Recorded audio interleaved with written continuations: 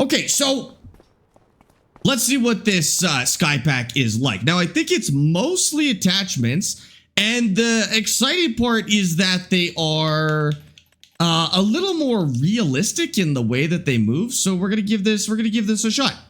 Sparx, I have a question related to the Steam Summer Sale. What racing games are must-gets while they are on sale in your personal opinion? BeamNG, if it's on sale.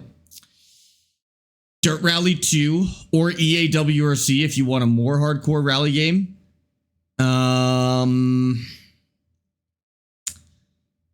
Those are the big ones. You got Forza yet? You could do Assetto Corsa, but like it's a little bit of a hassle. Same with iRacing, like they're not must plays unless you're really getting into simulators. So I'm not really sure. Okay, so let's try Disc Hero. What do we have? Okay, so we have these cultivators. Are these rototillers? Are these machined? They are. They're machined cultivators. Okay, interesting. We've got these. This is a seeder, but it looks like it's got the tilling attached to it. Okay, kind of cool. We got 2 sizes of those, 3 sizes of those. We got 3. We got this one with a seed unit attacher as well. That one is 6 meters with an attacher. 240 horsepower, though. It's a lot. And then I'm assuming this is the seed tank for that one. Or is this a front tank? This actually looks like a front tank. Yeah, it's got pipes on it. Oh, wait. So can we run these with a front tank? Okay, maybe I want to try that one first. Additional tank to increase the capacity of your tools. So if we go like... Lone Wolf Stew just cheered 4 250 meters. bits. I watch Sparx and question my life choices and if people should be able to have such a huge Ford like his. Thank you for the 250 bits, Lone Wolf. I appreciate that. And Pistation, thank you for the 290 streak. What is... Okay, maybe this is the natural attachment. So we use this one. She's used to seed. Looks like it can cultivate as well.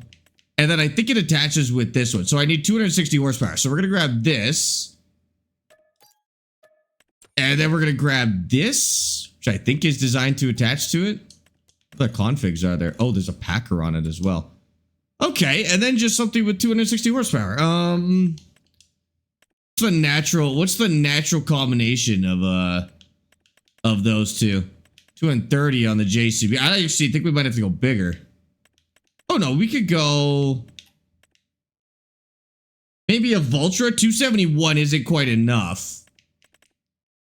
T7, I think T7 maybe makes the most sense geographically. Oh, look at that one. A fancy one. Okay, sure. And we'll rent that. Okay, let's give this a shot. Sparx, you start streaming on Twitch. No way, American. That's awesome, dude. I hope you're having fun with that. Okay. So this is one of the new seeders / cultivators with the sky pack. I guess it does both, so we'll see. Jazzy, thank you for the 170 streak, Flory. Thank you for the 90 stream streak as well, dude. WRC 10 is on 90% sale. I would skip the old WRC games. They were okay. But I think they've been outclassed by EA WRC as well as, I mean, Dirt Rally has always been a more fun rally game than WRC. So I would skip the OG WRCs. If anything, you could play Generations. I had an okay time with that back when there was a competitive community on it. But I honestly, I don't know if they're anything special enough to go back to. Holy. Okay, we probably should have had more weights on that. And then it just needs seed. Can we do fertilizer in here as well? Let's see. Well, let's open it up. Looks like it might actually have feeders for both. Let's fill it up. Seeds. I'll get fertilizer as well, but I'll fill it with seeds first. And then we'll try some fertilizer on top of that. The Sky DLC is out literally as of just a few hours ago. It is out. Okay. We'll fill that with some seeds. Is that going to fill both sides? Oh, it fills both sides. Okay, it might also be able to do fertilizer. So you might be able to do fertilizer on the front.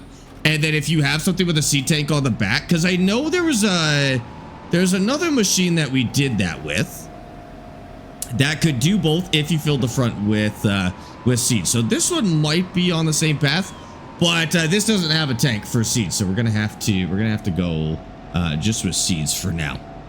Will you touch emergency pack? Yes, emergency pack will be today as well. So we're gonna start with the Sky DLC in this test save just so we can see what it's like. And then we're going to go to the emergency pack on our main save. Trailer for the DLC look good. Hopefully the actual DLC will be good. Yeah, I'm really curious about this. We're just gonna plant. I don't know if it'll let us plant wheat in January. Actually, I think we can plant whenever right now, because it's on the test save. So I don't think that's planted anything, chat. Just subscribed with Prime.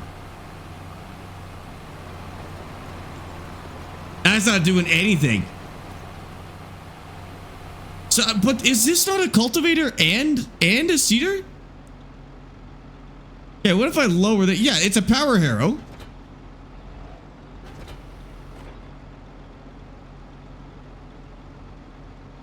What is this AI trash playing in my ears right now? That's awful, dude. We're gonna go ahead and skip that. That's a Spotify recommendation as well. Okay, wait. Attach. Put it down. Switch. Okay, will this just work as a power arrows?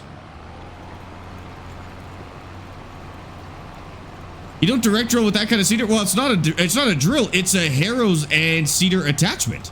So technically, it harrows and then it seeds. So it's not a drill. It is a cultivator. So okay, it cultivates on its own. This was a glitch that the Farmstead 22 had actually with the combination machines as well. Okay, I'll turn this on. Harrow's running, right? The harrow's running. The seeder is turned on.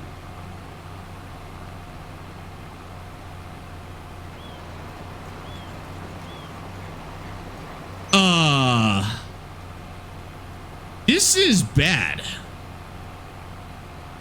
This should be work. Am I missing something here? Is this not the whole point of having a seeder on the back of your power arrows?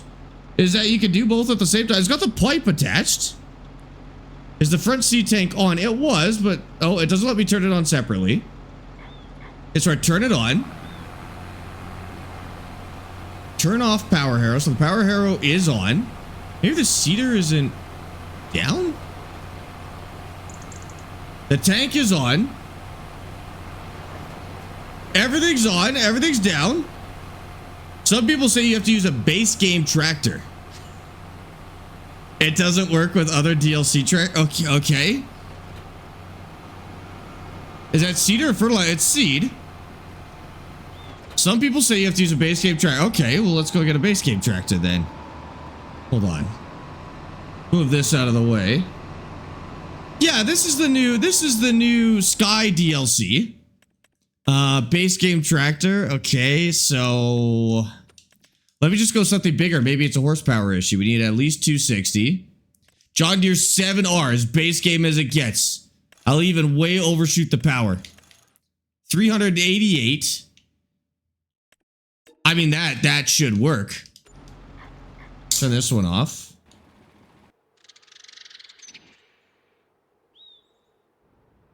Why'd you buy that pack? To test it. So that if it really is broken, then you guys don't have to buy it. Okay. So base game tractor. Dude, that's going to be a bummer if it doesn't work with... That's an official DLC tractor too. That's not like a mod tractor or anything. That is a base game tractor, is it not? Am I crazy?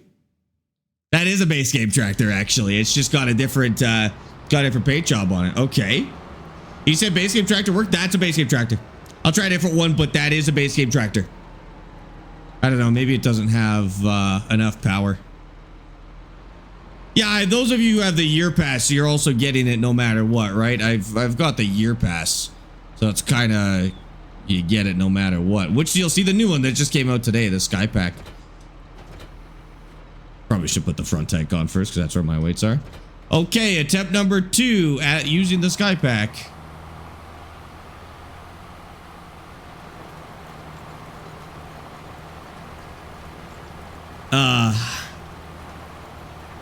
Trying to see if an AI worker could do it. Okay. So that's not working. See if an AI worker will do. That's a good idea.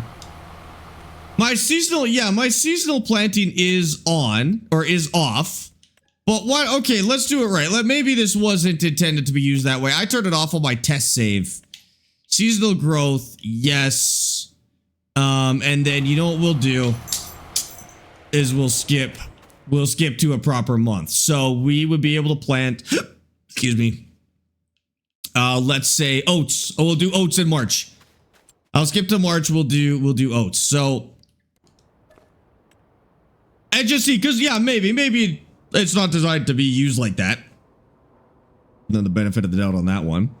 Could try fertilizer, but then we won't have any seeds. Like it would literally just be us putting a fertilizer on the ground. Hold on, I have the most wicked hiccups right now. Okay. It doesn't work as a direct seeder, but there's a mod that adds this feature for all seeders with... Why would it be in the game if it doesn't work? I mean, I'm glad there's a mod. That's good, but like, why... Isn't that the point? Do I have the wrong combination of machines on or something? Like, why would they add a Power Harrows seeder combo that can't harrow and seed? You know what I mean? Like that, it seems a little bit backward, but maybe I've got the wrong combination of equipment going right now. But it attached like with with the pipe. 1989 just subscribed. See, this is what makes me Prime. think we've done it correctly. Is we've got the pipe on there, and so you would think it's the correct combination because it has like an animation for it, right? Okay, start back on. We need to do oats. Nothing. Do I own this field? I own this field? The Harrow plus Seeder combos have never worked. There's one in base game. Why would they put them in the game if they don't work? That's ridiculous. Yeah, I do remember that being a problem in Farm Sim 22. That's what half of these are, dude. There's another one right here. This is a combo. This is just a Harrows. This is a combo. This is a combo. No. That's just a seeder or a planter. That's a combo. Is this a combo as well? This might be a direct drill. This is a drill. Okay. Well, hopefully the drill at least works. And a new fertilizer spreader. I mean, that's good, I guess. Jackman says direct drill. It doesn't need to be a drill because it's not a drill. It's a power Harrows followed by a conventional seeder. There's no need for it to be a drill. Just Peachy 1000. And then we've got this one, which is a 6 meter planter, row planter. So, I mean, I guess we'll try some of the other equipment. Let's try this one. I'll get that one next. And then this is a, that's a disker. Okay, we'll grab that one as well. And then the only other one is, what is this? Fertilizer spreader. There's a big fertilizer spreader. We've got one kind of like this, but 42 meters of spread is pretty insane. And it can do lime as well. So that's good. Yeah, the AI will not take this field. So he's gonna take the seeding bit off to Harrow. That's not how this is supposed to work. I understand. Okay, so I understand that there are workarounds for this. I understand that there's a mod to make this work. I understand that you can take the seeder that it's intended to be run with off and use it that way, but it doesn't work as intended. They've added 3 of these with this DLC. It doesn't work as intended. Just subscribed at tier 3 for 15 months. Why would they add a paid DLC to not have it work? That's what I want. I'm still hoping I've got it wrong. I'm hoping I'm doing something wrong here. Peachy, thank you for the tier 1 sub for 4 months. And Tam, thank you for the tier... Oh my god. The tier 3 sub for 15 months. Holy crap, you guys. Thank you so much. I appreciate that. Thanks for being here. Thank you for your subs. And thank you for supporting the stream. Look top right. Looks like Hero and Cedar are treated like different equipment. Top left, you mean? They are, but they do run together. Like, it does have an interaction with the two of them together. And I bought them like that. It's not even like I attached them separately. I bought them like that. They're supposed to do that. Okay, well, let's give it another chance. Let's try the drill. Try the same combo with slurry. I don't think that one is slurry compatible, actually. But let's try. This is a direct drill. I'm just going to buy more seeds. So we have some. Oh, that actually was the right one. AC, how's it going?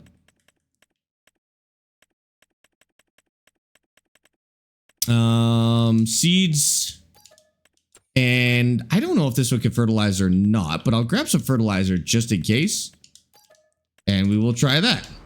Just a Canadian save? No, this is a test save that we've got on the same map. I'm just trying out the new DLC pack. Unhook the drill, run a pass with the standalone power harrow to prepare the cultivator, and then make a second pass with the drill. No, like I said, I do understand the fixes. Like, I understand the workaround for it, but if you're gonna sell a DLC pack, you should be able to use it as intended, not have to split them. Those machines are intended to be run together. They're not intended, well, you can run them separately, but they are designed to be used together. I understand that it doesn't work in the game. I understand that there are workarounds for it, which involves twice the amount of work as advertised. But I think if you're gonna sell a DLC pack, half of the machines should be functional. I don't know, that's a hot take, maybe. Could possibly be that you have to make a new save. I'll try it. Listen, I'll try anything to get it to work. The front take you use is also with the direct drill. With this one, this is the drill, right? Let me try it on its own, and then I'll see if it's compatible with the tank. That would be sick. Because it is kind of a tiny tank. We're gonna try oats on this one.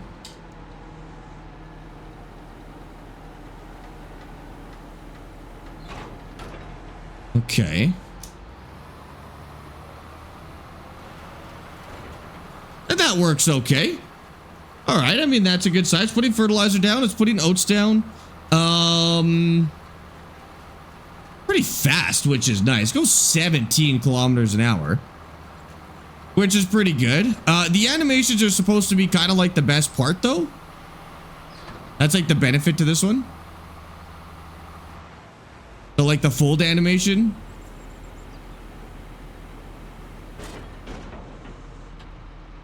It's okay. It's still pretty rigid. But maybe this machine is just a really rigid machine. I like that they didn't go up at exactly the same time. There's a little bit of a delay, which is kind of nice. It kind of simulates the hydraulics a little more realistically. But it's not terribly organic. It's still pretty rigid. But this may not be a big enough machine where you would see like wheel swing and stuff like that. So I'm just going to try it with that front tank on. Maybe, yeah, we could, okay, we could try it on a base game map, but we'll see. That one doesn't have the pipe animation on it, but I bet it still works. Knowing Farm Sim, I bet that still works. It just maybe doesn't have the animation on it. Just bought some Farms for 25. Why do some mowers only work if I drive my tractor in reverse? Because those mowers are meant to go on the front of your tractor. So their blades are, well, probably circular blades to be fair. But basically they're designed to go on the front of the tractor with a bigger mower on the back. Okay, I mean, that was okay. That felt pretty standard, nothing special. So far,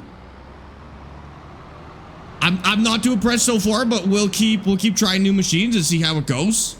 So far, I've tried one machine that hasn't worked and one that is functionally a reskin of stuff that's already in the game. Not that it's exactly the same, but you know, you're paying for the brand at that point.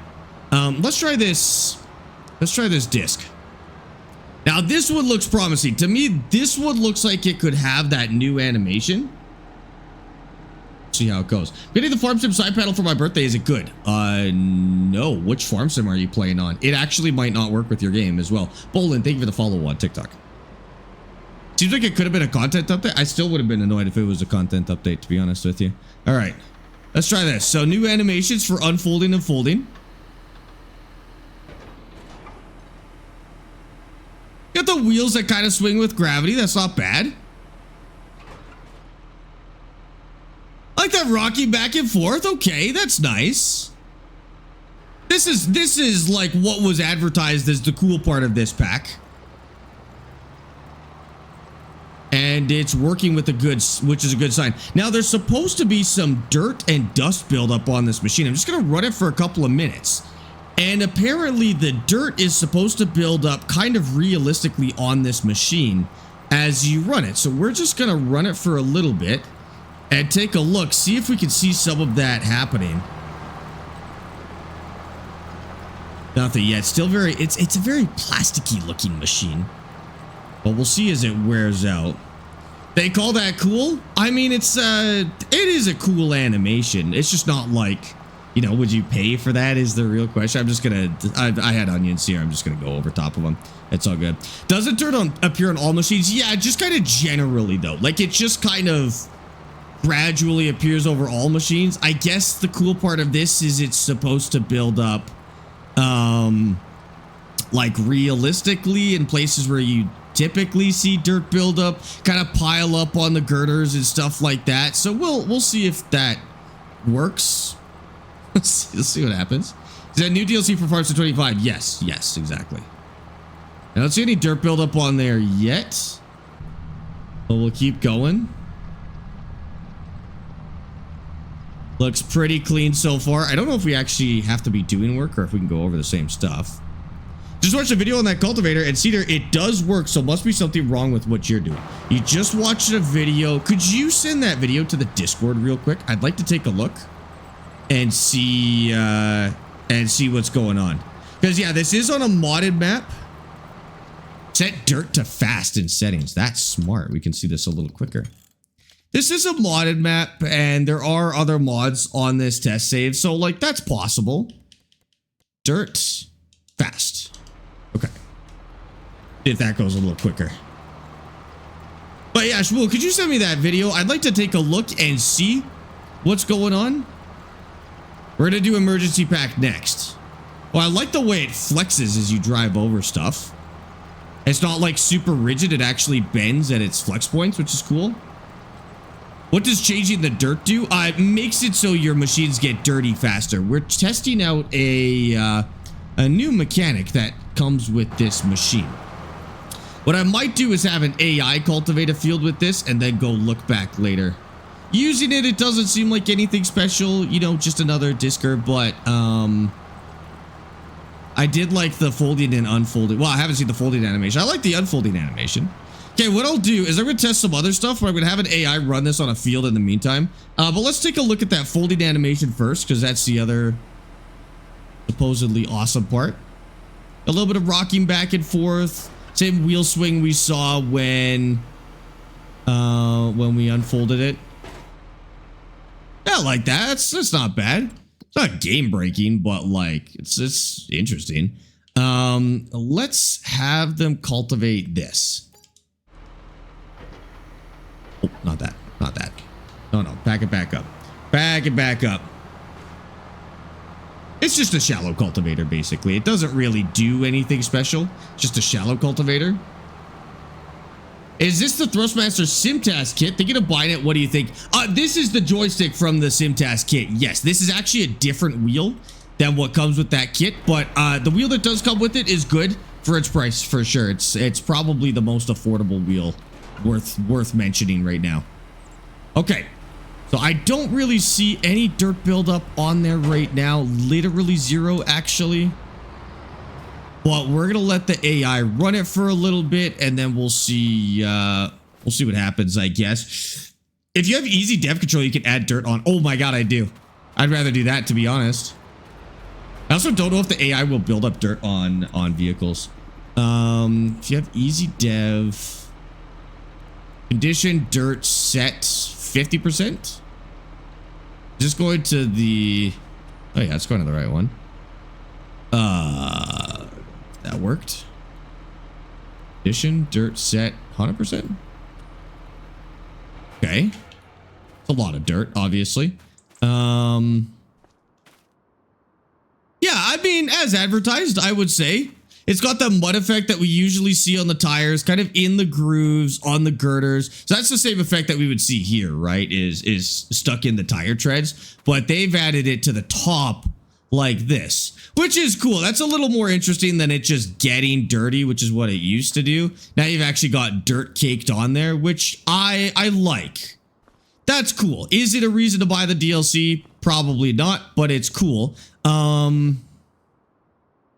Yeah, okay. Okay. Interesting. Say it into the chat, it's in general. Okay, I will check that in 1 second. What else do we have to look at? We've got this fertilizer spreader. Now, this is a 42-meter fertilizer spreader, but I swear we got something identical to this as a free update not that long ago. This one, the Strewmaster, which is 42 meters. This is the one with the arm. It's cheaper. It looks identical. Like really identical.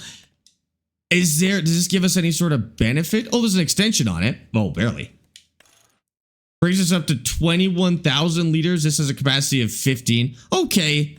So it's a big spreader with a lot of capacity. It's an okay price, but not terrible. And then this is the other one. Up to 4,000 liters extension. So 4,200 liters at a 50-meter width. This has been everyone's favorite. 3,200 liters at 42-meter width. And it's the same price. So you do get a better fertilizer spreader. And did you say this one could run with that extension on it? Because that would actually be good. Is the new one faster? 2 kilometers an hour faster on that one. And the big one, slower. 2 kilometers an hour slower. I don't know what that means. Sulky tribute? I do not know what that means. I just want to know if it'll work with that extender, because that actually would be kind of sick if it did. Oh, I left my tractor. Let's just get another one. What's the arm for it? You can manually load fertilizer, which is kind of sick. So let's take maybe a 6M here, because you wouldn't be using a terribly big tractor with this probably. 150 horsepower should be enough. And let's see what happens here. Dirt is supposed to fall off during folding. Can you try that? Does it fall off during folding? That would be cool.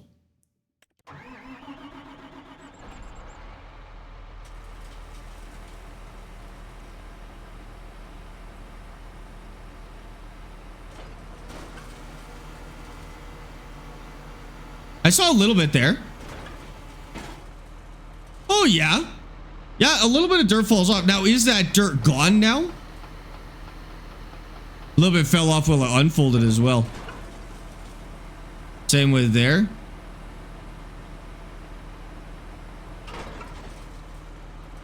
Yeah, the dirt does fall off.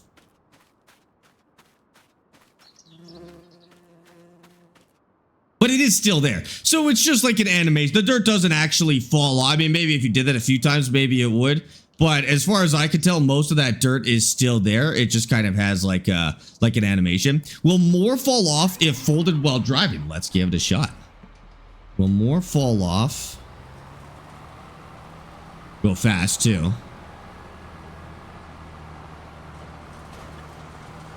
And then, yeah, I wonder if we drive on the road, will it leave some behind? Because that would be kind of sick. It seems to be the same amount that fell off. It's just, you can kind of see it better because we're driving. Like, what if we hit this berm really hard? Could we get more to fall off? Seeing some on the road and stuff would be kind of sick, actually.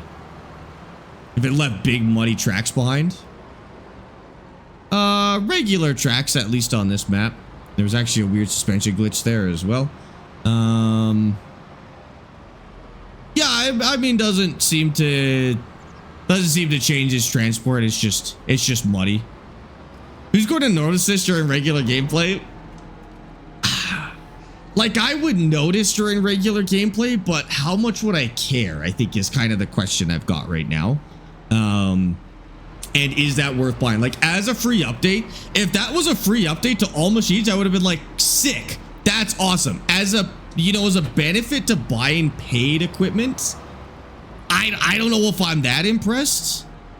Can these go together? That would be really cool. I can have them both attached. This is oats in here, though, so we probably want to. I want to dump that. And then what if I filled these both with a little bit of fertilizer? I'm going to put a little in the back and then a bunch on the front and see what happens. Is this fertilizer or lime? I think this might be lime. Can this do lime? Be nice. Just in the season pass, yes.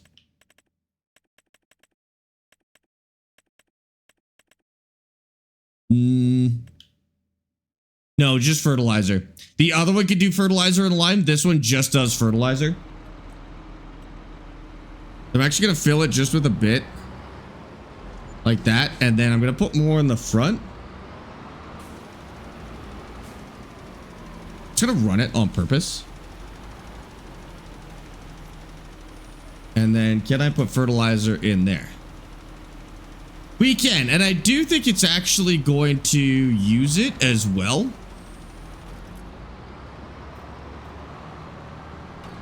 So it doesn't actually attach, or at least not on this tractor. That whole pipe thing is dependent on the tractor as well. And then what if I unload the fertilizer out of the back? Yeah, so I actually can use the fertilizer from the front tank. Now, that's nothing new. I do believe if you use the in-game one with the fertilizer, you can still take fertilizer out of the front tank. But maybe less realistic, but kind of a fun little gameplay bonus if you just want to fertilize more without having to go back. I guess that's not bad. Have you tried old equipment to see if they get muddy too now, or only DLC equipment? I don't believe it changed anything with existing game equipment. I was trying to find that when they first announced it. And I didn't see anything. And then just a row planter. I'm going to be honest with you. This doesn't seem particularly interesting, other than the fact that you do have a fertilizer distributor on it, which you'll need the front tank for as well, which, I mean, pretty straightforward. Something we have in the game already. Okay, let me check this. Can I check this video out that says that whole cultivator thing is actually working? You sent it to general in Discord? No, this is that separate mod. This is a mod. What the heck am I looking at? Flora, what am I looking at in there? It is working. Is that with the mod? Okay, let's try it. Maybe it's a mod conflict. Let's try and go, let's try and go to a base game map and just, I'm only going to put this in the game. Maybe it's a mod conflict, which is totally possible. Or I've messed up that save over time. Okay, it's base game, no mod. The one that Shmuel sent, that was a mod. You were looking at the mod that adds that support.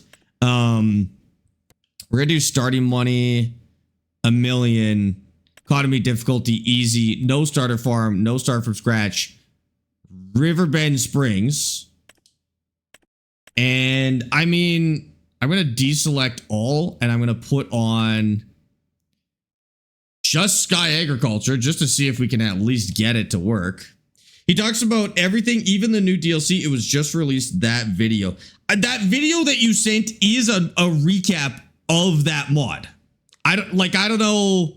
I think you might be misunderstanding that video, Shmuel, because that is about the mod that adds support. It sounds like they're showing that it adds support to the new DLC, not that the new DLC, because why would they make a video about the new mod and be like, you don't need this mod? Unless that's what they said. But yeah, they're showing that their mod is working with the DLC, which is good. I mean, oh, shoot. Is that a PC only mod? I was gonna say, like, it sucks, but worst case scenario, we download some little mod. Is that a script? Or is that, like, is that on console? The video is a mod showcase and the screenshot is already on a plowed field. You're right. the screenshots are on a plowed field. I'm gonna use Austin's character. I was shooting a thumbnail. Earlier for the new series. So I've got Austin's character. Okay, just the plainest of plain tractors here. Well, how much horsepower do we need to get this to work? So let's go to our DLC or our DLCs. We are going to test it with, well, let's test them all. So we've got this one combo. That is 140 horsepower. We got this one, 200 horsepower. We've got this one, which is the big one. This is the exciting one, 260 horsepower. It needs this attachment. Okay. And that's good. So I need at least 260 horsepower base game. Let's try a Fendt Vario. Fan favorite, 728. I mean, this is one people will be driving like crazy. I guess we'll make no other changes to it. Normally it says in the description that it does cultivate too. You would think so. Okay. And then I want somewhere close to test this. Oh, what is here? See, that's plowed already. I don't want a plowed field because that's not going to help me. I'm going to buy 82. We are going to test this. So we're going to test to make sure it actually cultivates to begin with. Now, I'm going to do this without the front attachment. Let's just get some seeds. And some fertilizer. Yeah, does it say in the description what it does? That's a good question. These machines are designed to seed crops like wheat, barley, and canola. It doesn't imply that it can cultivate, but it has a cultivator on it. So, okay, let's do this right. Let's test these one at a time. Before we talk bad about these, we better make sure that we are doing our due diligence here. And if you guys have any ideas to get it working, let me know. But I do want it to work without mods. I have no other mods in the game right now. It is just this. So we're gonna fill this full of fertilizer. It is August. What can we plant in August? Canola. We can plant canola. That's perfect. Okay, so we got some seeds in there. I don't think it takes fertilizer. It does not. Now we bought a field just over here. Sparx, I started a new save yesterday and planted some alfalfa, but I made my visual month of July after planting. And now even past a year, it won't grow fully any tips. Yeah, it sounds like it's bugged somehow. No, I've never messed around with like the visual month things. I'm sure it has something to do with that, but I don't know how to fix that. Okay. So we have just, oh, hold on. So we put this down. Now, just to make sure that this should be working, we're going to detach just the seeder. So now we're left with the power harrows. This is Sky Agriculture HR 300, which is the exact same as buying this separately. Now we're going to cultivate. Turn it on. And it cultivates that no problem on its own. Have I tried turning it off and on again? Unfortunately, I have. Just make a new save. Yeah, Perp, if you're not too far into it, I would say just make a new save and turn those settings off from the get-go, probably. Okay. Now we do it attached to the seeder. We have canola selected. We turn this on. That power harrow is operating right now. It is working. It's green on both of them. We should get canola in the ground here. It damages this stuff, which I think is cotton, but I don't think that went in. Nope. It didn't go in. Okay, so if I do it on... I'm going to buy this. Now, this should work. This one should work because this is an already plowed field. Now, there is, in all honesty... there is some legitimacy to this because after you furrow plow a field, sometimes you want to cultivate it to get rid of the furrows. this would be a genuine use case for this, and a realistic one at the end of the day, where you can, yeah. So that is something that actual farmers would want to do with their equipment, is take something like this where it's been plowed with a furrow, cultivate it to smooth it out, get rid of the furrows, and then immediately plant, which is good, but I'd be willing to bet that this would do it anyways because it's farm sim. So I'd be willing to bet that if I disconnected this, now I don't know if it'll let me do this.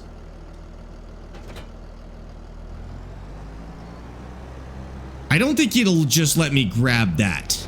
But the problem is, if I took any conventional seeder here, did it actually plant or just a visual? Good question. Let's double check. Actually,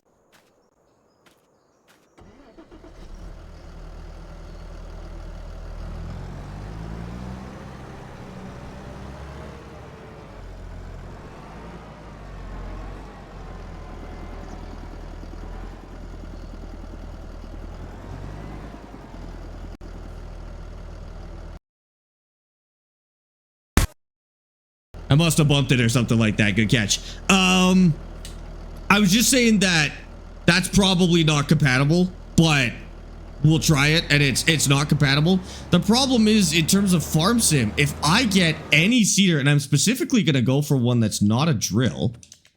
This is another one that like has a disker on it. I'm pretty sure this one doesn't work either. This one, that's the exact same setup. That actually has an identical power harrows on there. Is there just like a conventional seeder we can use? Non-drill seeders. I like the big ones that we know. It's got discs on there though. Although so does this, right? Hold on. I think this one just has the discs on there anyways, so it's not really. Let's take a quick look. The Kinsey, yeah, okay, so it's the same design. So you're gonna get that no matter what, because you always have those discs in there, and this is the animation you get either way. So, I gotta be honest, chat, I'm not impressed by this DLC so far. I'm really not a fan of this. You get 3 new power harrows. Just ignore this setup because it doesn't work. So they've added this to the game and it doesn't work. You have to still do your power harrowing separate if you plan to actually cultivate. It doesn't count as a cultivation status. This you could do with some level of realism over top of furrows, but you could do that anyways. The game already does that on all of the seeders. This works as advertised. Nothing special personally. We already have this in the game. It's nothing special.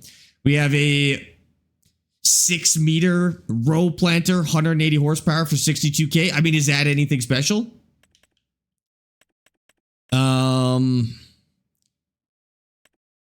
No, we have a 6.7 horse Maestro with a fertilizer unit for 170 horsepower for 65,000. So it's functionally a reskin, to be honest with you. Maybe the animations are a little bit cooler, but functionally a reskin. We've got this seeder. This might be the most egregious one because this one also doesn't work.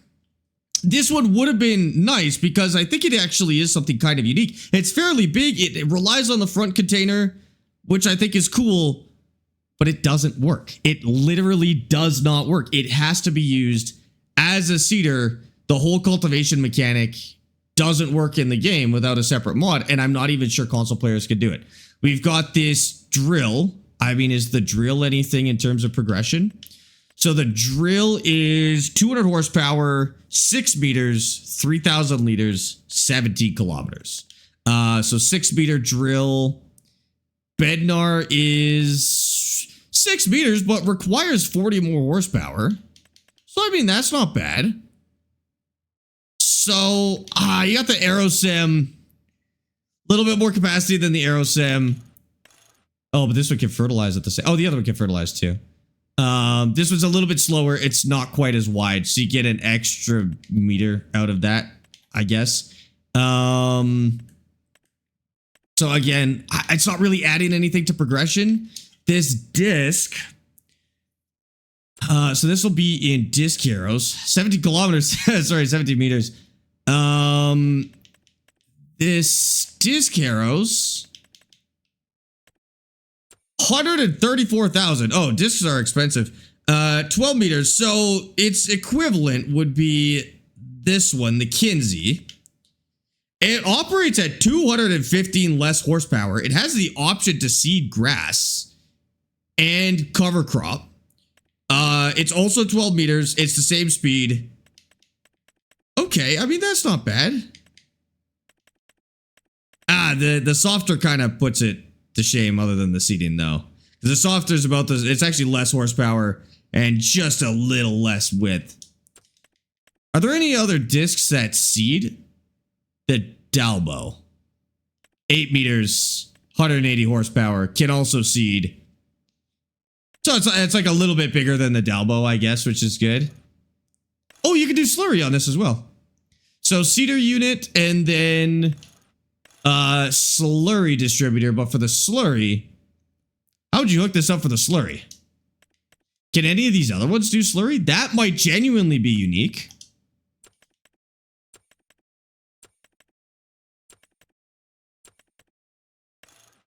Okay, that's a new feature. It can do a slurry distributor while it does its disking at 12 meters, 400 horsepower. That's not bad. Oh, that's for the seeding. I was wondering why it says it could go with that. How would you do this with slurry though? Does it go on the back? Because it didn't come with a slurry tanker. How would you do this? Double checking there's no slurry distributor. How would you do this? So I guess we find a slurry tank. Do you normally use precision farming? Yes, and it would actually be nice for precision farming. Slurry tanker. Probably something. I mean, it might go on the Oxbow, to be honest with you. Yeah, I bet it would. Is there a trailed one? Maybe that one? Use a Kloss saddle tractor.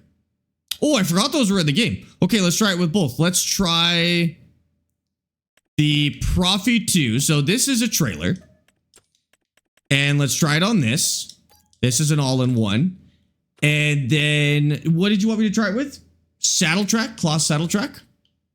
Base game now or no? Kloss saddle track. You have to add those, don't you?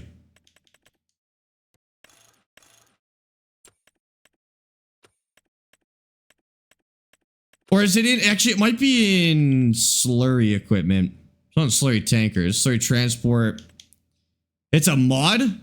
Oh, okay. Never mind then. It's a DLC. Was that a Giants? I feel like that was a Giants DLC. Okay. So we've got this. Oh, I guess we actually need the equipment. Right, so we grab this here. Slurry distributor. And we'll rent that.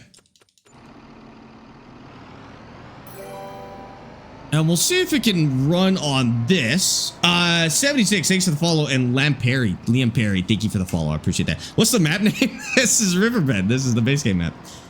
I'm trying to use no mods with this so that I can see if we can get it to function on its own. Oh, yeah. I'll be honest with you. I don't even need to see it in action. I mean, we've got the slurry attachment hooked up, so it's probably good. If it's got the pipe on there, I wouldn't expect any issues with that. That is cool. Yeah, I agree. Because what are your attachment options for this machine otherwise?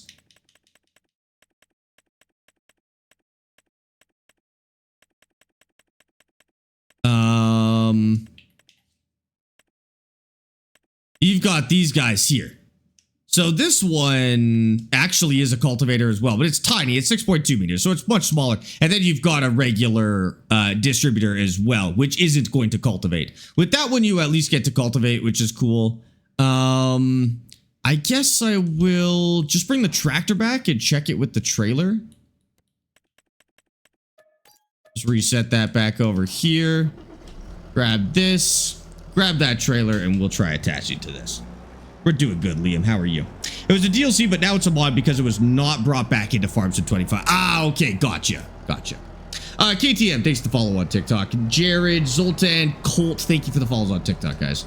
Get anything John Deere, they're the best. I do not care about brands, sorry.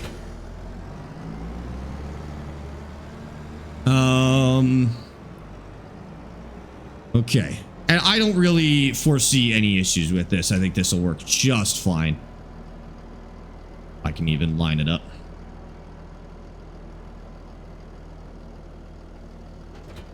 And you got the pipe in there as well. So it's quite the setup. It is cool, to be honest with you. Like, I do like this. Honestly, chat, out of everything in this DLC so far, this is the coolest thing. Having a disc that we can run slurry with.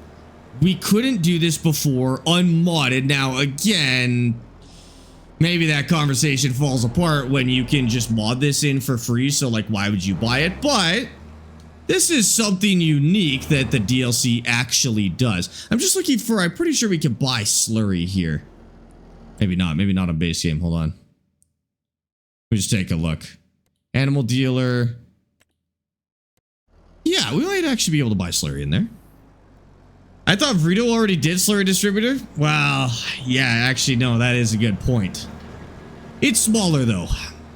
You are correct though. Like I guess it's not 100% unique for a DLC because the Vrito one did it first. The Vrito one is smaller. Maybe you can't buy it at this one. Kinlog, you can buy it. I'm not sure we could do it here. Round the back. Is there another one back there? Oh, yeah, you're right. Let's go get it. Because I do actually want to try it and see it working. How do I learn new ways to make money past the basic grain stuff? Just try them, to be honest with you. Just find a product that you like and learn how to make it. I think it's as simple as that. Yeah, perfect. We can grab some here, and then we'll take it to our new field.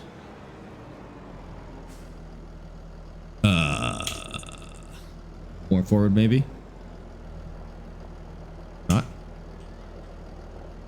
Or maybe no? No slurry in this one? Can I open it?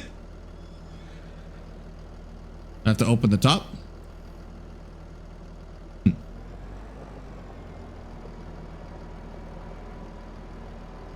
Dev Phil? You shouldn't have to. You guys are really okay with using fixes like that. I really am against that personally. No, I got it. I just need to be closer. We're all good. Okay. Now let's go take this to the field and see what happens. Now, this is way too big of a setup for a ridiculous little field that we'll be testing on, but it's a test field, so that is totally okay. This kind of setup would be for doing acres and acres of land, not the half-acre test field that we're running right now, but just for testing purposes, that's okay. What's the best UK map on console? Good question. I bet chat has a better answer to that than me. I would say Kinlog personally, but it's a paid thing, so I'm sure there's a better free option. Hi, Kevin. How's it going? Okay. So now we will unfold it from here once we get over the tracks. Otherwise, we're for sure getting stuck there.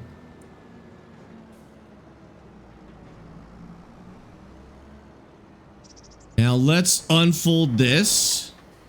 Tree would be Whitcomb, Saxonham, and Whitcomb. Yeah, I would say Saxonham and Whitcomb are probably the popular choices. All right, now we put it down. We turn it on. And it is actually fertilized, so typically you would actually see the slurry texture on there. But because this is already fertilized, I don't think we will. Let's pick this back up. So definitely works, which is cool. I also like that they kind of match, like the color of the Quaco is is the same as the sky, what do you call it? Emblem. Are any signs of pumps and hoses coming back to Farms 25? No. I know a lot of the mods and DLCs do get added as base game when the new game comes out, but that one did not work very well in Farms 22. As cool as it was a nightmare functionally. I wasn't terribly surprised. I hoped it was, but I wasn't terribly surprised. And there we go. That one is working too, and it is putting slurry down, which is good. 100% fertilized. Okay. Yeah, okay. This is the coolest thing in the DLC. Would I buy the DLC for this? No. Personally, I wouldn't buy the DLC just to have this ability.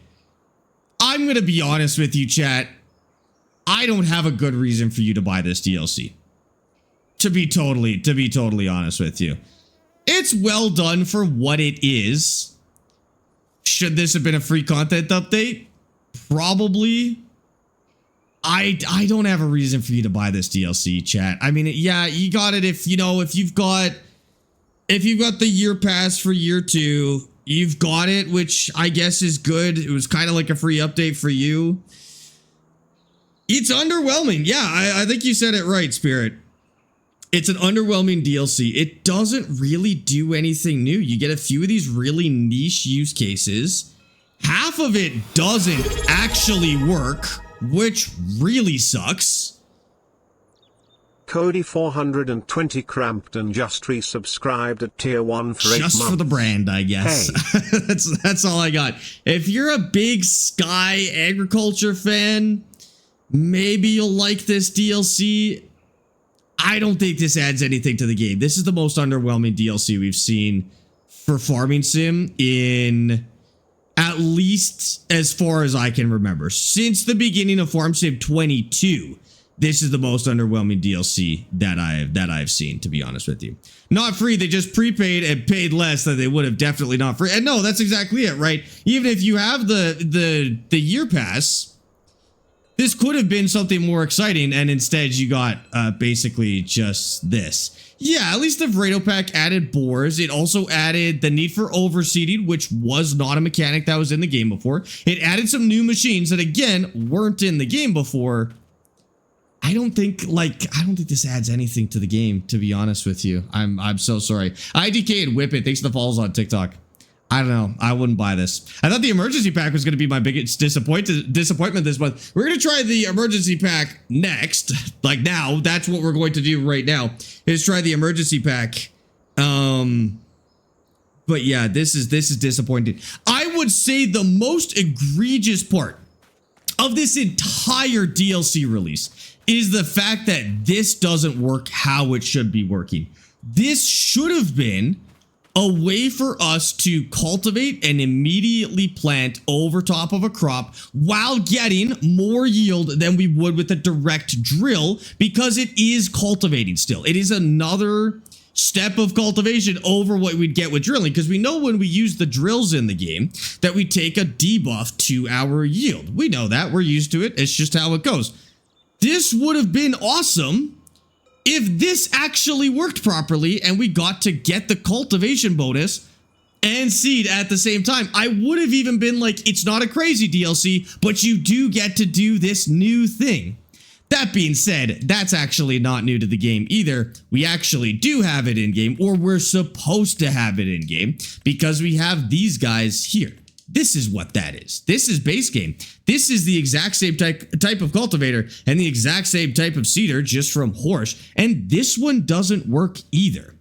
It would have been a little less egregious if they added in the new one and at least made it work for that one. But it's just, it's nothing. It's nothing, dude.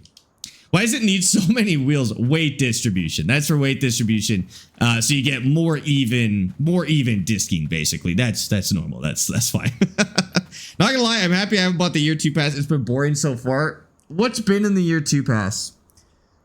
World's fastest tractor, the Vrado pack, and Sky Agriculture. Year 2 is pretty mid so far. I really hate to say it. I like this game. I like this game a lot. This is genuinely one of, if not my singular favorite game of all time. This has been a really disappointing year for DLC, to be honest with you. And we were coming off of a really high spot because I think the Highlands Fishing DLC, genuinely the best DLC we've seen. In the history of Farm Sim, potentially, I think Kinlog was the best DLC we've ever received. Incredible new map, massive new industry that we've never had in the game before, new machines, like, it was awesome. And then we go right from that into just nothing, just absolutely nothing. I'm hoping, yeah, so that's kind of what I'm relying on at this point, you know, is the last big expansion of the year that comes out in November. I mean, if that's going to be as good as Highlands Fishing is, or even as close, maybe that'll save year 2 DLC. But so far, it's a rough lineup. Yeah, I agree. I agree with you there. I agree with you there. Bring back pumps and hoses. It's not really possible. That was kind of wedged into an engine that didn't want it at the end of the day. Pumps and hoses is probably not coming back. And honestly, unless they get it right, I wouldn't want them to add it back. Like, if I had the option to get pumps and hoses back exactly as it was in 22, but in 25, I would not want that in the game. If they would fix it and remake it and make it work, I would love that. That would be awesome. But I do not want a transplant of a mod that didn't work to begin with, to be honest with you. Or DLC, I guess, in that case. DLC mod, you know how it goes. Bought the Blob, thank you for the follow on TikTok. I was thinking of making bread in Farm Sim. Have you done bread? How is it? Very, very good for beginners, because you go grain, which is a really easy thing to do. You kind of work on getting your grain to 100%, maybe get some straw on the side. Then you do flour, and then you do bread. So it's a tier 2 production, which I think is awesome. I can't recommend this DLC for any reason. I don't know what it does that's that special. Sorry, chat. I'm usually pretty optimistic about new content. I understand that, like, you know, developers are real people at their job, feeding their families. Like, I'm a pretty big advocate for not being so hard on content, on games, on DLC. I cannot give you a reason to buy this DLC, to be honest with you. I mean, it is as simple as that. Now, there is another free DLC that we can have. I'm going to add the Sky Pack 2-hour save, but we're also going to add the Emergency Pack, which I am much more excited for. We're going to do that right now. I'm going to put the Emergency Pack into Hardcore Canadian. What DLC should I get? The Nexat Pack or the Plains and Prairies Pack? Ooh. Plains and Prairies, unless you really have no interest in North American style farming. Plains and Prairies is a really good DLC. I'm a big fan of that one personally. It has been carrying this save. Nexat is good, but it's only going to be interesting to a certain type of player. Those that want to try something kind of experimental and kind of change what farming looks like. Because there's no blueprint for how a Nexat farm actually operates. It requires a little bit of analytical thought and problem solving, and I like that. I think that's cool. Plains and Prairies is the more like DLC, more wide appeal DLC. Nexat, if you consider yourself a good farming sim player and you're willing to do basically what I just said. Okay, so Emergency Pack. Let's take a look at this. I don't know much about the Emergency Pack. We get, it looks like two different fire trucks, which is kind of cool. Oh, there's room for kits on the back. Branch deflector, hold on. Well, that's cool. License plate, special livery, that's kind of sick. You can change the color of it. Oh, kind of. You can make it a little more calm looking. Like that, rather than having it be so bright. Okay. Water cannon on the top, or is it just like or is it a hose that we take out and do by hand? Which I think is possible. I think we can do it by hand as well. Then we've got this one, special livery. Oh, yeah, you get the green on there. Same kind of color options. Oh, you got rims, so you can change the secondary or the main color, and then the rims. Okay. And then this is a hose reel And this is a traffic cart. Wait, we actually block traffic and stuff. Okay, I think what I want to do. How do I enable this? What do I actually do for this pack? How do I turn this on? And can I think to RP this a little bit, chat, can I gift myself a fire truck and just keep it on my, or maybe keep it at the shop, and I'll just be a volunteer firefighter and I'll just keep it at the shop. You buy a truck first. Okay, I think I like that idea. Is we're gonna volunteer. Now they're both like German things, machines, but we'll put that in. So I would need, I'm gonna make this look as North American as I can. Probably like that. And it's 420,000. So I need 420 plus 59 plus 38. So let's just go 438,000. 438,000.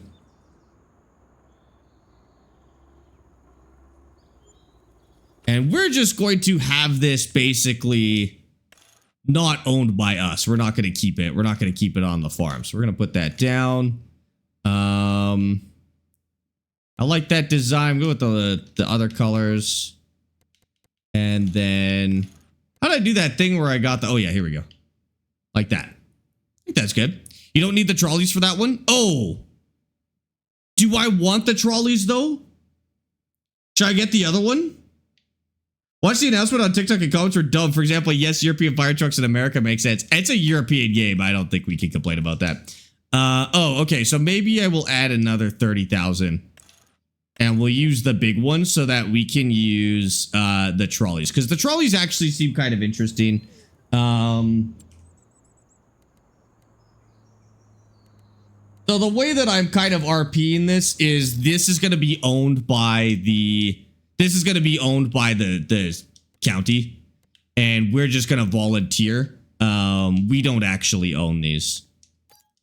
But I just gave myself the money for them, and that's good enough for me. And we'll keep it at the shop. We won't keep it on the farm either. I don't know if you can use it for anything else. I like that better. Oh. Get the trolleys too. Okay, let's go get this thing. Wish they add American fire trucks as well. Yeah, I think it would be cool to get American fire trucks, but now, like, you could probably have American fire trucks modded in and be included in the pack, right? Is my guess. So not a super big deal. We'll just say that this was donated. We'll say, I mean, Natal is a very small town. We'll just say this fire truck was donated by Germany, I guess. Okay, how do you add this on? Oh, or do you have to, like, you have to attach it for the truck? How do you add this? Do I back up to it?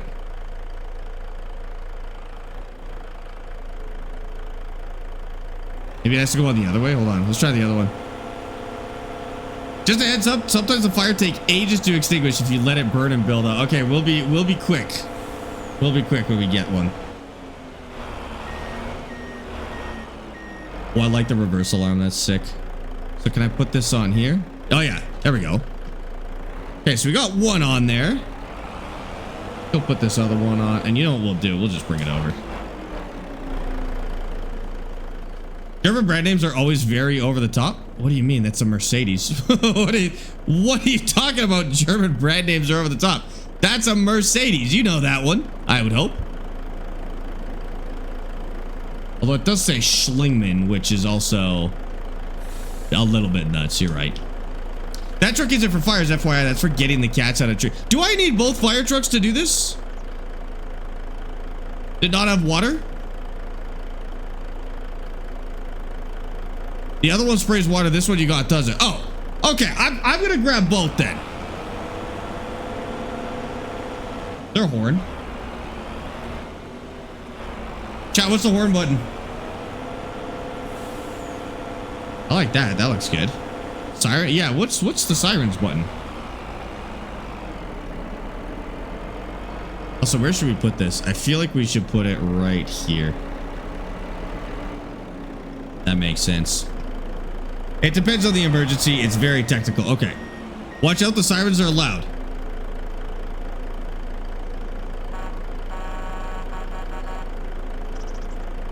How do you do the sirens?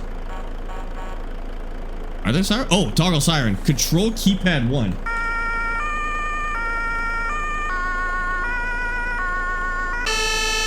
Oh, shit.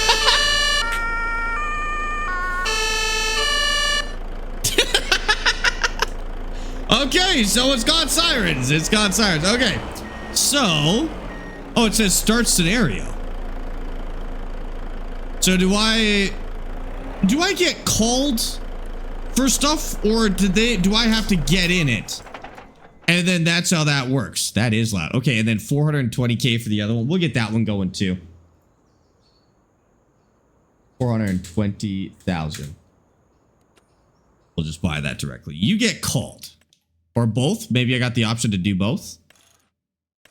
To make this one look good, we're gonna go lower license plate. Design. A little bit darker. And yeah, that looks good. Okay. How about this one? But it's not creepy. I think you get called. That would be cool. I did notice there was a button to start it though. You get an alert when you press start scenario.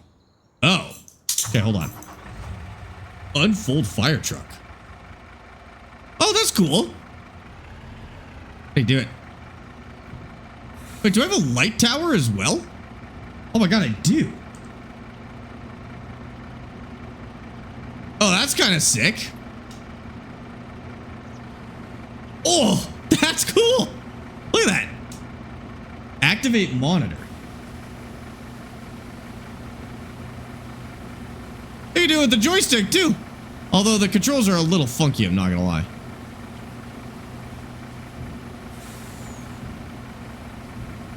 They're super weird, but I mean it'll work. Alright, that's sick. Does this have the same horns or alarms? It's so noisy. That's pretty good.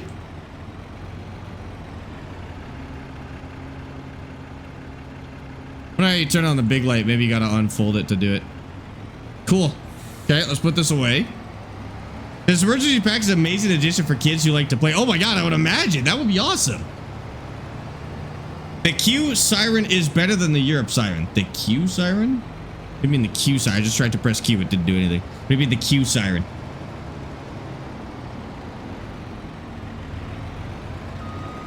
That's a big Unimog, dude. That's awesome. All right, so we'll put these away for now. And then do I have to press anything? Or if I just go and play the game normally, will I get called? Like if I don't press anything here, am I just going to be waiting forever? Or what do I have to do? You need to press start scenario. Okay. The Q siren is the American siren. Oh, okay. So start scenario. Where did I see that? Toggle siren, control U. Car on fire has been reported. Okay, sounds good. Now, I think I want the other one, right? Because we want, for fire, we want this guy right here. Okay, hold on. Let me ban this spammer on TikTok real quick. Okay. I banned him. Don't worry about it. Okay, so it's on the map. Uh-oh. I'm like forgetting how to play this game after playing our other games for so long. I'm still in like out of war mode, dude. You can use either one. How am I gonna put out the fire with the other one? What do you mean? Okay, so we got that on, and then we need to go find it. Which is... Oh, right here? I know where that is. I think that's what that means. All right, let's do it. Oh wait, is control 2? Left control?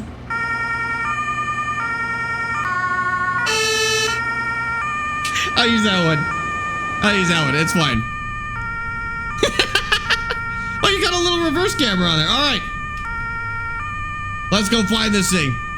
You bought a hose for that truck. I was told it didn't do water. Yeah, I'll use the next truck next time, I guess. I bet that gets old really fast. Creepy also found out if you stand back further for the fire, it puts it out faster instead of being right on top. Interesting.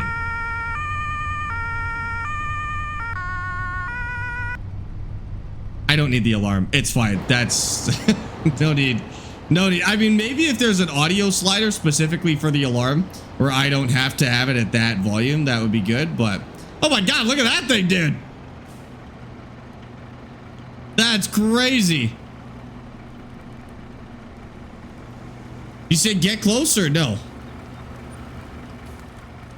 Unfold. Go up on the tower. Let me turn our lights on. There we go. That's how you turn the lights on. And then there was a way to turn the lights as well. At one point. Uh-oh. How did I turn the lights last time? I moved the other one. How the heck was I turning those lights? Maybe I could tilt them down. Oh, it actually moves the lights too?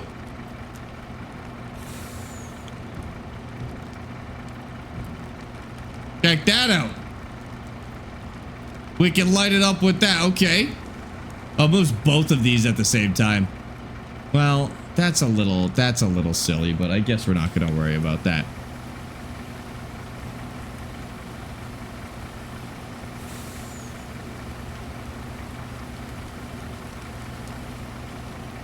I think it's getting smaller.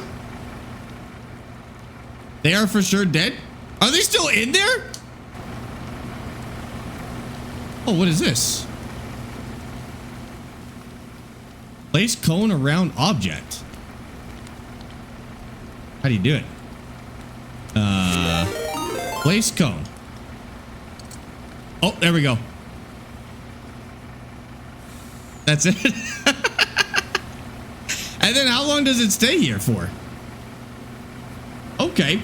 Hi, Panda. Thank you so much for the raid. Welcome in. Sometimes it takes ages for the fire to go out. Okay. I mean, that was interesting.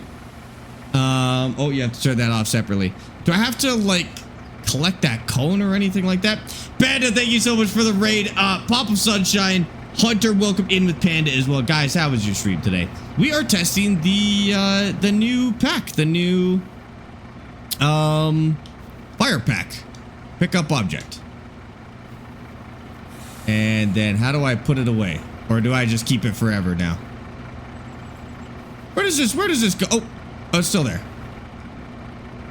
Probably fine, I guess. So do the maps have to be compatible with this, or is it just like it just adds it wherever? Oh, that was close. I mean, technically you should wait for me because I'm a fire truck, but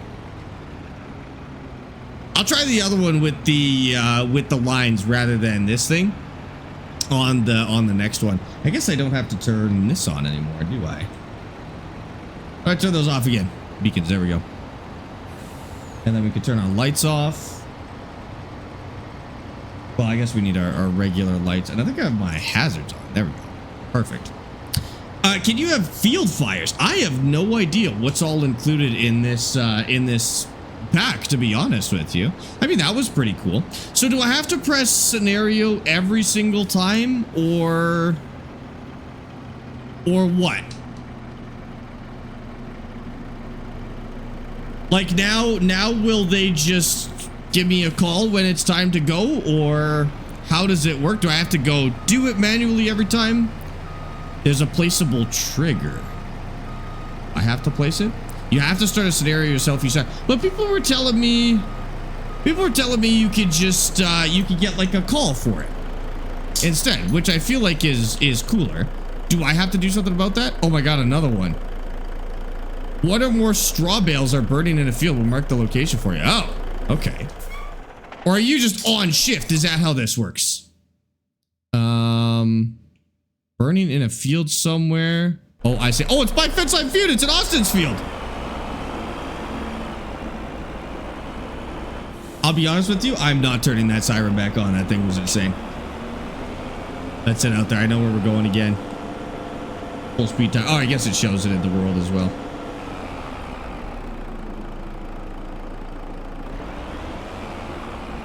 There we go. Get the fire siren. Sounds terrible. Listen. Oh, how do you...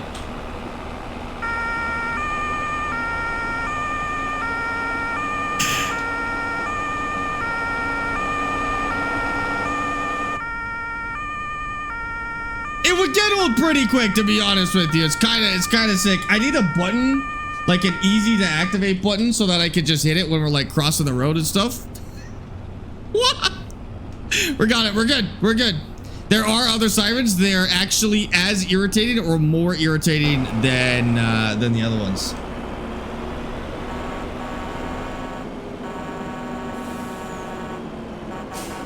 We got a regular horn. That'll have to do.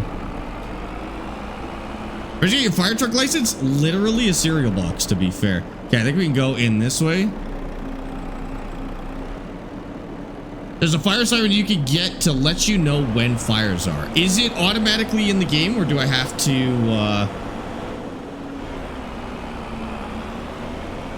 or is that a mod? Is that a mod or is that a real thing? I said it to turn on random emergency events would be fun, like a volunteer firefighter with their pager. I think it's in the game. I'm pretty sure that's how this is supposed to work.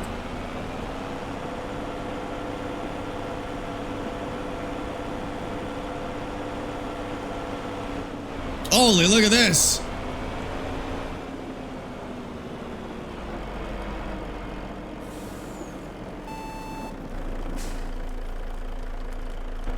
Okay. And then we grab this. Oh no, do we have to disconnect it? There we go. And then we walk this over. Maybe.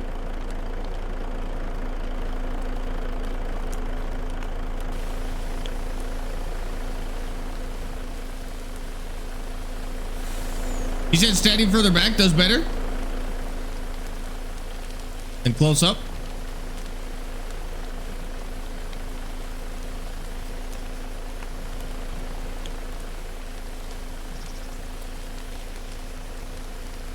Closer the better. So you would think closer the better, and then you can aim it at the base. Oh, it is going, I think. I went up a percentage, which is a good sign. Did I get the bales to catch on fire? They just were on fire, to be honest with you. It's still 79%. How far back can I go? Probably not that far back.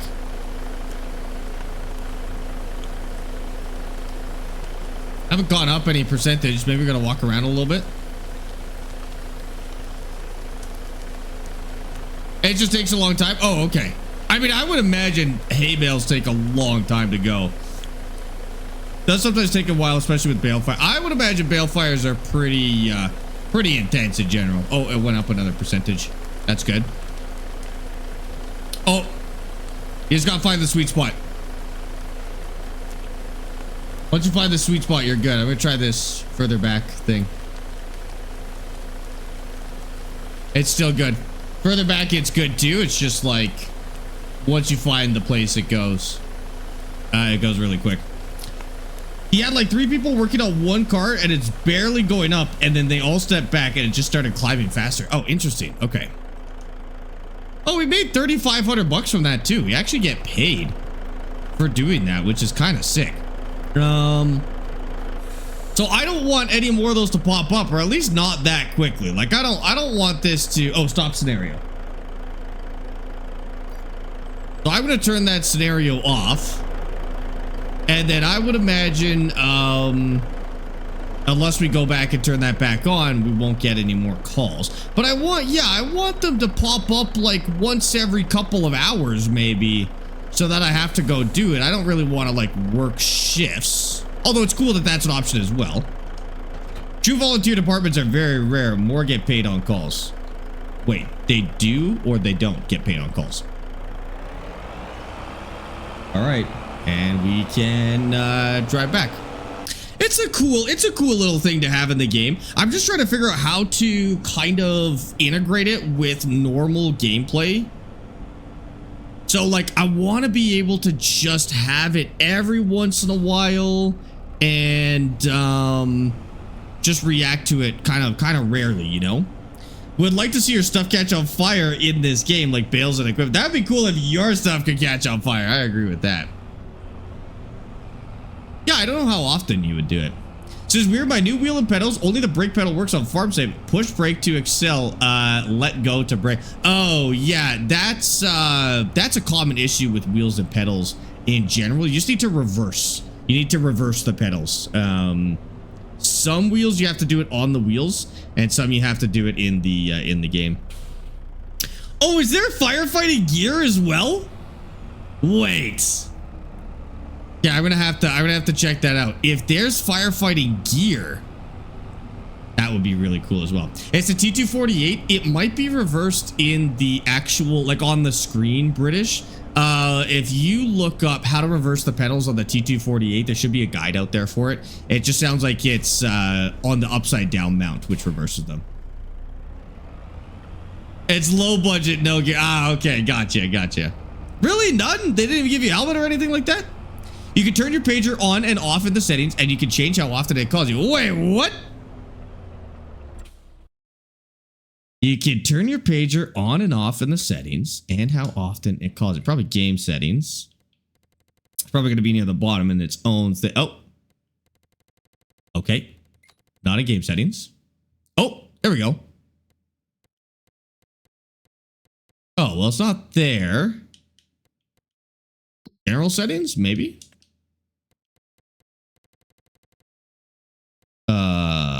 Camera.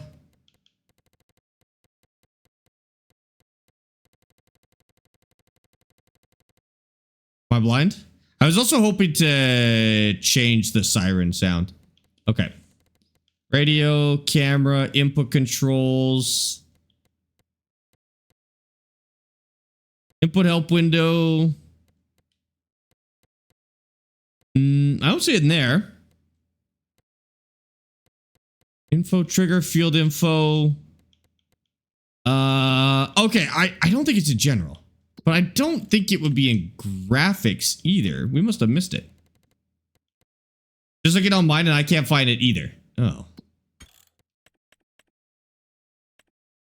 Control devices. No, it wouldn't be in any of those. It's in the bottom in general in my settings. At the bottom in general is where you saw it. Help window always. Oh, emergency pack. It's there now. I don't know where it was before, but it's there now. Okay, that's great. I had to scroll down with my mouse on the sidebar though. When I did it with the controller, it didn't go. So it's here now. We're all good. Cyclo, thank you so much. Lesbowitchy, welcome in. Guys, thank you for the raid. How was your stream today? Okay, pager max interval. I want to go like every 2 hours. Pager activated. And then tab to emergency vehicles only during active missions and able to allow anytime. Ah, okay, gotcha. Let's be witchy. Just resubscribed like that. at tier 1 for 10 months. We're gonna do max interval 2 hours. So now, do I have to have that? Like, do I have to have the scenario turned on, or what? Turn the pager scenarios on or off. I think it's good now. Like, I think now it'll just go right. And then the scenario is like if we want to work a shift, like an emergency shift. Am I thinking about that correctly? Do I have this figured out? Start the scenario to work a shift, and then pager settings are just going to happen whether you're in scenario or not. Witchy, thank you for the tier 1 sub for 10 months. I appreciate that. Welcome in. Thank you so much for the raid, and I hope your stream was good. Freya, thank you for 345 streak. That is insane. Maybe check the help menu. That's actually a good idea. Let me try that in a second.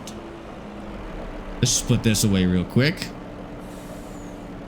Pat, Tyne, Jared, and Thomas. Thanks for the follows on TikTok, guys. Appreciate that. Welcome in. Why am I not using force feedback? Because it's not force feedback. It's just crappy auto centering.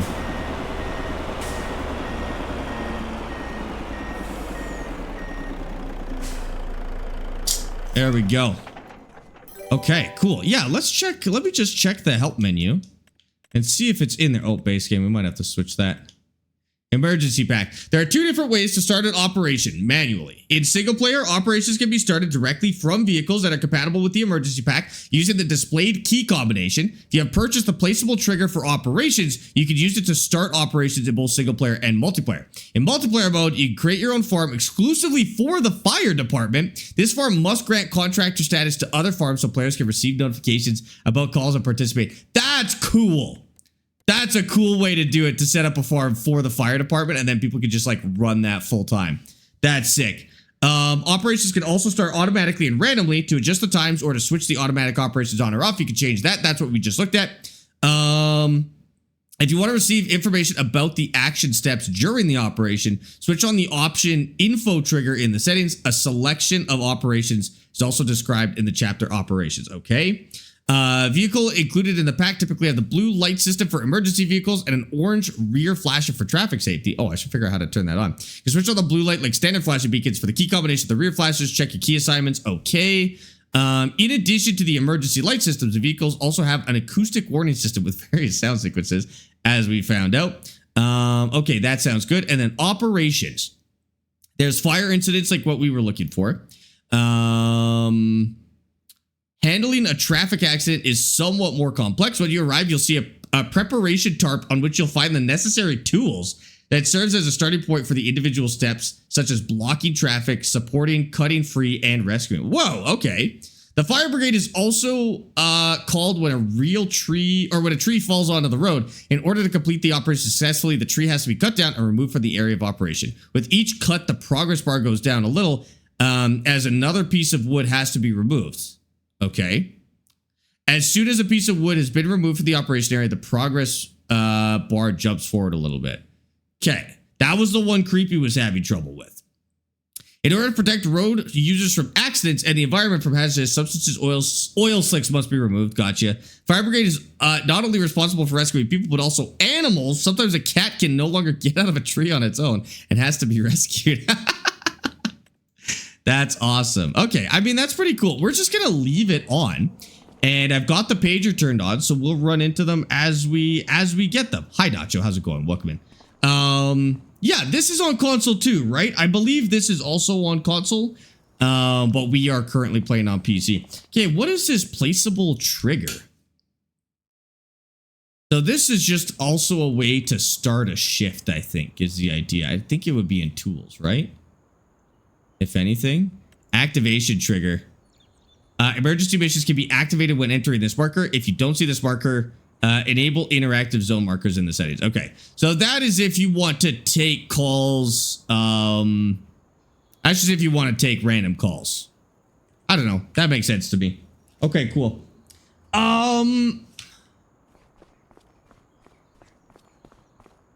Just curious if they didn't add any firefighter clothes with this? Not even one? With fallen trees, you have to cut small pieces off at a time so it actually disappears like the branches. Oh, okay, gotcha. Like there's not even like a pre-made outfit? What is this then? Okay, well they did. What are you guys talking about? There is a firefighter outfit. I don't think this was already in the game. So we'll have to change into this when we go on a mission. So that now when we get a page, we'll change it to this, and then we will. Oh, but it's gonna mess up my clothes, isn't it? Or will it not? Like, can I put it on and change it back? Yes, I can. Okay, that's cool. No, that's cool. I like that. So there actually is firefighter gear as well, which we will make use of. Okay, now where were we with our actual farming? I think we were unloading spinach from this ridiculous machine. Enter vehicle, and of course, we have a little bit of a problem here, but we'll fix that. Sparx, I used to watch you a few months back. How are you doing? We're doing good. Tygo, how you been? There's fire station mods in the mod hub. I like that. Yeah, I don't know how we would add that to fence line feud. You could have it like both people respond. Or what would be cooler is if only one person could respond at a time, so it was whoever pressed the button faster, and then you'd get your $3,000 payout. That would be kind of sick. I am just going to. Why is this not? Go. Had to scare it a little bit. You need a car to get to the trucks faster. I need a car to get to the trucks across the street. Actually, that would be kind of cool if we put them somewhere else.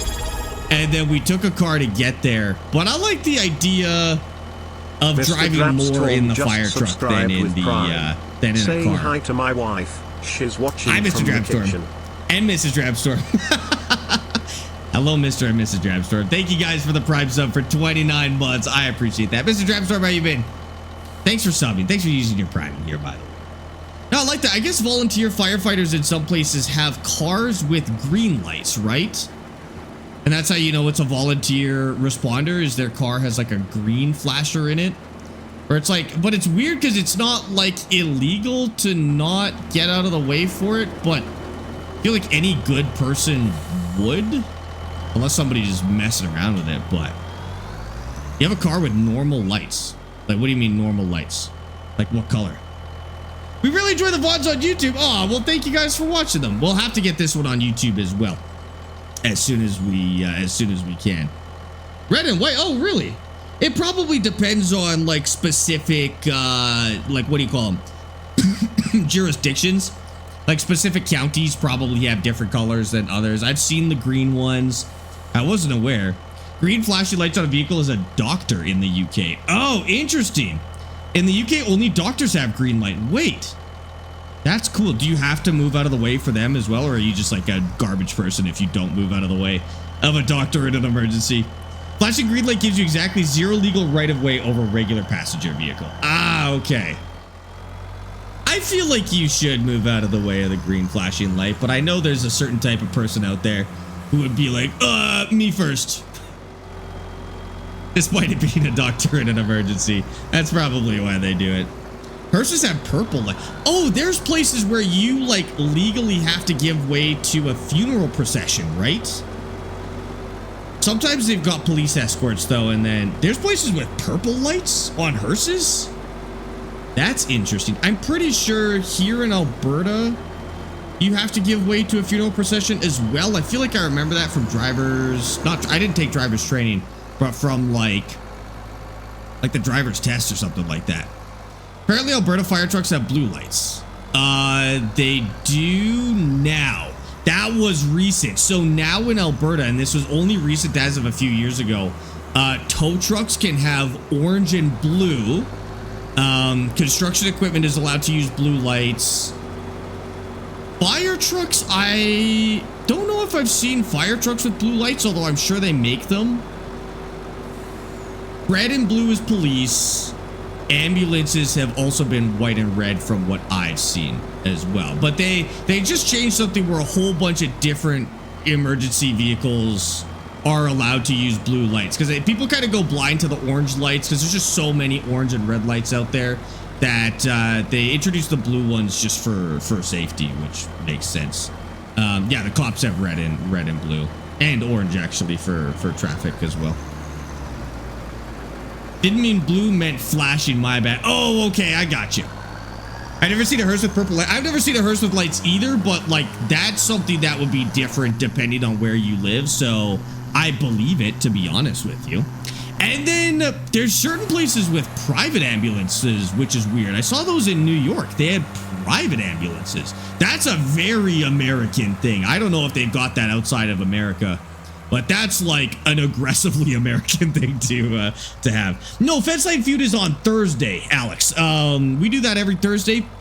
I should have an episode for you posted tonight to YouTube, though. I got it uploaded last night. We're upscaling to 4K now, so it takes a little bit longer. But I just have to whip up a, what do you call it? A thumbnail, and then we're good to go. In Norway, all the emergency vehicles have blue flashing lights.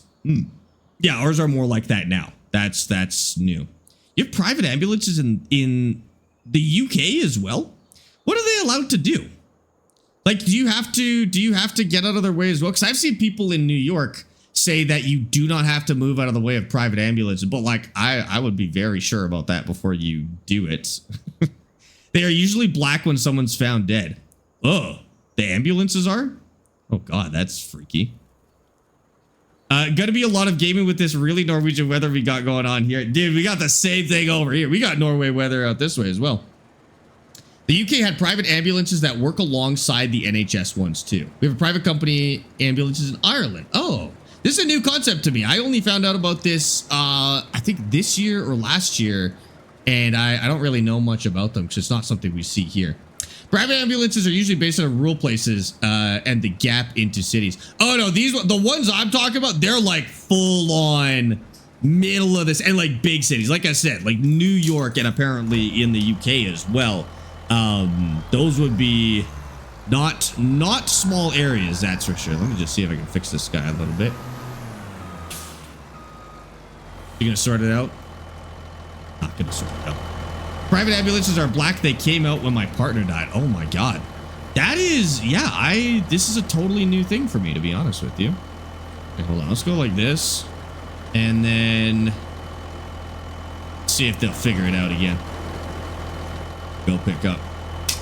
The weather here in Oregon has been so weird, like 3 days rain, 2 days of sun, on and on. Oh man, yeah, we've kind of been getting the same thing, but our sunny days are also windy. So it's just like, it's either insanely windy or it's raining and hailing and all sorts of garbage. We've honestly kind of had bad weather so far this summer.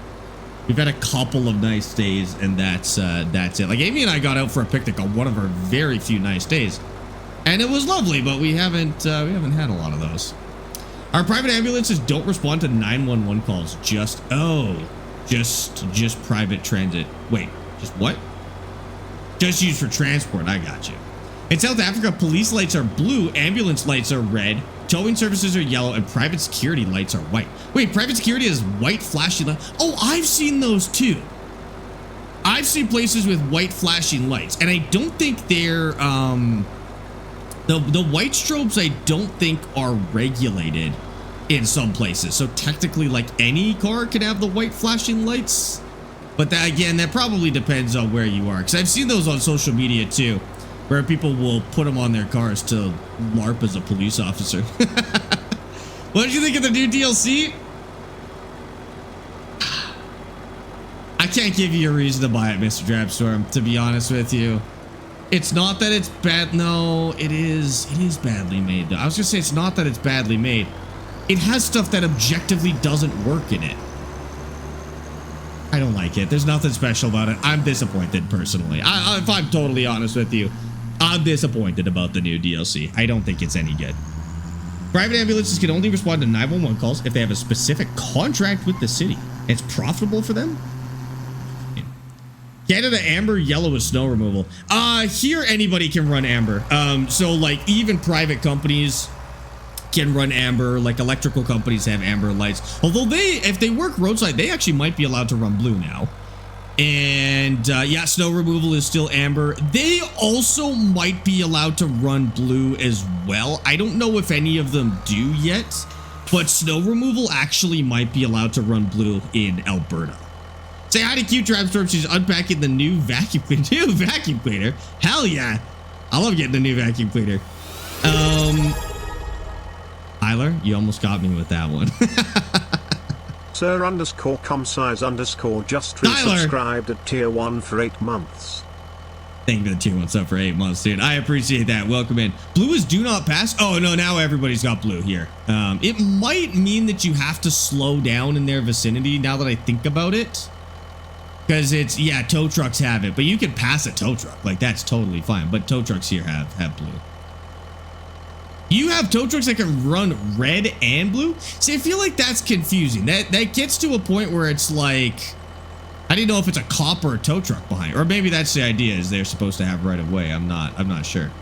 My van has purple, green, orange, and multicolored lights. It's my profile picture. I feel like you got to be careful what you do. Technically, you're allowed to put any of these lights on any vehicle. It's just like if you use it on the roads, you might be in trouble. It's nobody. Thanks for the follow on TikTok. I appreciate that. You guys have tow trucks with sirens on them? What the heck? People don't know how to move over. No, people do not know how to move over. That being said, though, you would always want to move over for a tow truck. Like, I don't get people who won't move over for a tow truck. They're the ones that are gonna fix the traffic. Like, chances are, if a tow truck is trying to get around you, it's because you're in jammed up traffic And the reason you're in jammed up traffic is because a tow truck is needed to get something out of the way. I feel like you should let tow trucks through, you know? It just seems like the smart thing to do. But people have like, they get like weirdly emotional about like right of way and stuff on the roads. You see that a lot here. People are like territorial about the roads, dude. It's a little cringe, actually, is what it is. Upstate New York, red is emergency, blue is volunteer. Whoa. And yellow, green are caution, snow plows, construction, etc. Interesting.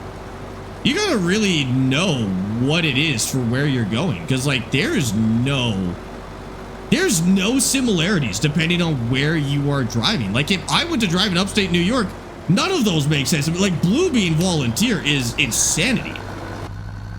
How dare you expect common sense? Well, yeah, I mean, that's fair. How dare I expect even an ounce of collectivism from an Albertan? Yeah, that's a good point. That's a good point. Do you like the new DLC that came out today? No, I don't. I don't like it, to be honest with you. Volunteer lights can be taken away if the chief wants it to. So if you were like abusing your volunteer lights, they can be taken away from you. That probably is the right way to do it. See, fire departments run in the opposite lane because people won't move. Because people like refuse to move? Is it not like illegal? Oh, I mean, it depends on where you are. I'm pretty sure if you disrupted a fire truck here and a cop saw you, you'd get a pretty wicked ticket. And depending on how egregious it is, they might actually come after you, because I bet all the fire trucks here have dash cams. I think you'd get in a lot of trouble if you disrupted a fire truck. As it should be. It feels like a no-brainer. The fact that people would like disrupt a fire truck. Nothing I do in my whole life is as important as what a firefighter does. You know, like nowhere that I could possibly be driving is more important than a fire truck behind me that's going to put out a freaking fire, dude. This is crazy. I keep the orange, green, and purple lights on all the time, and the multicolor ones only at convoys and event. Ew, weird. Okay. I've seen ones with like multicolor, like wheel well lights. Those are kind of sick. Not all have cams, but yes, it's a huge fine, and multiple offenses are a loss of license. I agree with that, to be honest with you. That's how it should be. Police, ambulance, fire, any kind of emergency response, or volunteer with flashing lights, mandatory pullover. I agree with that. It kind of blows my mind that that's not normal, like in some places. I had a blue light and had to take it out or cover it if I left New York because other states use it for police. Oh, interesting. Yeah, no, that makes sense, dude. Fire trucks are gonna have the worst day if somebody doesn't move out of the way. Yeah, dude, could you imagine being the reason somebody like dies because you blocked a firefighter? Holy crap, dude. Tell that to the AI drivers in City Skylines. That's true. That's true. The AI drivers in City Skylines are brutal, dude. Especially with the emergency services. Also, civilians can't run certain colored headlights or underglow for that reason. Yeah. It's the same here. It's the same here. Or you can have it, but if you turn it on the road, you can catch a pretty nasty charge. So if you had like red or blue underglow, and frankly, even flashing lights, you can use them on private property. But if you turn them on the road, it's like an instant felony. Like you'd be in a lot of trouble. Getting the fire alarm pulled in by apartment building at 2 a.m. in the middle of winter was pretty bad. The incredibly hot firefighters I got to watch ease the pain of that night. I lived in an apartment building where that happened 2 to 3 times a month. Middle of the night, fire alarm for the whole building would go off. And we would all have to evacuate out onto the street. Again, 2, 3 in the morning. Fire trucks would show up. Multiple fire trucks, ladders. They'd light up the whole place. And it's just some like idiot fell asleep while cooking in the middle of the night and like nearly burned nearly burned the whole building down. This would happen insanely regularly at that apartment. It was brutal, dude. We only had it happen once or twice in the place where we live, but apartments are bad for that, to be honest with you. Apartments are really bad for that. Yeah, you're right. We had it happen midstream. I don't even know what happened. You're right. About 5 months ago. No, probably not that long. We were midstream. The fire alarm starts going off, and then I grab Petunia and we go outside, and I'm like responding to chat. while sitting outside waiting for them to figure it out. I still don't know what happened that day. I never asked. The whole building got evacuated. And we just stood out there. You forgot to mute? Oh yeah, the fire alarm was like still going off. That's crazy. No, thanks for the follow on TikTok. And Matilda, thank you for the follow on Twitch. I appreciate that. Welcome in. The only interesting thing I have is rage baiting my wife. Well, that's what they're for, actually. That's a good sign. Can you help me? I completely reset Farms of 25 because my camera outside is the opposite controls. Sounds like you sorted it out. What do you need my help with, Maddie? Did it work? What's the thing you need help with? Because that sounds like it would have been a fix, you know? Unless it didn't work. Anytime I watch the streams before baseball, we win. We're currently on a 5-game win streak. We got you, Bubba. We got you. This is going to be a 6-game win streak coming up today. Unless you don't have a game today and you just let me know. Hi, Missile. How's it going? Welcome in. Some houses around here have fire alarms on the outside of the building. Like you can pull it for the house. Does that not make sense though? I feel like in like really densely packed areas that makes sense. So that if there's a fire on like a string of buildings, you can pull it. Does it like get falsely pulled very often? Or like how often is that tampered with, you know? Or messed with? All right, that is all we can take for now. Actually, I might be able to get the rest of this line. Hold on. Just the alarm. You can't pull it down. Oh, okay. So it just sounds on the outside. You can't pull it from the outside. There's, I'm not really used to this because I've never lived in a big enough city to see this. But there's places that have fire alarms on the street that you can pull. Which is kind of interesting. It makes sense when you think about it because, like, of course, you can have fires either on the street or on a building near the street. But that was the first time I'd ever seen that. I don't even think I saw it in person. I saw it in like a video or something like that.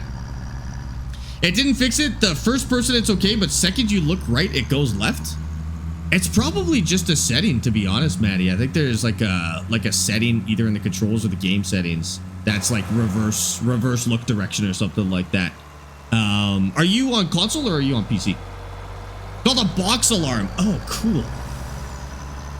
Box alarm. Yeah, I mean, the concept makes sense to me. Seems like it's supposed to be there. We have those for police. You hit a button for police. Oh, I've seen those. Those are like in public parks and stuff like that. You can hit a button for the police. A lot of universities have that, actually. Pretty common. Looking at our tram lines over here. What do we have to do with this field? Let's go check it. While this unloads, let's just go take a look. Because I think we're going to have to spray weeds here at some point. Yes. But we'll wait till they grow a little bit more. Dude, look how good the tram lines actually look this time. Oh, wait. Is this just bugged on the map or is it actually missing? Is it actually missing? Oh, no, it's here. It's just not showing on the map. Okay, that's totally fine. With a cover crop, do you plant straight after you harvest, and how long can you keep it in the ground before you cut it? Yeah, plant straight after you harvest. Drill it. So don't cultivate and then put it in. Just drill it directly in because you don't care about the yield. And then leave it until you need to cultivate. Like, honestly, what I would do is I'd leave that cover crop on. You can even leave it until the month you need to plant and then just cultivate and immediately plant at that point. Or you could do it like a month before. Leave it on as long as you can, because I don't know how many times you can get paid for it in Farm Sim. But just leave it on as long as you possibly can. Have I seen Avatar and Avatar Way of Water? First one, yes. Way of Water, no, I have not. I have not seen it. Okay, I hope we didn't pay too much in rentals for this. I feel like we did a pretty good job with this machine, but let's get it emptied so we can send it back. I bought PC, but I play a controller. I looked at the controls. It doesn't help. I would just do a full reset on your input settings, Maddie.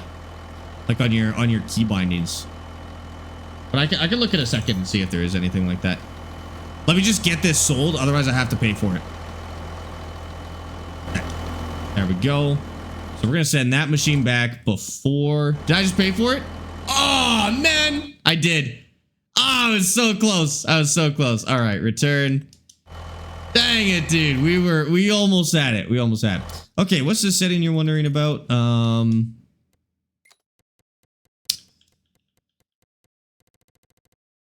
There is one that says camera, actually, in general settings, isn't there?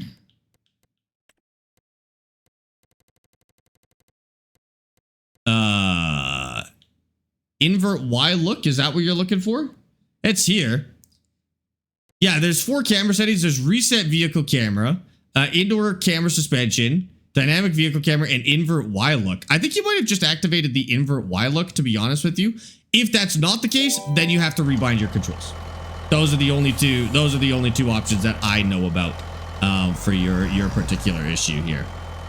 It's only Y, not X. As in Y is good, X is not. Yeah, you gotta reverse somewhere else. I really can't help you more than that without having access to your device. That's about all I can give you from here. It's kind of hard to troubleshoot for people unless I can like use your device to fix it, you know. Mako, thank you for the follow on Twitch. Welcome in. Is there force feedback in this game? So the game claims yes. I'm going to tell you no. So what there actually is this game could use the force feedback system to recenter the wheel. So when it's off center like this, it can use it to recenter. It kind of sucks, to be honest with you. Like, it's really, really stiff. It uses like 100% of the available feedback to do it. Borderline unusable. And it doesn't react to any of the, like if you hit a bump, it doesn't react to anything like that. So, no. Despite this game claiming it has force feedback, I would challenge that claim personally and say, no, this game doesn't have force feedback. It has auto-centering using the force feedback system, but I don't think they can claim force feedback for having that. Just got the game, gonna play it this weekend with my new wheel. Dude, enjoy. You will enjoy, actually. And Havoc, thank you for the follow on Twitch. Welcome in. Okay. So the P's are done. How do I... Dead on this one, right? Yeah, there we go. P's are done. Let's go see what we're looking at here. So we actually want to do a cover crop, which is something we forgot to do last time. And then I'm going to let this grow a little bit more because these are small weeds. So we're going to wait till these get bigger. And then we're going to use a large sprayer on this. Well, actually, it's not a very large sprayer, but it will fit in our tram lines, which is good. And then what do we have here? We're testing rye. And this doesn't need anything. Looks like we killed the weeds in here already. So this one's all good. The rye is set. I think this is the one where we had to make our own tram lines. And then this is the one where we could put the cover crop. Well, here's the thing. If I'm doing peas here, do I really need a cover crop? Chat, do you want to be done with peas? It takes us a whole day to harvest the pea. It takes us literally a 4 or 5 hour stream to harvest the peas. Should we process the peas that we have and then be done with it, or what? I'd rather nuke them. I'm kind of sick of doing peas, to be totally honest with you. Like, I'd rather go all grain. Let's get out of the pea game and go grain. I think it was fun doing for a little bit. It was fun with hand tools, but we're at the end of peas. I have no interest in harvesting another pea crop. I want to go big on grain and kind of change the approach of this whole farm. All right, that sounds good. I mean, or canola maybe. We can plant canola next month. I kind of want something that I can plant a little bit later though, so I could put cover crop on here for a while. Maybe we try some of the dedicated stuff in this map, like we do millet or something like that. Millet might be kind of fun, or buckwheat. Buckwheat we'd have to plant now. I'm going to cover crop it. Ugh. Then I have to wait a really long time. I'd have to wait as long for just about everything else, to be honest with you. I don't have anything I can plant in the meantime. Oh, I can put poppies in there. Oh, I can put poppies in there. Yeah.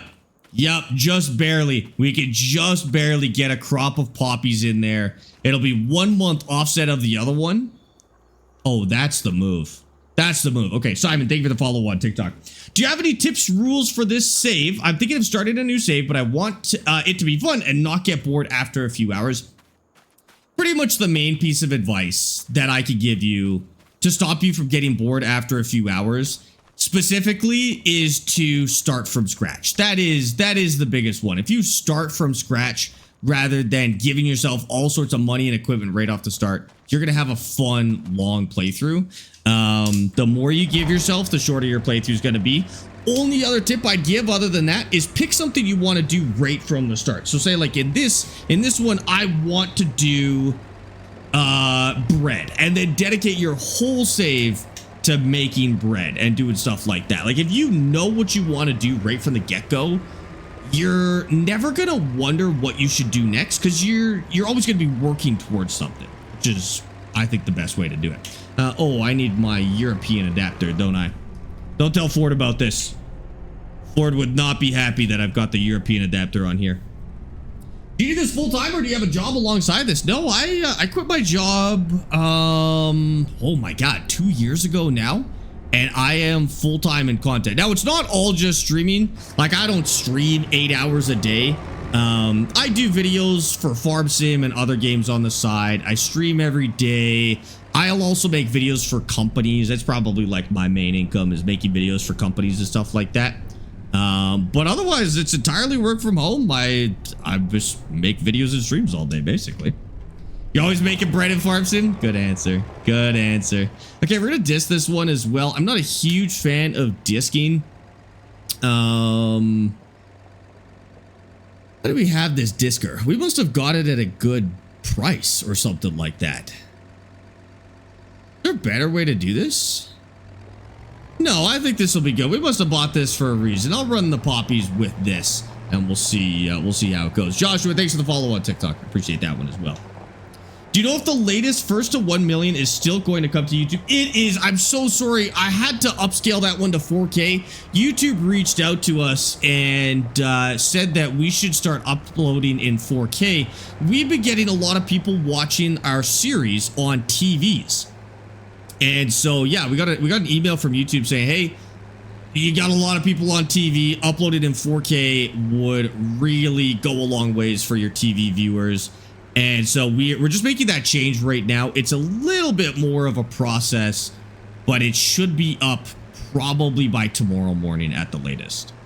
Does a fan or you run the Clips account? I only run one Clips account. I have seen probably 10 fan accounts that are not me, which I absolutely don't mind. I always tell people totally cool. But yeah, so I have one. It's called Sparx Clips, and it's a picture of Petunia. But I've also noticed there's others with pictures of petunias. It's totally fine. I don't mind at all. But I only run one, and I only post on it. Emmy actually makes the clips. I don't even make the clips, to be honest with you. Okay, I guess we could start with a middle thing like this.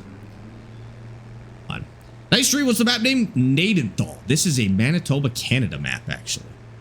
Rendering 4K would take hours on my PC. It takes hours on my PC as well, especially since it's like if it's a 20-minute conventional YouTube video, rendering at 4K is not that bad.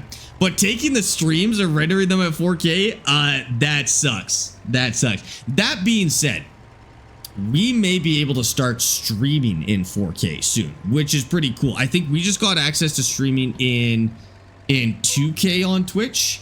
So I have a feeling they'll go to 4K eventually. Whether my PC can handle it, I don't know. I might have to get a separate streaming PC.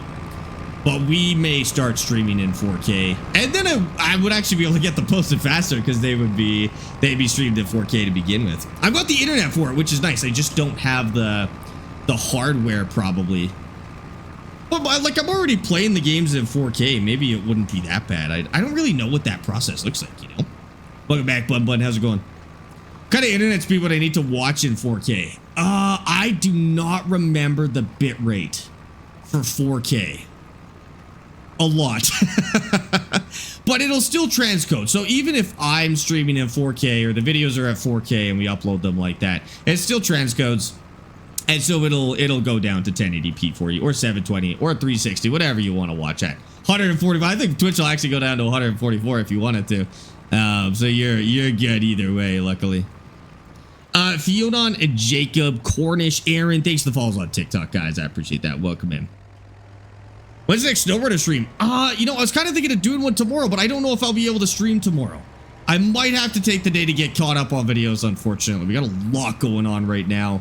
On the bright side, I will be getting you guys the setup video for the joysticks on Out of Ore. I have been thinking about doing that one for a while. I've got an editor lined up now. And I think we've played enough Out of Ore to actually know how to do that.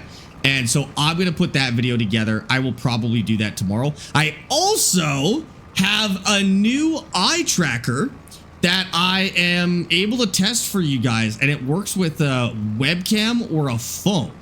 So I will also try and set that up tomorrow. So we might get eye tracking in our streams if we want them, and B, I'll be able to show you guys a new eye tracker where you don't need any expensive hardware to do it. If it's good. I mean, if it's no good, I probably just won't make the video, but I'm going to test it tomorrow, and I'll let you guys know if it's good. If you see it on stream, you know it's good, I guess. Sounds like someone needs to hire a full-time editor. We have 5 editors. We have 5 editors. Yeah, I don't think we're quite at... See, the problem with editors is that full-time editors are actually really rare. So, like, I probably have enough to do to hire a full-time editor, but it's a lot easier to just find a bunch of part-time editors. And they, you know... You just assign them more specific work. A full-time editor would be nice. But we'll see. We'll see how many of these long-form YouTube videos. I think this is kind of the breaking point for me now with long-form YouTube.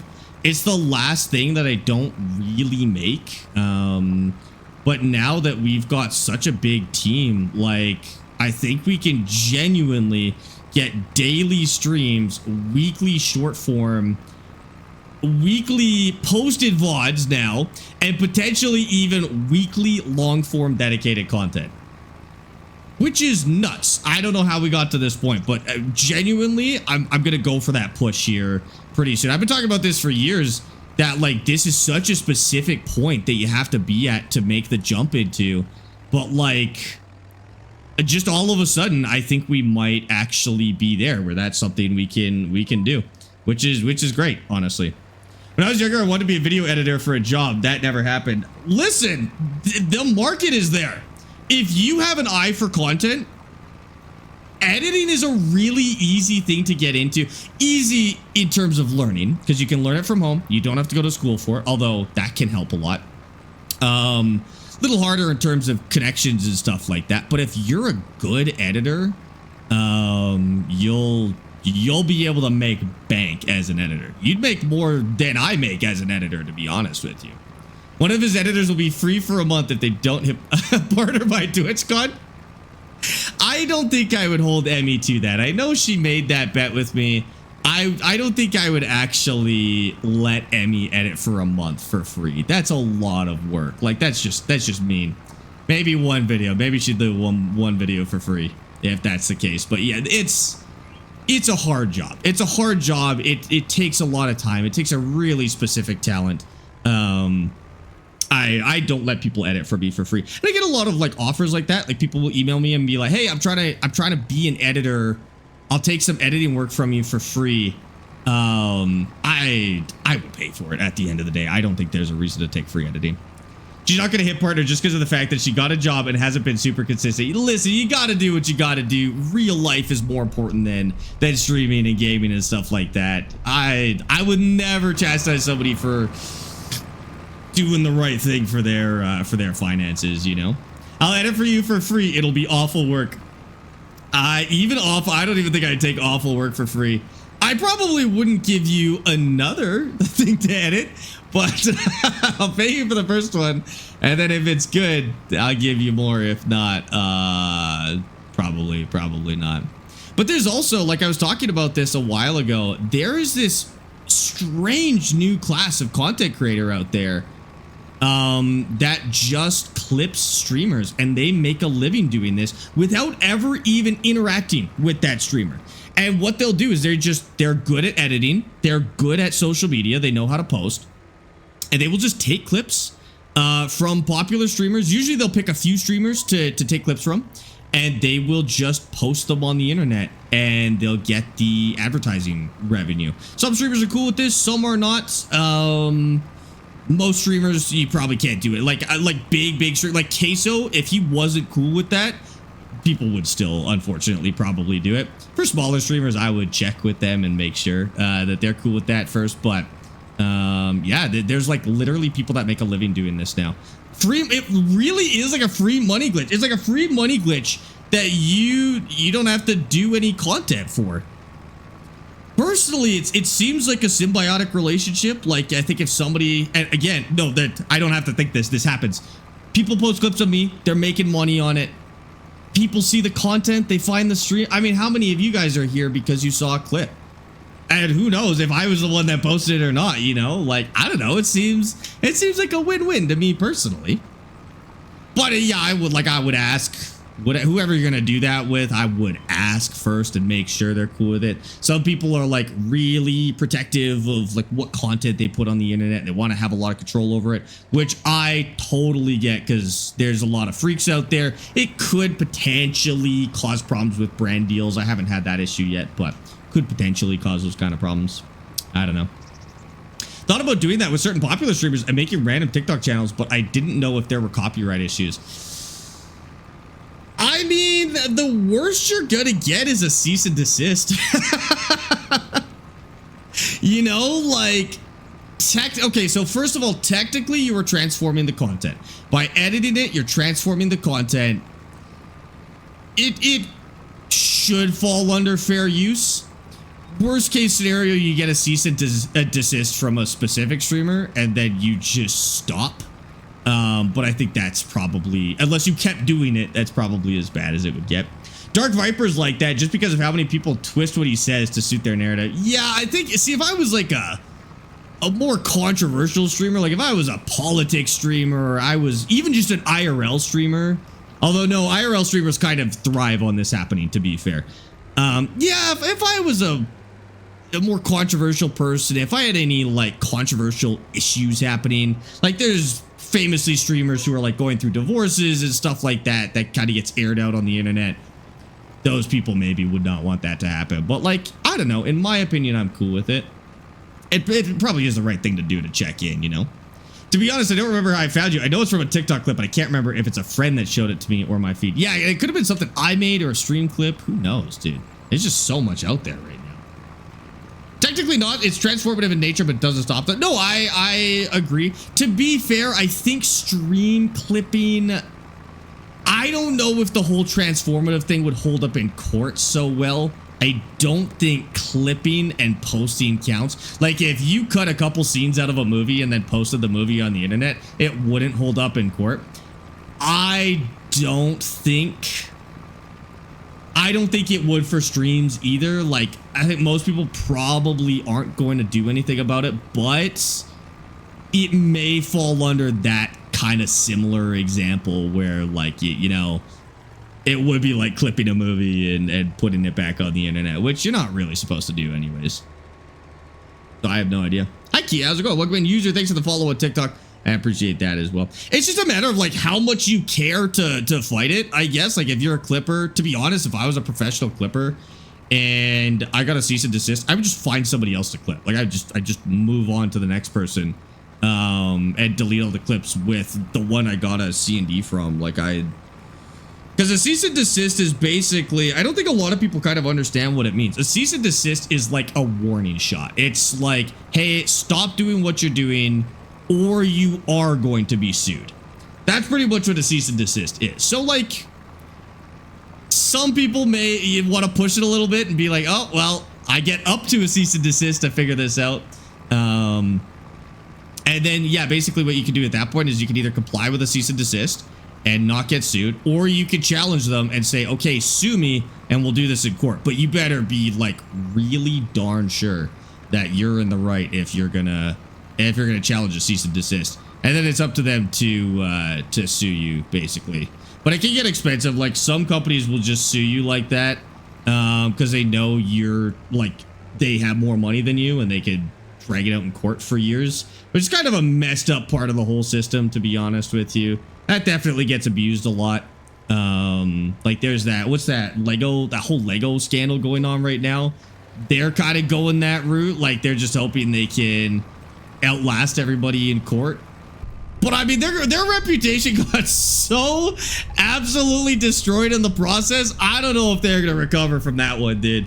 That seems like, even though they tried to go the evil route, I think they might have just tanked their whole business just on that. Yeah, that's the one, Wesley. That's the one. Yeah, I think I don't know what's gonna happen with them. I live in the town where that Lego story happened, and boy, are they hated now. Really, even in the town, because that's kind of what they had on their side, was because I think it's in Utah, right?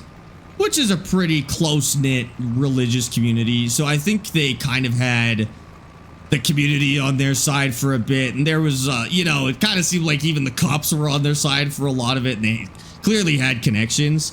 But you're like, the town has actually... Utah is the HQ. Oh, okay.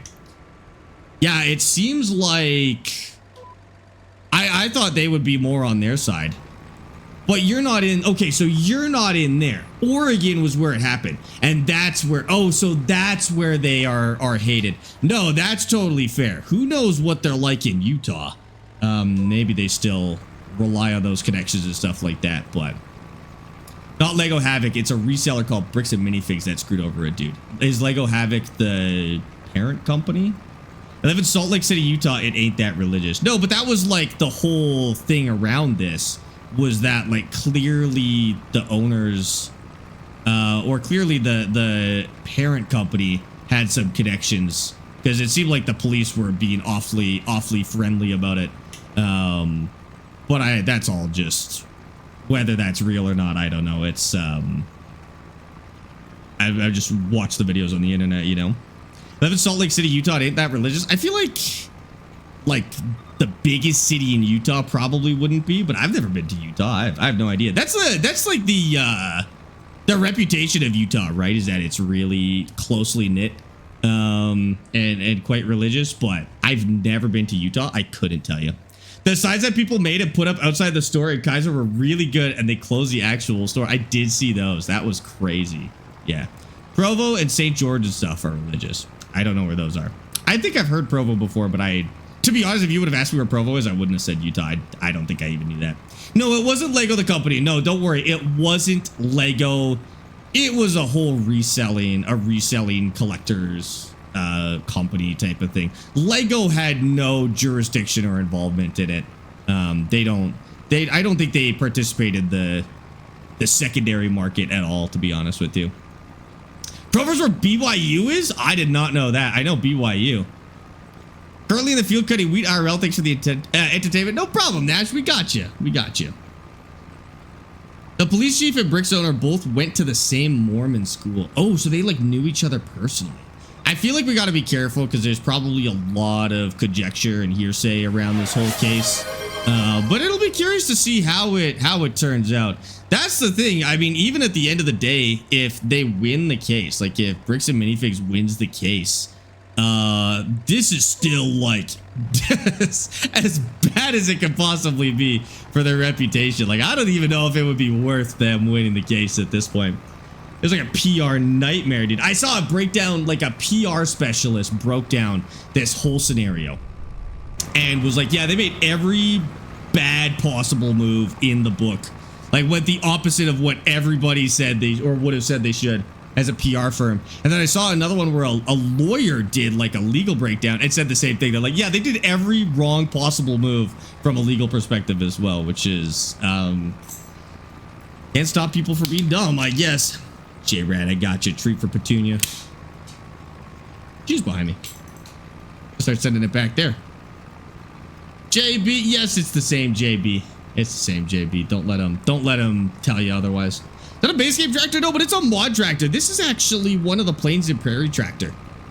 Loving this DLC so far. This was really good. This is not the new DLC that came out today. The new DLC, we had already checked earlier today, and it's something.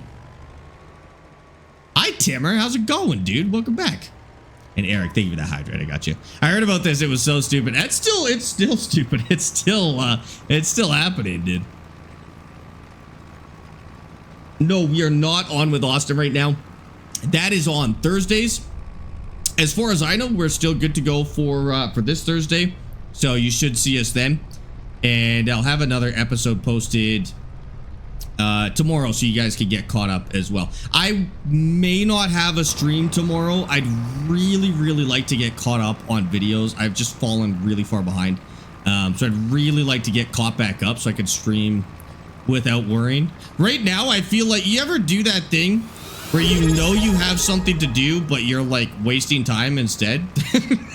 That's the feeling I have today while streaming. With Prime. I like streaming, but because I like streaming more than anything else, I have that feeling where I'm like, oh, I know there's stuff I'm supposed to do, but instead I'm streaming. I do that all the time. Yeah. Like, but rather than actually doing the thing that you need to do, you just like anxiously watch TV or play video games or something. That's how I'm streaming right now. I know I have stuff I have to do, but I'm just anxiously streaming instead of doing it. And I don't even have anything like contracted or anything like that. It's just stuff that I have said that I'm gonna get out and just haven't yet. I'm just behind on it. Kimchi, thank you for the Prime sub for 4 months. I appreciate that.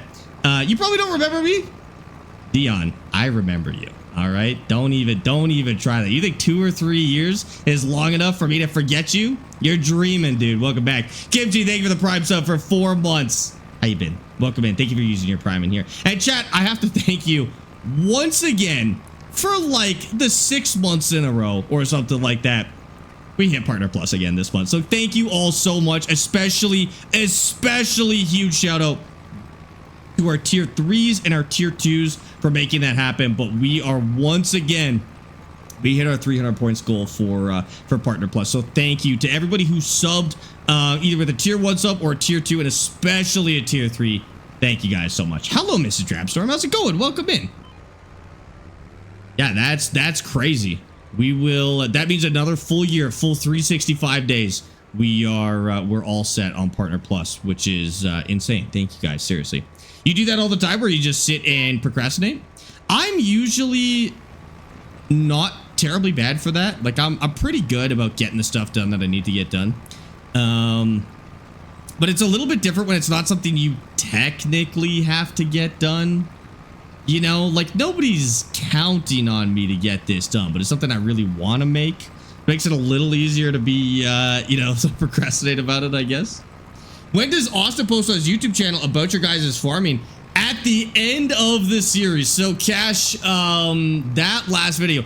Also, that video took off. I saw it last night. It was at 150,000 views. Hour-long video, which is bonkers.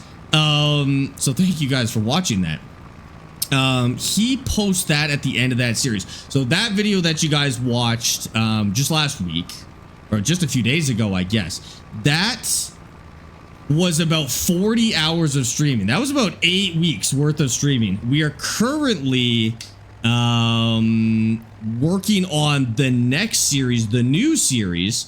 But what has to happen is that series has to finish. And then a month after it finishes, he typically has it out. Now, we're being a little smarter about it this time. First of all, we are posting every episode as it comes out so that if you miss the stream, you can still watch it.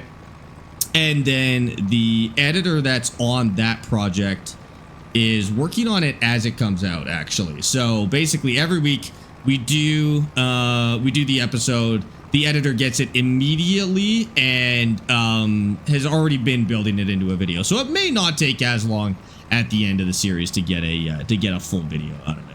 Yeah, that's a great video. That was such a good video. Edited very well. Yes, I agree. That video was so top tier. There were so many times I had it up on my laptop while I was cooking, and there were times where I was genuinely laughing out loud in my own house alone like a psychopath, dude. It was crazy. Sparx, I need some advice. One of my best friends tried to commit suicide a few days ago, and I don't know what to do. That's a big question, but something that a lot of people deal with, Peppy. The best thing you could do is find some extra support. That's not something that you have to take on alone. Obviously, you want to be there with them and provide as much support as possible, but don't take that on alone. Make sure you get some resources. If you've got some friends or family that can help you, get them involved. And then any sort of like support lines, I would actually recommend you call a support line. Even if you're not like in an active crisis, even if you're just like, hey, I've got some questions, what do I do? Call a suicide support line and just talk to them. Be like, hey, my friend, you know, I have some concerns about my friend. How do I help them? They will help you with that. You do not have to be in a crisis to call these resources. Call them. If you don't have any in your country, call from another country. Call a different one. There's international ones. There's probably ones regional to you. Seriously, like, get in touch with them as soon as you can and just ask them the same question. They're a good resource. All good. Just finished assembling the new vacuum cleaner and I love it. Amy and I have like 2 or 3 vacuum cleaners. we know the excitement of buying new vacuum cleaners. Something about turning 28 years old makes you excited about vacuum cleaners for some reason, you know?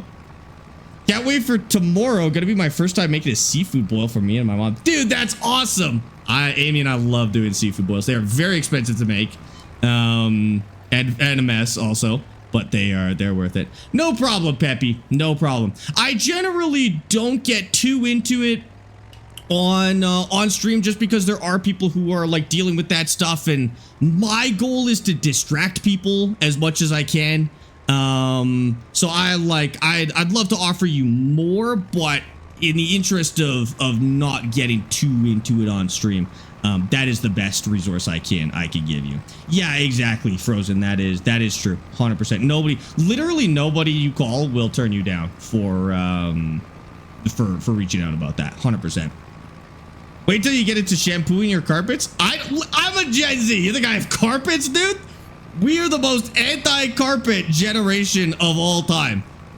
Gen Alpha is gonna get into carpets. Us? No carpet. Get the carpet nonsense out of here. If I had carpet in here, I would rip that nonsense up and chuck it in the garbage.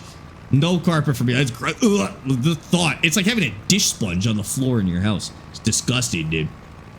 James, thank you for the follow. Omar, Oppo, thank you for the follow on TikTok. I appreciate that. What are you into wet rice? What's the best product to make it into? I found that it was actually noodles. If you get eggs and you make it into noodles, I had a lot of fun with that. I think oil might technically be a better product, but I had the most fun with noodles, actually, world. Then stop stepping on crappy carpet. I mean, carpet just gets gross, dude. You know what I really like, though? You know what I really like is that, and I'm sure there's multiple, that carpet cleaning guy on TikTok. I think his name is Carpet Daddy or something like that. I love that.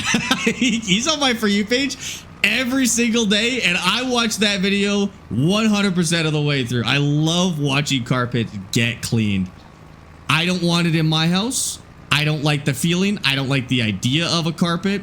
But watching carpets get cleaned, dude, we need a carpet cleaning video game immediately. It would be as entertaining or more entertaining than Power Wash Simulator. Power Wash Simulator already super satisfying, great. Where's Carpet Daddy Simulator? I think he should sponsor it too, more specifically. You gotta run. Wait, got me Subnautica 2, and we're gonna do a first run again. Enjoy. We had a great time with that. Enjoy. I've tried Farm Factory Simulator demo. Farm Factory Simulator. No, what's that? What's that about? I just bought a new game, and chat. Typically, we do Tuesday on Tuesdays, and we try a new game. Just because I wasn't sure if we were streaming tomorrow, we didn't do that today. But I bought a new game that somebody sent to the Discord called. It was kind of like, remember that game we were playing where you would get the storage units and you'd open them up? It's kind of like that, but it was different. It was literally the same kind of idea. I can't remember. Barn Finders, thank you. I think it was you that sent it, XC. Barn Finder. I got that one. I actually just bought it. Carpet Daddy on TikTok, but it can be a bit squeamish. That's literally the guy that I watch, yeah. Sparx is a secret carpet lover, but don't want his generation to know it. I am an outward carpet hater. You won't catch me loving a carpet, dude. I'm not worried about what the rest of my generation thinks about that. I'm a carpet hater, dude. Pimple popping videos and carpet cleaning videos scratch an itch in my brain, if that makes sense. Ooh, I can't watch the pimple popping ones. I don't like the pimple popping ones, and I don't like the ear cleaning ones either. Those ones are kind of gross. World Adventures, thank you for the 11 roses on TikTok. And Epo, thank you for the rose as well. Papa Dags, thank you for the heart. And Josh, thank you for the 5 roses as well, guys. I appreciate that. What do I need to upgrade with 200K? Oh, I mean, easy answer is you need more land. Every farmer always needs more land. And then the equipment that you hate doing the most, to be honest with you. That's it. How'd you recommend starting a farm sim session? Start from scratch. Absolute zero. Start with no money, no equipment on pretty much any map is fine. You're gonna have a great time. If you've never done that before, dude, you're in for a ride, let me tell you. Name of this map is Native Doll. David, thank you for the follow on TikTok. I appreciate that as well. Really? That's cool. Thanks. I'll do that. Okay, no problem, Adventures. I got you. I can't do pimple popping. Nah, that's just not me. No, I can't do it. That one grosses me out. Any body stuff grosses me out. The ones that I do kind of like are barber videos. I think those are kind of nice. I don't find those ones particularly gross. But any sort of like medical thing, I don't want to look at those. Could you, Whiskey, could you send that to the Discord and the suggestion channel? Because I'm going to forget the name of it. In fact, I've already forgot the name of it. But could you send it? And then I'll look into that. I did play Farmers Dynasty 2. Surprisingly good game. I'll be honest with you. My hopes were low. Not my hopes. My hopes were high. My expectations were low for Farmers Dynasty 2. But I generally really like that, actually. It's a little more of like a story-driven farm sim, which I don't really like. That's not really my style, but the game was a ton of fun, to be honest with you. They did a really good job. Finger or toenail cleaning videos? I've never had those come across my For You page. I'm going to pretend that those don't exist, because that's freaking disgusting, Brady. No, I don't like that. I don't like that. The hoof video, dude, the hoof videos. What's his name? Is it Alex the Hoof Guy? No. Nate the Hoof Guy. Nate the Hoof Guy on TikTok, dude. That was so good. Yeah, those are, I'll take those over the toenail videos, that's for sure. Nate the Hoof Guy. Yeah, those are fantastic. Would you say loaning forward on 40K for the fried onion building? Oh, you loan it. You'll pay it off like the first year, to be honest with you. That's about how many onions it can process in 1 year. You'll pay that one off insanely quick. Yes, you absolutely should. Sent you a friend request because I wanted to DM you in Discord. Oh, don't DM me in Discord. All my DMs are a nightmare on every platform. Don't bother DMing me. At me in our Discord server. That's the only way to do it. Just at me in the Discord server or talk to me on stream. If you're a company, you can email me. But other than that, the Discord server is like the way to go. And the Hoof GP on YouTube. Ooh, I didn't even think about this as like YouTube content, like long form. That's crazy. They are also nail clipping videos because of the fact the hood is the horse's nail. The hoof is the horse's nail. It's actually not true. The hoof is made out of something else, right? It's not like fingernail. It is made out of something else. But I guess you're kind of right. I'll take that instead, though. I'll take that instead. It's a nail. It's made of keratin. I'm going to think of it as something else, okay? I'm going to choose to believe that it is something else because it's gross. I mean, your hair's made out of keratin as well. Does that mean your hair is nails? Don't answer that. If that's true, I don't want to know. Ain't it calcium? I don't know. I think it is keratin, right? Yeah, but so is your hair. So I don't know. This logic doesn't really hold up. That's made of keratin, so it's fingernail. It's not. That mean your hair is fingernail. Just a big fat hair. I'm gonna choose to believe that. No, maybe that's as bad. Genuinely. Now that I think about it. You could talk about creepy horsemen here. Yeah, Talon. That's totally okay. That's totally cool with me. With any of our mutuals, yeah, feel free. As long as it's not like self-promotion, I'm cool with it. No problem at all. I send people to creepy as often as I can, to be honest with you. I don't like the idea that my hair is the same as my toenails. Well, don't think about it. It's like the bones are wet thing, like the fact that your bones are wet. This one doesn't gross me out. For some reason, this one really bothers Amy to say, did you know your bones are wet? which like is true. But like, does that, I don't know why that weirds people out. I've never get that one. Both hair and nails keep growing after death. That's actually a myth. It is your skin that retracts after you're dead. Your hair and nails, no, they can't grow as soon as your blood flow stops, basically. So that's actually a myth. It's the skin that retracts, which is maybe a grosser answer than the fact that they keep growing after you die. No, it does require blood flow to grow, so that's not true. Hair would not be considered a nail only because of the fact that it's an end of an appendage. I mean, it's on the end of your head. Is water wet? Yes. That's an easy one. Realize you're essentially a flesh mecha, just a brain operating a meat and bone suit. Yeah, that doesn't bother me either. That one I'm totally cool with. But I don't really generally think medical stuff is gross. I'm not squeamish with like blood or anything like that. Maybe this is more for people who are squeamish with blood. Like Amy is squeamish with blood. But it's no problem for me. Yeah, water is wet. Because wet just means it has a liquid on it, and water. Now the real question is a single molecule of water wet? Because my definition of wet is that it has water on it. But does one molecule of water have water on it? No. Yeah, a fish would be wet. Taking it out, putting it, like submerging something in water does not make it not wet. That's a ridiculous thing to say. Of course it's still wet. It's covered in water. It's still wet. Does a fish know it's wet? If a fish knows when it's dry, then a fish knows when it's wet. Yeah. Water is wet, and if you don't think so, then you don't think too much. That might be true.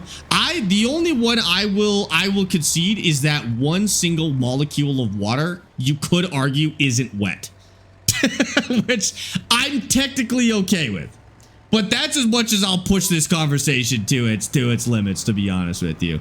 I generally say if it's got water touching it, it's wet. And it doesn't have to be water either. If it has a liquid touching it, it's wet.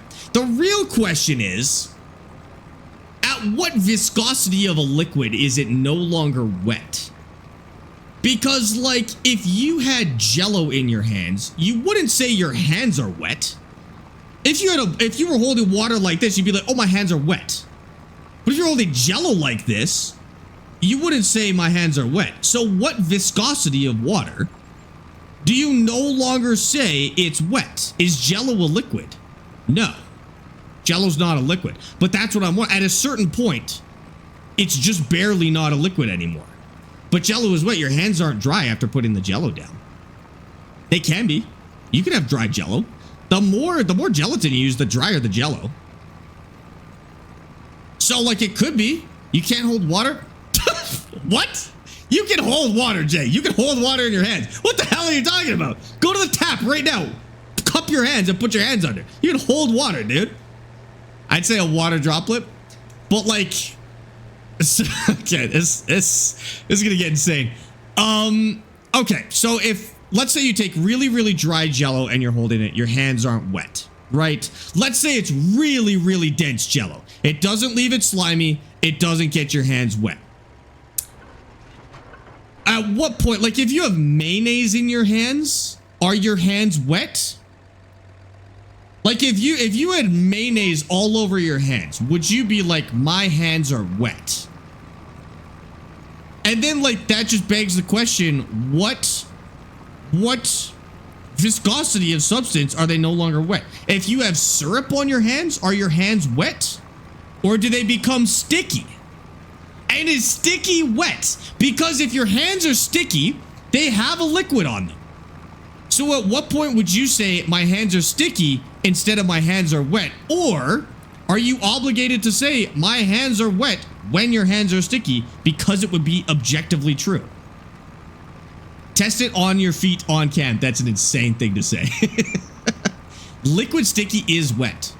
Liquid sticky is wet. Like objectively. By definition, liquid sticky is wet. I agree with that. I agree with that. Syrup on your hands is objectively wet hands, even though you would describe them as sticky. So what about peanut butter? Are your hands wet if you have peanut butter on your hands? Peanut butter borders a liquid. Like it's It's one step away from a liquid. I would say my hands are wet if they were covered in mayonnaise, but I wouldn't say my hands are wet if they were covered in peanut butter. I would say they're sticky, but in order for them to be sticky, they have to be wet. Peanut butter isn't a liquid, but it leaves a liquid. You know, you see, this is the problem, is we don't have a definition. Yeah, what about glue? If you have white glue on your hands, are your hands wet or are they sticky? It's a trick question. They're both. No, they can be sticky and wet. They can be both. We all know that this is true. They can be both. It's just at a certain point, it is just sticky and not wet. That usually doesn't leave much behind, so I wouldn't say peanut butter is wet. I'm also allergic and I don't want to die. Okay, your opinion doesn't count because you can't even touch peanut butter, so no, I refuse. It's like asking a vegetarian what the best way to cook a steak is. No, you don't get to participate, actually. I'm just kidding. But it leaves wetness behind. Like peanut butter, if you've ever gotten peanut butter in your clothes and then tried to wipe it off, you know that it leaves oily substance behind. That's wet. It's wet with oily. Or is it? Would you say... Okay. Would you say that something oily is wet? See, oily is the opposite of sticky. But are wet, oily, and sticky both wet? All wet? Are they all wet? Sticky but not wet? See, I think you can have sticky but not wet, but I would argue that 90% of sticky is wet. Any consistency that runs off of a spoon like syrup is wet. Yeah, where's that line, you know? Where is that line? And some solids do leave wet. Peanut butter leaves wet. Even if it's not a liquid, peanut butter leaves wet. Oil is greasy. Right, but greasy is wet. Right? Because greasy is just wet with an oily substance. That's all that is. I would say it's still wet. Sap is sticky but not wet. I think that's where you start getting into sticky but not wet. Yeah, I agree with that. I don't like this. If it doesn't run off a spoon, then it's not wet. That's not a good definition at all. If it doesn't run off a spoon, then it's not wet. No, it can still be wet. Or it can leave wet, you know? They're to a point of a liquid consistency. What do you have in the middle control group? Raise and lower the thing. Oh, on the top left. I've got a what do you call this? An adapter. I've got an adapter so I can use European equipment on my American tractor. See, here's the thing. I don't think we could go with if it runs off a spoon, it's wet. Because a really hydrophobic surface won't get wet even when it's covered in water. But water is wet. I think you have to put some onus on the surface here, because if you don't, then it gets too convoluted, because then the hydrophobicness of the surface changes this conversation entirely. Oil is hydrophobic, so it can't be wet, but it can be wet on its own. So I think it kind of depends on the surface as well, because like some surfaces will get wet when other surfaces won't. Like you could cover your clothes in oil and your clothes would be wet with oil once you got all the oil off of you. You would still be like, once you got out, like let's say you went in your clothes, you jumped in a bathtub full of oil. When you got out of that bathtub full of oil, you would be wet. It would be oil, but you would be wet. Right? So I don't think it has to be a full-on liquid to be considered wet. I think oiliness can be wet. Water isn't actually wet though. A single molecule of water is not wet, but 2 molecules of water is wet. That's where I'm drawing the line. 2 molecules of water is wet. 1 molecule of water is not wet. But if you have 1 molecule of water on you, you are wet. Because wet means you have a liquid that is on you to some degree. So a single molecule of water makes you wet. That's an insane thing to say. But that molecule of water wouldn't be wet unless it was touching another molecule of water, then it would be wet. Right? Is lava wet?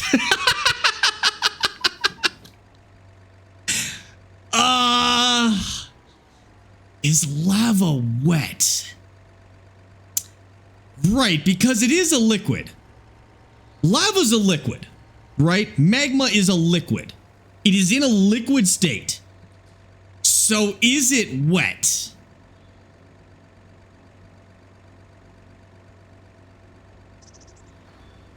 This is a hard one.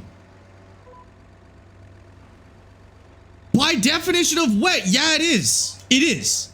Yes. And let's say you had something strong enough to withstand the heat, right?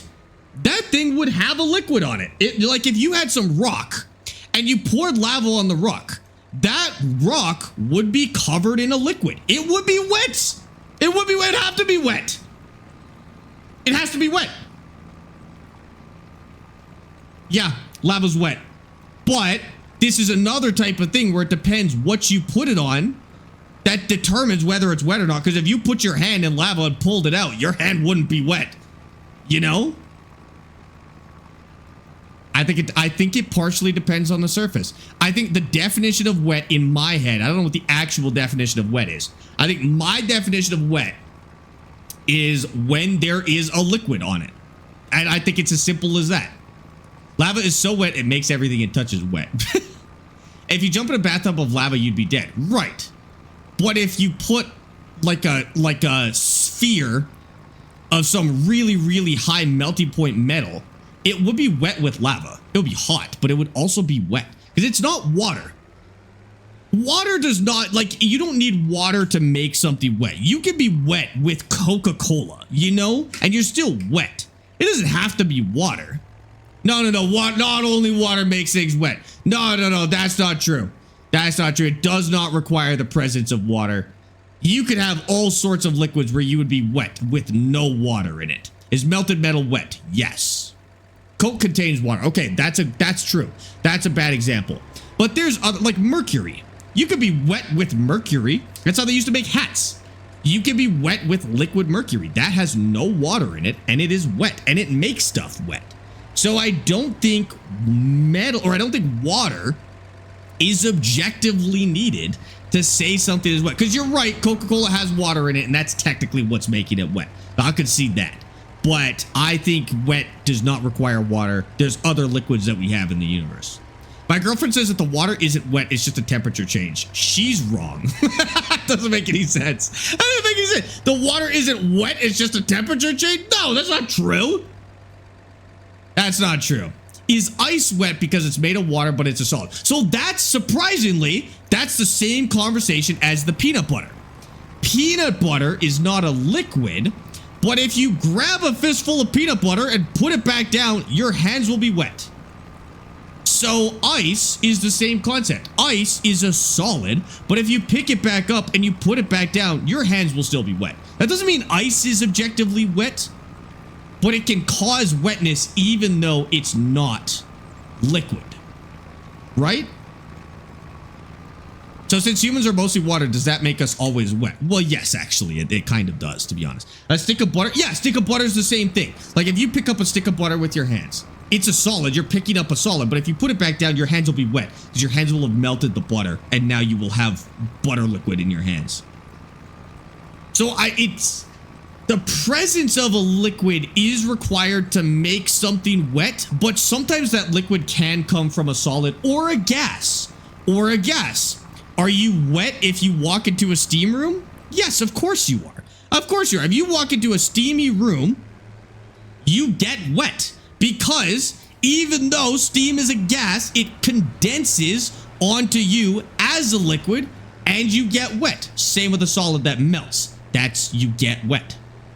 Google says water on our hands isn't wet. It's an illusion of temperature change. No, that's different. It's because you have no sensation for wet. That's not what we're talking about.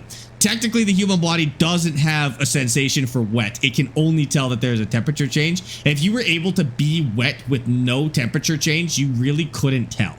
So, like, I know what you're talking about. That's different. And if that's what your girlfriend's talking about, then she's correct. Because no, we don't actually have a way. We also, fun fact, apparently can't tell if something is cold or hot. We use context clues to figure out if it's cold or hot. But if somebody, like, takes something that's really cold and puts it on you and you don't know what it is, apparently under certain conditions you can't actually tell if it's hot or cold, which I think is interesting. I don't know how real that is. I've just heard that like growing up. I don't know how real that is, but we'll see. Is the air wet? The air would, well, does the air have liquid water in it? I think at a certain humidity, it would feel like the air is wet, but the air wouldn't actually be wet. The air is a gas, and then you get wet. So it's not that the air is wet, but you would get wet in humid air. Which, that's where this conversation, I think, starts to get confusing, is you can get wet from something that is not wet. Ghost Reaper, Elias, and Lakatos, thank you for the follows on TikTok, on Twitch, guys. Craig, thank you for the follow as well. I think I missed that one as well. The air right now feels like walking through soup. It's wet. Well, no, the air's not wet, but like you are getting wet from the air. That's the crazy part. Is the air isn't wet because it doesn't have liquid water in it. It has gaseous water in it. Unless it does have liquid water in it. Is humidity liquid water being carried by the air in small droplets, or is humidity gaseous water in the air that condenses onto things? I think that's where I'm confused with humidity. I don't know which one of those states the water in the air is in. So I think it's possible that it's in a liquid form and just in such a small amount that it's able to be carried by the air. Humidity is invisible water vapor, then the water vapor comes in contact with things and it condenses on you. Okay, so it is water in a gaseous state, right? That's how this works? So then no, humid air is not wet. But you would kind of be correct if you said, oh, the air is wet. Because what you really mean is the air is making me wet. Which is a true statement, right? But the air isn't objectively wet. What about sweat? What about sweat? What do you mean? What about sweat? Sweat is wet, yes. Princess Drabstorm says, hi Sparx, tell Princess Drabstorm, hello, your majesty. Okay, sounds good, actually. Man, I'm dead to think that we're going to end up here. Last time we went down a hole, we were buying peas and counting them. I think it's this pea field that's doing it to us. I think the monotony of farming peas has finally rotted our brains out, and now we're incapable of just being normal. Because I noticed that this happens every time we work the pea field. I think we've rotted our brains out with farming peas, to be honest with you. What are you guys talking about? Wet. What's this game about? Oh, it's just a farming sim. That's it. That's just farming. None of this that we're talking about is related to this game. This is just a farming simulator, basically. Sparx, I started sleeping with a ruler. Now I can see how long I slept. Well done. Well done. I actually didn't see that one coming, so I'll give it to you. Is water wet? Yes, water is wet. This has been what? Handbrake, you can't come in this late and start putting elementary questions back on the table. We've already figured this out. We've solved this. We know that water is wet, but it is complicated. It's a little more complicated than just yes or no. So is water wet? Water in quantities of more than 1 molecule is wet. Qualities at 1 molecule can make you wet, but it isn't wet. And 0 molecules of water is not wet because it's 0 molecules. That's what I'm going with. That's what I'm going with. I honestly got lost when somebody asked if a fish is wet. Now I'm going on a Google down a rabbit hole, and I found out a rabbit hole is possibly wet. Yeah, rabbit holes can also be wet. Rabbits are freaks, dude. Is the earth flat? Only if your IQ is really low. The lower the IQ, the flatter the earth, I think. Blair, thank you for the follow on TikTok. I appreciate that. Water's not wet, it just makes things wet. Nope, wrong, because then it is wet. It's wet. Because okay, so how we did this is the definition of wet is there is water on that thing. Water has water touching it. Therefore, it is wet. But 1 molecule of water does not have water touching it. So it's not wet. Right? That's what I'm saying. What's the best mod? Hand tools and hand liftable consumables are my 2 favorite mods of all time. Not all the time. I've also asked my neighbor who is a scientist, and she said that it is true. What? What I said is true or what? Oh, your other message is partially off my screen, so I actually can't see it at the moment. Does a straw have 1 hole or 2? Okay, yeah, I think we figured out the water thing. It's solved. We figured it out. Does a straw have 1 hole or 2? So this is an interesting question because there is an insane implication. Okay, let's chat. Let's start with our answers. Does a straw have one hole or two? And then I'm gonna potentially ruin your day, okay? You guys answer first, and then I'm going to ruin your day. Wow, a lot of ones. A lot of ones. Interesting. Okay. Infinite holes? That's not correct. One in terms of math anyways, okay. Okay. It has one with two entries, exits. Okay. All right. If a straw only has one hole, then so do you. Unfortunately. Because then your mouth and your butthole are the same hole. Because you're just one big crazy straw, unfortunately. So if you're going to answer that a straw is just one hole, then you have to accept that you only have one. Well, in terms of your digestive system. I don't like that answer. I know. I don't like this answer either. I find it very uncomfortable. I don't like it at all. But that is a good point. That is a good point, right? That's semantics, sir. Well, this whole conversation is semantics. You're correct. This whole conversation is objectively semantic. So, like, we just gotta have it. I'm basically just one of those twisty straws. Yeah, you're basically just a crazy straw. Which means you have one. Yeah, so that's, I mean, I think my answer is a straw has two holes. I also generally like the answer that it has one hole and two exits.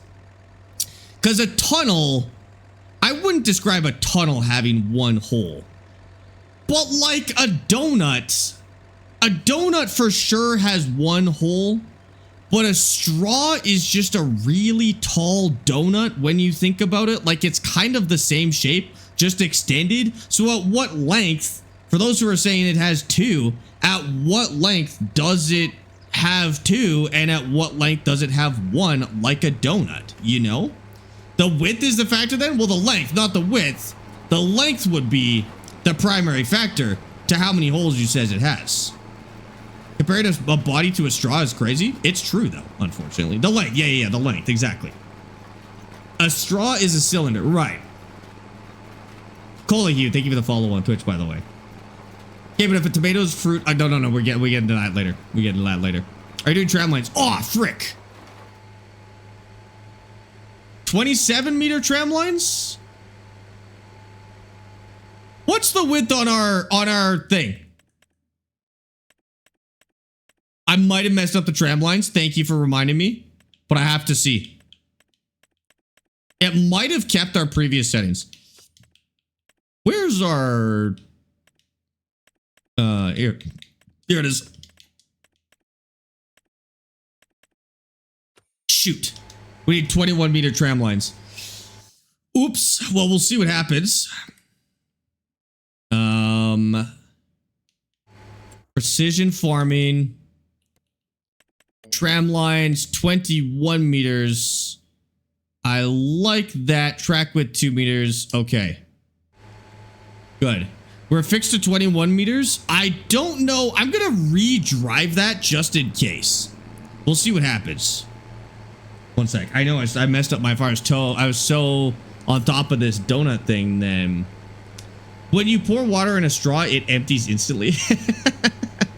Technically not instantly, to be fair, but pretty close. I saw a clip of you talking about the steam machine and saw a lot of hate. That's because the average internet user is terrible at finance. Absolutely horrendous. I am okay. I am so confident in my math on the steam machine. And I know there's a lot of console copers out there, but the steam machine is a long-term better purchase than a console is. And it's not even close. So once you do the lifetime math, it's not even close. Okay, so yeah, I would say a straw has one hole personally. Even though the body straw thing freaks me out, I would say a straw has one hole in it. I think the whole one hole, two entrances and exits. That's I'm cool with that. I feel like most people agree with that. That a straw has one hole Not 2. Are we? Is there anyone that has a better retort for this, or has this been solved? Like, have we just figured out how many holes a straw has, and it's 2, or it's 1? Or does anybody have a good retort to this on why it may be different? So a straw can't be wet. Straw can be wet. Ridiculous. How many holes in a t-shirt? 4. Well, see, that's when the straw thing gets complicated, right? Is like a straw is pretty easy because it just has 1 hole with 1 entrance or 2 entrances, but a t-shirt technically also has 1 hole with 4, right? So like how do you call that one? I would say intuitively a t-shirt has 4 holes. The bottom one, the arms, and the neck, right? But that does kind of change the straw math, because a t-shirt by straw math should have 1 hole. I say 3. 3? You can't say 3. It doesn't have 3. What? What do you mean it has 3? A t-shirt has 3 holes. That one feels extra wrong. That one feels the least correct. A straw has 0 holes because there's no other surface besides the tube. Oh. Oh. Well, right. Could a straw have 0 holes? Let's just play devil's advocate here for a second. Could a straw have 0 holes? No. See, the problem is, I don't know if a hole is a mathematically defined thing, right? Like a hole is a language thing. The straw is a hole. The straw height exceeds the overall diameter of the circle. It has 2 holes, otherwise 1, like a donut. That's a good answer.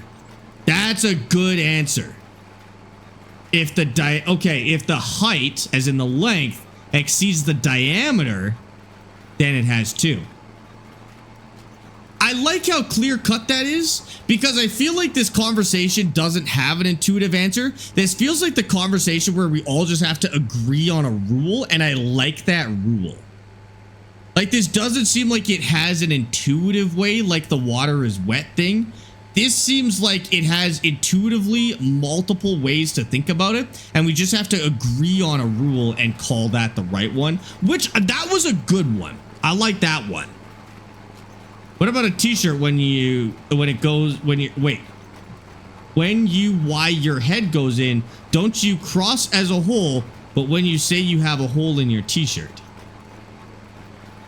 That did not make any sense to me. What if the straw has square measurements? That math still holds up to a square straw. That math still holds up to a square straw, okay? Because a square can have a diameter as well. But do you go edge to edge or corner to corner is the real question. I would say edge to edge minimum, and then it would include corner to corner, but like, does gravy belong on pasta? No. No. What do you mean does gravy? Well, okay. What's the difference between a sauce and a gravy? I would say, like, from a culinary perspective, a gravy has to be made from the fond of, like, a meat or something like that, or the fond of a protein of some sort, or at least the fond of some sort of Maillard reaction. No, the thickness is not what makes it a gravy. No, that's not true, because then pudding is gravy, and I don't like that. No, I think a gravy does have to be made with a fond, I think. But that being said, a lot of Indian food is classified as a gravy, and it's not made with a fond. Is gravy and sauce wet? Yes, gravy and sauce is wet. Gravy's a type of sauce. Okay, I agree with that. Gravy's a type of sauce. So is gravy... well, it doesn't necessarily even include a Maillard reaction either, because gravy can be made with drippings or it can be made with a fond, which is the Maillard reaction. So, I mean, the definition of gravy is loose, to be honest with you. Yeah, G29 does work on farm sim on PS5, yes. Gravy uses a thickening agent? Not always. Not always. There are thinner gravies that don't use a thickening agent beyond just the fat that's already contained in the drippings. So it doesn't always use a thickening agent. I would say it traditionally does. But that's, unfortunately, there are gravies that don't hold up to that rule, which does make it tough. I would agree that gravy is a type of sauce. Type of sauce used for the drippings from a protein. Can you make gravy? Is there any gravy that is made without the drippings or fond of a protein? Not really. I'm relatively happy with that definition, because I can't think of a gravy where it doesn't involve one of those two things. Gravy with without a thickening agent would be an au jus. Yes, correct. Correct. So gravy is usually rendering of fat with often using a thickening agent. I would say often using a thickening agent. Yes. Oh, what about white gravy, flour, and butter? Well, butter is the fat from a protein. It's the fat from milk. But it does still classify. I would say butter still falls into drippings of a protein, because that is what butter is. Still uses protein. Yeah, it does. It does. I don't know what it is, but it's not a sauce. What are you gonna say? Gravy's not a sauce? Do you think gravy's not a sauce? Gravy's a sauce. What would you call it? Gravy is a sauce. Gravy granules is just dehydrated conventional gravy. That's it. That doesn't change the argument. Gravy granules are just dehydrated gravy. There's nothing special to that. Is gravy wet? Yes. Gravy's definitely a type of sauce. Sauce is a really broad term. Sauce has to be one of the most broad culinary terms out there, other than maybe vegetable. Is mayonnaise an instrument? Yes, Patrick. Mayonnaise is an instrument. Can you make gravy using stock and flour or cornstarch? Yeah, but I would call stock akin to drippings. I mean, they're obviously different. But stock, I think, wouldn't declassify it as gravy, because I would say stock is pretty similar to the drippings of a meat. Because really, drippings is just the stuff that automatically comes off, and stock has to be boiled off, but it's functionally the same stuff, right? You'd have more collagen in stock than you would in drippings, but I don't think the presence of collagen disqualifies it as a gravy. Not all stock has fat in it, like a vegetable stock, and thickened would technically be a gravy, not a very tasty one. Okay, so you're saying if you took a vegetable stock, how would you do this? You took a vegetable stock and let's say you browned vegetables in a pan and then used vegetable stock. Ooh. To get the vegetable fond off the bottom, you would functionally have made a gravy. So would you have a gravy? That's tough. Is bechamel a gravy? No. Bechamel's not a gravy. But I see how you could make a vegetable gravy without the use of protein in any way. What vegetable, if soy, that's technically protein? See, like, is protein required for the Maillard reaction? Because that might answer it right there. If protein is always required for the Maillard reaction, then you're making gravy with vegetables, which is fine. Gravy is a bechamel. That actually might be a more accurate way to put it. No, I think the Maillard reaction does require protein. So if you see it, it's gravy. Because like vegetables have protein, not necessarily a lot of protein. Protein is necessary for the Maillard reaction. Okay, then I would say that counts as a gravy. Yeah, you're right. It wouldn't be a very good gravy, but that's not true. That's not true, because you could make This is kind of how you do French onions, right? So you could make a pretty darn tasty onion or even a mushroom gravy. Mushrooms do it pretty well too.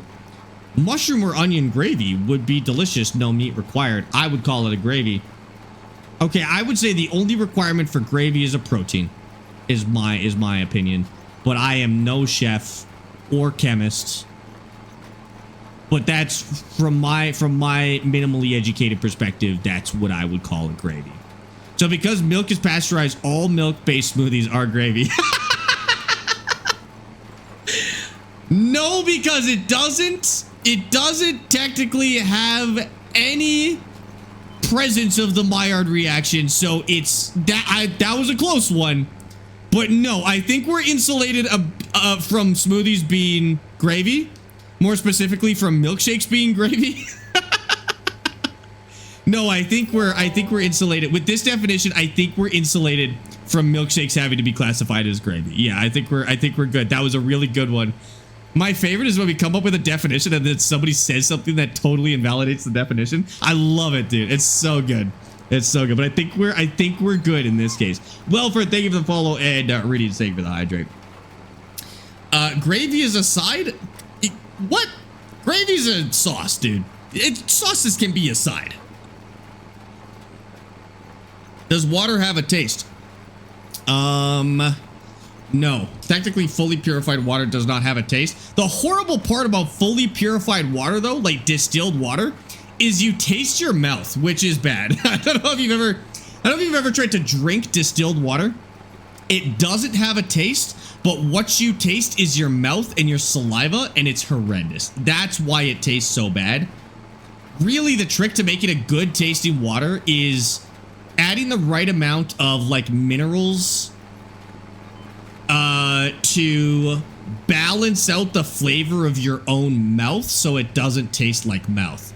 That's how good water is made and why Dasani tastes so bad. What's the difference between a gravy and a sauce? Nothing. I would say sauce is an umbrella term for all sorts of tasty liquids, and gravy fits into sauces. You know, I think they're the same, you know. Gravy is a side from KFC. Being a side doesn't not make it a sauce. Why are you saying it like being a side and a sauce cannot be possible? It's just sauce on the side. You're not going to drink it. It goes on something, therefore it's a sauce. A hamburger with lettuce and tomatoes, a salad with poorly cooked croutons. I like that. That's good. That's good. Gravy's a meat-based sauce. No, it's way more complicated than meat-based sauce, and it doesn't have to have meat. It doesn't have to be, doesn't have to have meat. Is not a side dish. It's how they charge for it. It doesn't mean it's not a sauce. It can be a sauce and a side dish. Side dish is not like a culinary term. It's just like it's a marketing thing. Sauce is a culinary term. Dulce de leche would technically fit the gravy definition we've set up. Oh, damn it. Does it? Have we? So this was up in the air for a while. Is caramelization and the Maillard reaction the same? Because this was up in the air for a bit that they are two separate things. But they feel like they're similar, you know? Oh, is caramel sauce gravy? You have a protein. You may or may not have a Maillard reaction.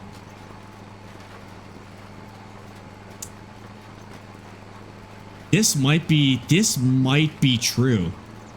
This might be true, but it depends on how similar the Maillard reaction and caramelization are, because I have heard that they are not the same thing. But intuitively, they feel like the same thing at different levels, you know? Faraday, thanks for the follow on Twitch, by the way. I appreciate that. When is it best to buy out of war at a cheap price? Oh, it's always cheap. I mean, like, it's on sale right now, apparently, but honestly, it's so cheap every day. I wouldn't sweat it so much. Just buy it. Buy it whenever you want. It doesn't go cheap enough to matter. If you add sausage to dulce de leche, will it go over biscuits? You know what? Biscuits are actually neutral enough. that I think you could actually pull that off chicken and waffle style. I think it would work. I like it. I think it would work.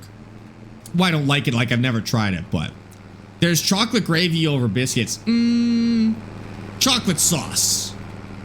You could add chocolate to a gravy, which would be like mole. Like mole would be like chocolate gravy, which I hate. I don't like that either. But I'm still okay with this definition. I feel like the things that we've let in are okay. These people who've been saying it's a side puts the gravy on the side of biscuits and gravy. It doesn't matter if it's a side. It just doesn't matter. It's irrelevant. The fact that it's a side or not is irrelevant to this whole conversation. Who cares? It still counts. It still counts. Sparx, I just bought like 7 good games for 50 euros. I'm set for the whole summer. I haven't bought anything on the summer sale except some Arma DLC, and that's it. So is custard a really thick gravy? No, I wouldn't say custard is a gravy. I don't think custard actually fits in our definition. Caramel sauce kind of does. Well, not caramel. Caramel sauce only fits in our definition if you use milk. But it's not the milk that you're... Actually, dulce de leche isn't. Because it's not the milk that you're browning. Is it? Or is it the sugar? Because in a gravy, it's the proteins that you're browning. But in a caramel sauce, it's the sugar that you're browning, which is a different type of reaction. Despite both turning brown, there are different reactions. So maybe we are covered on that. You said lava's wet. Why can't chocolate be a gravy at this point? Because it doesn't fit our definition of gravy. We came up with a definition of gravy, and it just doesn't fit. I should get Bite of Eyes, and I haven't played it yet. Would it just be French toast but not toasted? Sorry, what? What does that mean? Guys, thanks for the follow on TikTok. Could you go as far to say gravy is a dressing? Well, dressing is an application. Just like sauces, sauce and dressing is an application where gravy is a process. So I would say you could use gravy as a dressing. Here's the thing. You could use gravy as sunscreen and you would be saying you're using gravy as sunscreen. It wouldn't make a very good sunscreen, but sunscreen is an application, just like dressing or sauce. Well, no, maybe sauce is a classification. Dressing is an application. Like a function. So I would even say that dressings are sauces. I would say dressings are sauces. And gravy could be a dressing if you used it as a dressing. But dressing is an application. You simmer sweetened condensed milk to make dulce de leche. I think it's probably the sugar that's browning in that case. And so it wouldn't be a gravy. Although I see how you could get there. I think it's probably the sugar in there that's browning more than the proteins. Because the protein, I don't think the proteins can brown like that in the presence of water, which they would be. So I actually think it would be something else. They're both heated, so both would be reacting. They're actually surprisingly different reactions. One is a protein reaction, one's a sugar reaction. So they actually are separate things. Once at Golden Corral, I stuck fried chicken under the chocolate fountain. Turned out really good. So in that case, would it have been a gravy? You want us to say it's a gravy to stop you from feeling weird about putting chicken with chocolate. But no, gravy is not an application. As soon as you know how to make gravy, you realize gravy is a thing that you make. You know? That would be like dipping your chicken in popcorn and being like, well, is popcorn gravy? No, those are two totally separate things. Gravy is a soup. No, but you can turn gravy into soup. I call them separate things, but gravy is not a soup. I just wouldn't know where it's no longer gravy and when it's soup. Like, how much water do you add for it to be a soup versus a gravy? Because the soup, you presumably would just be how thick it is, right? Does maple syrup belong on fried chicken and bacon? Hell yeah, why not? There's no rules. We're not French. There's no rules to food. Doesn't matter. Well, some of us might be French, but like, they're the big ones for food rules. Oh, and the Italians as well. I'm neither. So I say, have at it. Nothing wrong with chocolate and chicken. Chocolate works great with a lot of savory application. Dude, the Mexicans figured that one out. They figured out chocolate and savory foods. You gotta try it sometime. Try mole sometimes. It's good. Getting close to the soup versus stew conversation. I feel like that one's easy, but again, there's just no like hard cutoff. Like the line between soup and stew is blurred. It's not a hard cutoff. This is how many chunks per liter you have to have. It's just like at a certain point you would colloquially refer to it as stew over soup. And it's probably just the chunkiness at the end of the day. Could you turn soup into gravy? Yes, you could. If you took soup that had a gravy base and you boiled it long enough, you would manage to turn it back into gravy. Oh, an emergency! Oh my God, chat, we have to go. What's the it didn't even tell us what the emergency is. A field fire was reported by a fire. Chat, we have to go put out a fire. Oh my God. Ribic, thank you for the follow on Twitch. I appreciate that. If you put gravy on something, does it become a soup? No, that's not what soup. That's not how soup works. The soup part of something like clam chowder or cheesy broccoli soup is technically thin gravy. Nope, because it doesn't have the Maillard reaction, so it's not gravy. That's I'm pretty set that is what makes it a gravy, to be honest with you. So no, those two things would not be gravy. Let's go. We have a field fire to put out. Let's bring the good one. Let's bring this one. I like this one way more. All right, let's do it. I don't even think I've been to that part of the map before, to be honest with you.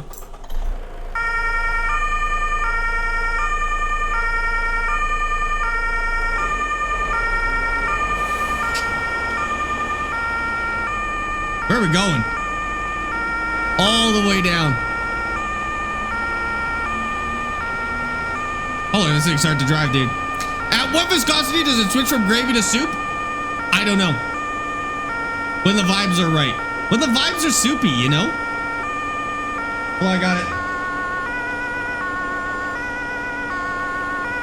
Listen to this one.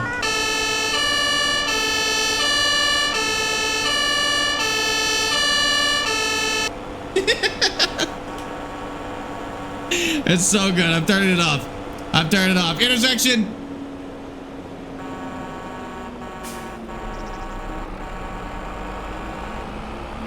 We're good. Time to make the fire wet. Time to make the fire into gravy. Yeah, the sirens are horrendously loud. They're actually brutal. How do I turn on that other thing on there? The flashers. Oops, not like that. Hold on. Those are my indicators. How do I turn on the flashers on the back? Hold on, I want to figure out how to do this. Toggle siren, switch siren, stop scenario. It must be... I don't know, it doesn't say. Doesn't say. Holy, look at that.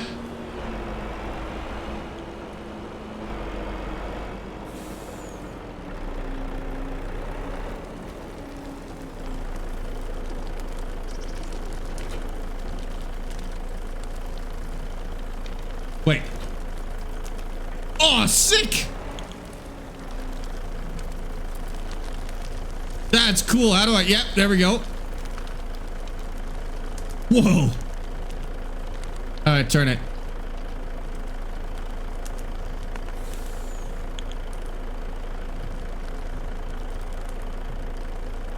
There we go.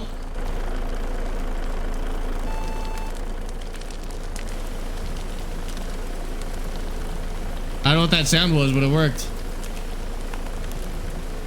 Gotta find the sweet spot. Is this on console? Yes. So is the wet water going in one hole and out the other, or just passing through a long single hose? I don't think I like... I think out of all the conversations that we just had, I think the straw one was my least favorite. Oh, I think I just had it for a second. You gotta get it just right. You gotta use your fireman senses to get it locked in, dude.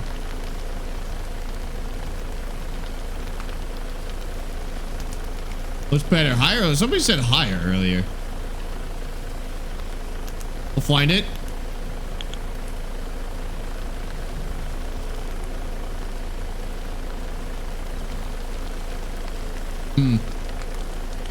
Not very responsive. Did the cars pull to the side when you have a siren? I don't think so. I don't think they put that in the game, to be honest with you.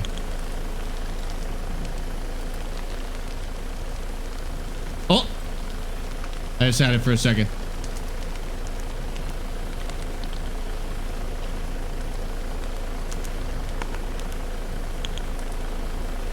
I don't know when I had it. Because it was when we were kind of far back like that. Oh, I got it.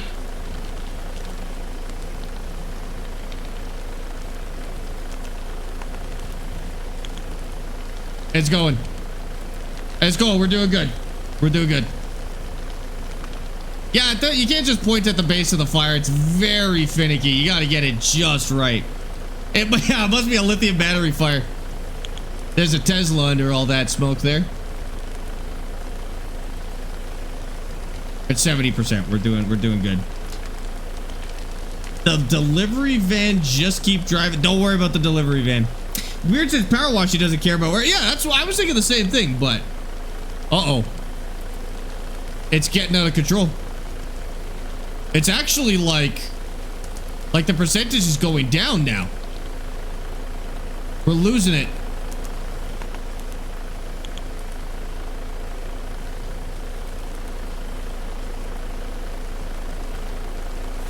This is one of Austin's fields in fence line.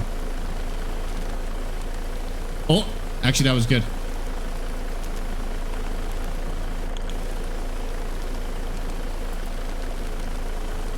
Had it for a second.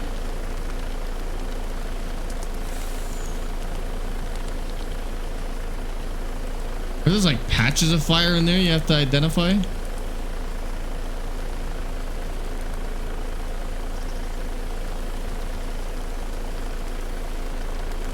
Oh, does it spread? It does. So you can probably go like this, but then when you find the sweet spot, you're good. Lace, thank you for the follow on Twitch.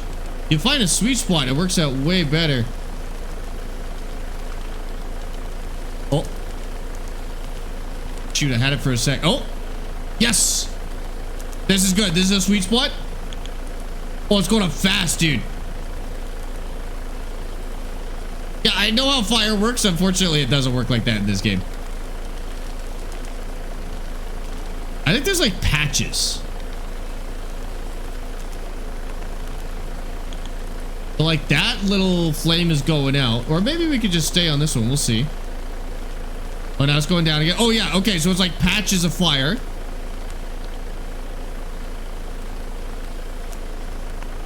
And you gotta find the sweet spot for each patch. It's not very intuitive.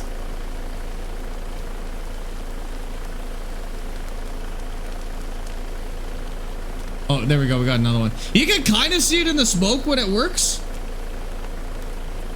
Aiming at the base can make it grow faster because of the oxygen in the water. I don't know where you read that. Because of the oxygen in the water.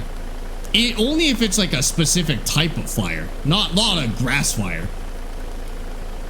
It cools it off faster than the oxygen would fuel the fire. You'd have a bigger issue. You know where you would have an issue with that probably though, is the rushing of the water. If you aim at the wrong place, would actually create a draft that could introduce more oxygen. I could see that being a thing, but not the oxygen in the water.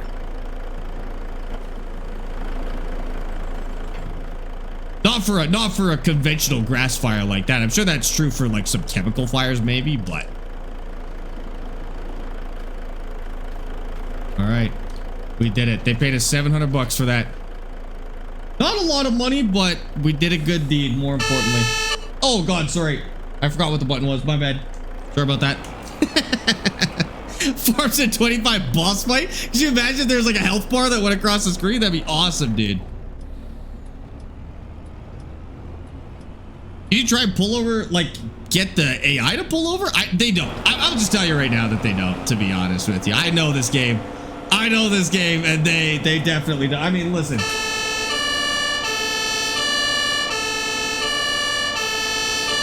I'll run this guy down for you. He might be faster than me, though.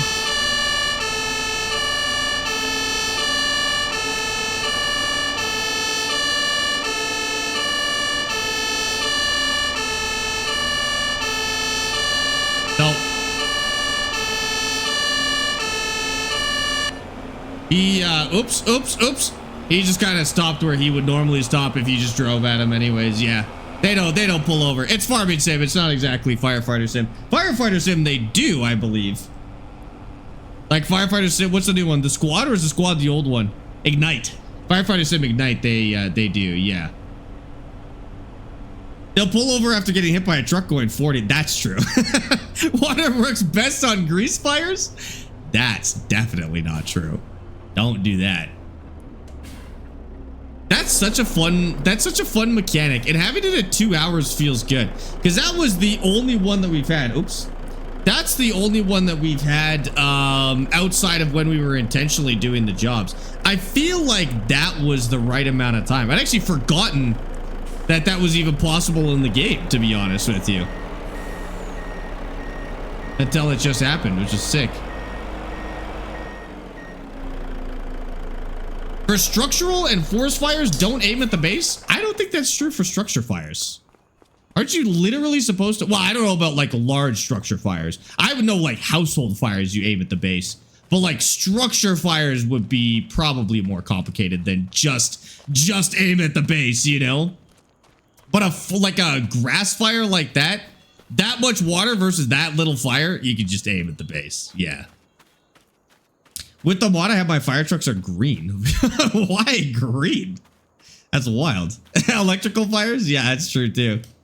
That was the like 2 hours IRL time to get one call. I put the maximum at 2 hours, and I'm cool with that. Oh, I'm still in my I'm still in my firefighter gear. I don't want to farm in firefighter gear, dude. And cool, can I change back to what I had? Oh no, it doesn't want to change back. How do I take this off? Why does it want to go back to that? Oh, I don't want to. Okay, do I have to just put his shirt back on? Oh, I reset my character. All right, well, different shirt now, I guess. It reset my character, dude. Okay, I'm just gonna make him look like a classic Canadian farmer. Just good enough for me. Green is my favorite color with orange. Fair enough, can't argue with that. I work in natural gas. We're taught to aim at the base of a natural gas fire. If I learned anything from talking to firefighters, it's there's no one shoe fits all for putting out fires. Like, it's totally different depending on the scale, depending on the type of fire, all sorts of other elements. Like, there is no right answer. But for that fire specifically, for how small of a fire that was and for how much water we were hitting it with, the base of the fires is the right move. I'm pretty confident on that one. It's an art form. It's a science. It's not an art form. It's a science, dude. And it's not an easy one. Do you have the AGI grain store mod on? No, I don't know what that is. Is it like an actual job? No, it's basically just like, this is basically just like something extra to do in your game just to mix it up. Like, rather than sitting in a field all day, it's just another task to do to break up the monotony a little bit. It's not like a dedicated career. You actually can, you can just keep doing those jobs if you want to. Personally, I think Firefighter Sim is a better game than trying to wedge it into this game, but used as like a volunteer type of thing where you can just go fight a fire every couple of hours instead of staying in the field. I like that. And then you can work a shift as well. So you don't have to just hope for more fires. You can change how frequently they pop up, and then you can just go back to back to back and just work a shift if you want to. That works as well. OG Green, thank you for the follow. I appreciate that. It's Westfield bins and an AGI grain dryer. I don't have any interest in that. I don't care. Kristen, thank you for the follow on Twitch. I appreciate that. Yeah, I'm not really big into like branded stuff. I don't really care about specific brands of grain bins or anything like that. It's as long as it's functional, I'm happy. Like, I've never thought to add more grain bins to the game. The one that I did have to add was vegetable storage, though, because the game doesn't have any vegetable storage. So I had to add veg bunks as its own separate thing. That's kind of the only one I've done, but they're unbranded.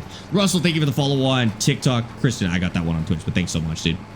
Feel like firefighting will be good to start from scratch. RP in the donation from council. That's actually true. Like, it does add another thing specifically for start from scratch players where they can earn money in a job like that and then they can go and start their farm. That's a good point. So you could do like a little bit of fishing. You could work shifts as a firefighter.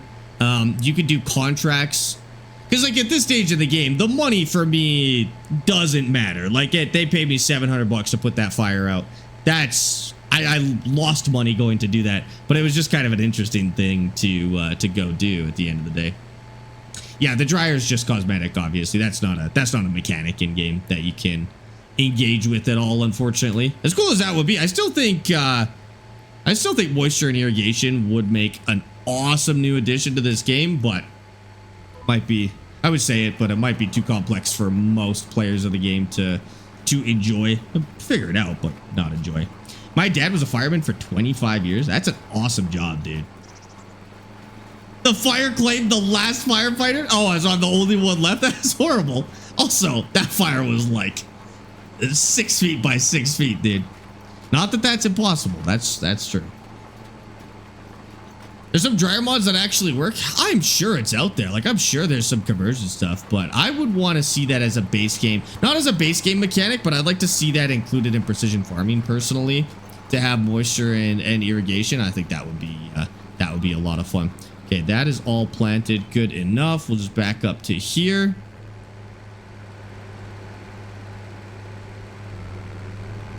Good to know that when this thing is totally full, I could do this entire field without having to go for, back for supplies. Whoops. God, we were on an articulated tractor. Holy, that thing sounds sick. Oh, sound is gone. I made a really cool sound for a second. What map is it? Nated, yeah, the one that just popped up in that thing. Around me, the actual companies are the red, black trucks. Volunteer departments get yellow trucks. Oh, companies? They've got firefighting companies? Not like, it's not like a service? You have privatized firefighters? And is that a thing? Fire trucks where I live, colors depend on what city you live in. Yeah, same here. They would depend on the municipality, but it's red, white, and silver is usually the go-to. We've got like the old-fashioned American fire trucks here in Canada. I've never seen any flashy European ones or anything like that, or the helmets that they have too. What are we planting? So we're putting poppies down here. I've decided I don't want to do peas here anymore, so I think we're gonna do poppies for a year. And then we'll probably switch to some sort of grain. We're not going to make as much money this year as we do on the peas, but we won't have to spend 12 hours harvesting one field of peas. And I'll take the faster years over the more money per year, you know? You should do cake. This probably isn't the map to do cake. Actually, it might be. You could do sugar beets here, actually. Which wouldn't be bad. Holy, what line are we grabbing? Oh, okay, I guess that makes sense. Yeah, we could do sugar beets here, which wouldn't be too bad of a way to do sugar. And then what else? Strawberries, flour, chocolate, which is just milk. Probably could pull it off in a relatively Canadian way, but they'd have to do sugar beets.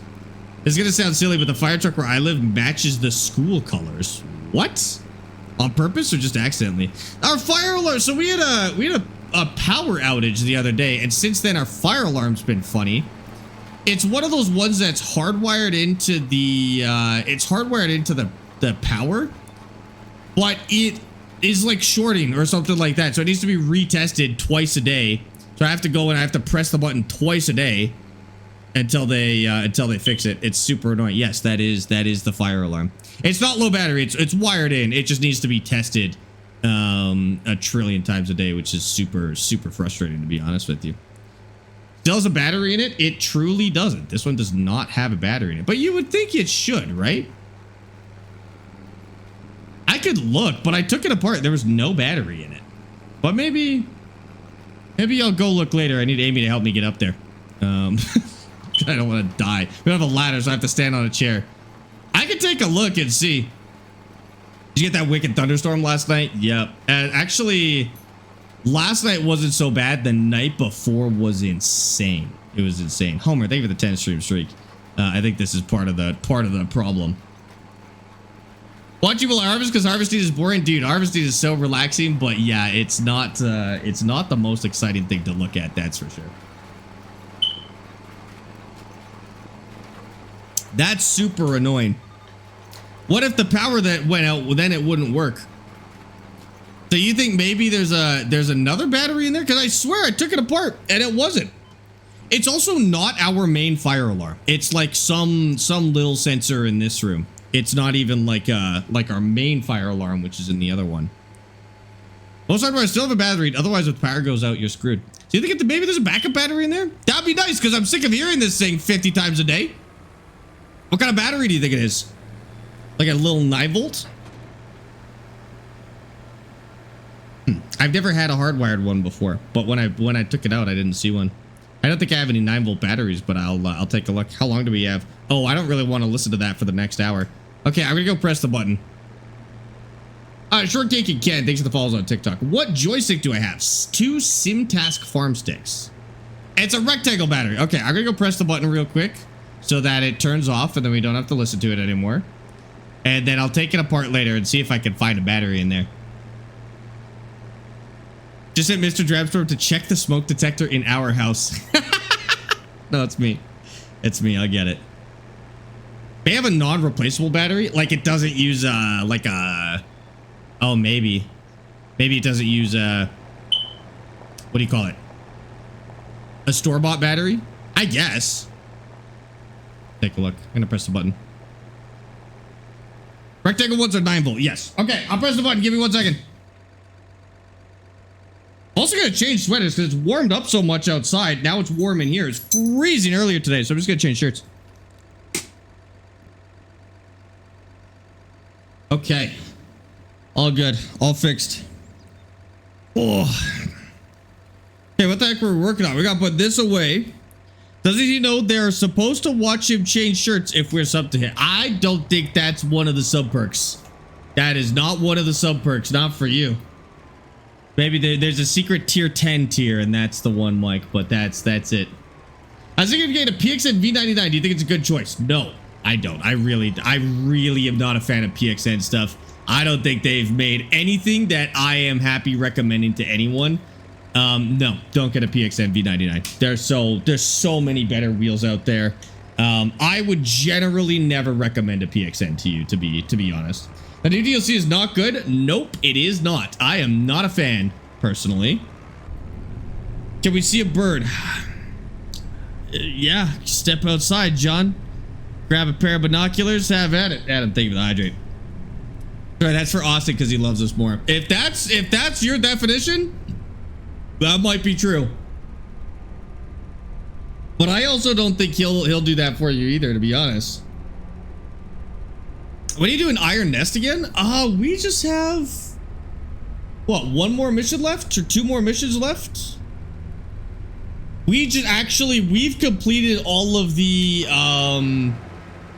no, we've completed all of the missions that have an ending. There are 2 endless modes left that we could play if we want to do endless Iron Nest, but I think probably when the game comes out is when we'll play Iron Nest again. We have a lot of other games that we gotta try, and so we're probably gonna start going through those next instead. Buy you 30 acres of land IRL. You're gonna have to buy your own land, dude. I don't have 30 acres of land. When are you starting Sand? Ooh. Is Sand good? I didn't really want to play it alone. But like, is Sand that good of a game? Also, once I get off the road, I just have to see what size of rocks these are, because I don't know if these are big ones or little ones.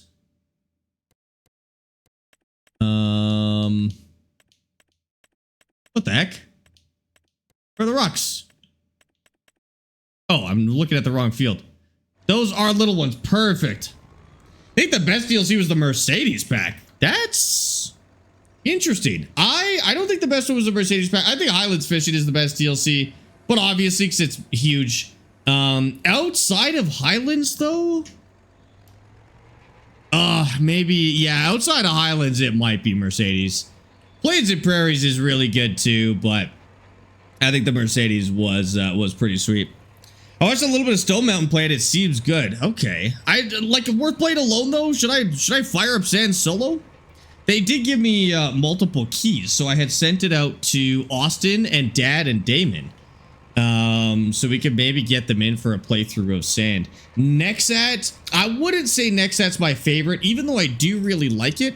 I generally wouldn't say Nexat's number one for me. I would say if I had to rank them, I would go Highlands Fishing number one, then Mercedes pack, then Plains and Prairies. I have to see them. Hold on. Highlands Fishing number one, then Mercedes, then Plains and Prairies, then Nexat, then Vrito, McDon, and Sky for paid stuff. And frankly, if you wanted me to add in the emergency pack and the Straw Harvest DLC, I would put those both above Sky Egg, because I think Sky might actually be my least favorite out of all of them, honestly. Solo's a mode that works for some people. Is there, like, I got it, or I said that I was down to play it with the idea that there was a PvE mode. I'm not really sure I'm interested in playing if it's 100% PvP. Like, those games are always so mid when there's no PvE.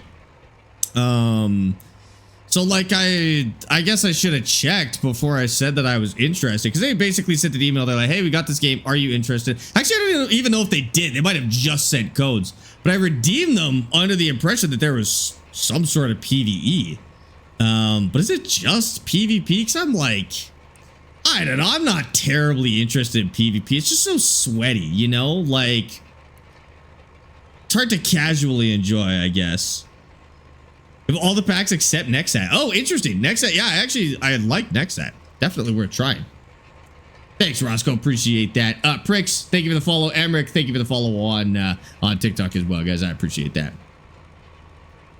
It is going good, Liam. Welcome in. Map is Nadenthal. Yeah, I think Nexat's good. This will probably be a map where we do go for Nexat at the end.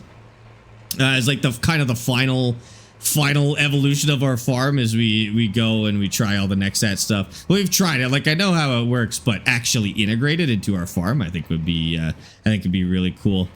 Just because this is, you know, the scale where Nexat actually really works. Corner of this one, and then we can just get the middle. It'll be easy. Another stream with Asa on Thursday. As far as I know, yes. I am pretty sure we're good to go for Thursday. I'll text Austin and just double check that we're okay. But yeah, I'm pretty sure that we're set for that. Oh, those are my tram lines. I was like, what are these funny looking rows in the on the field? Those are our tram lines. I didn't know they came out when you rolled. That's kind of interesting. We'll have to see if they come out on that spot where we potentially mess them up. Let's see. Content does seem better with the crew, and PvP is the way it seems. Well, maybe I'll see if we could get maybe Austin or Dad into it, and give it a play.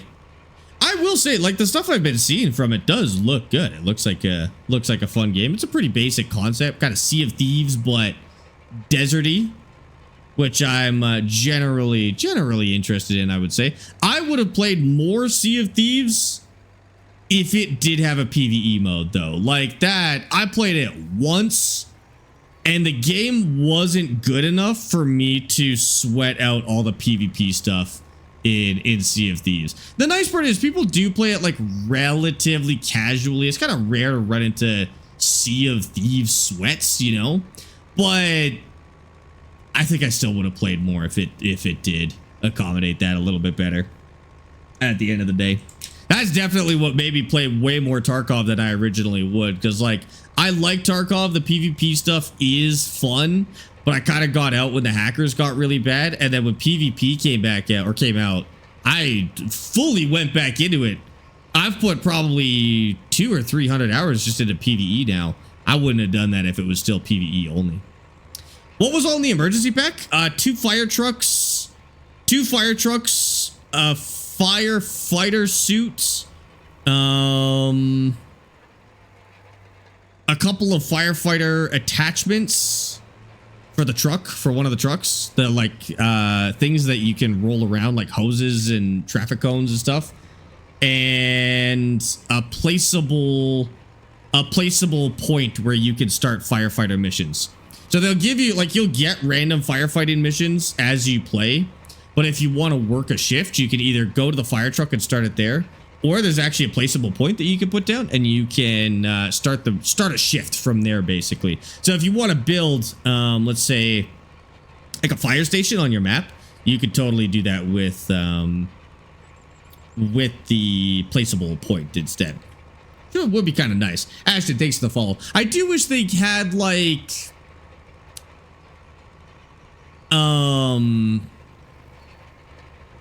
at least one building, like a building that you could place and that would serve as the fire station. And then I also wish that placeable point you could put anywhere. It does seem a little weird that you have to place it down. I feel like it would be better if you could just put it anywhere instead. Man, we got some crazy rocks right here. We'd done like kind of a test pass on our rock picker the other day, and I think I messed it up a little bit. It's all right. Yeah, there's fire stations on Mod Hub, but I feel like that should have probably come with that DLC. I know it's a free DLC, so who cares? But it seemed like a no-brainer. And then if they could make those placeable anywhere on the map, that would have been nice. But that would have messed up. That probably would have messed up multiplayer servers. So maybe it makes more sense this way. There's a fire station. No, there's a fire station mod. I don't think there's one as part of that DLC, unless there is. Is it part of there's a fire station building as part of this mod, or in the mod hub? Because that's different. I'm sure there's some in the mod hub. Mods. Yeah. Okay. Should have gone with you. No. Mod hub. Listen, if I'm saying like it should have had this, I mean either in its DLC or in its mod pack. There's a mod for everything you want to do in this game. But when I say there should have been something, it means it should have been included with the content that we're talking about. Just like the Sky Pack, like there's a mod that makes those cultivator planters actually cultivate, but you shouldn't need a mod to get the DLC to work as advertised, you know, as intended, which I think is a little silly.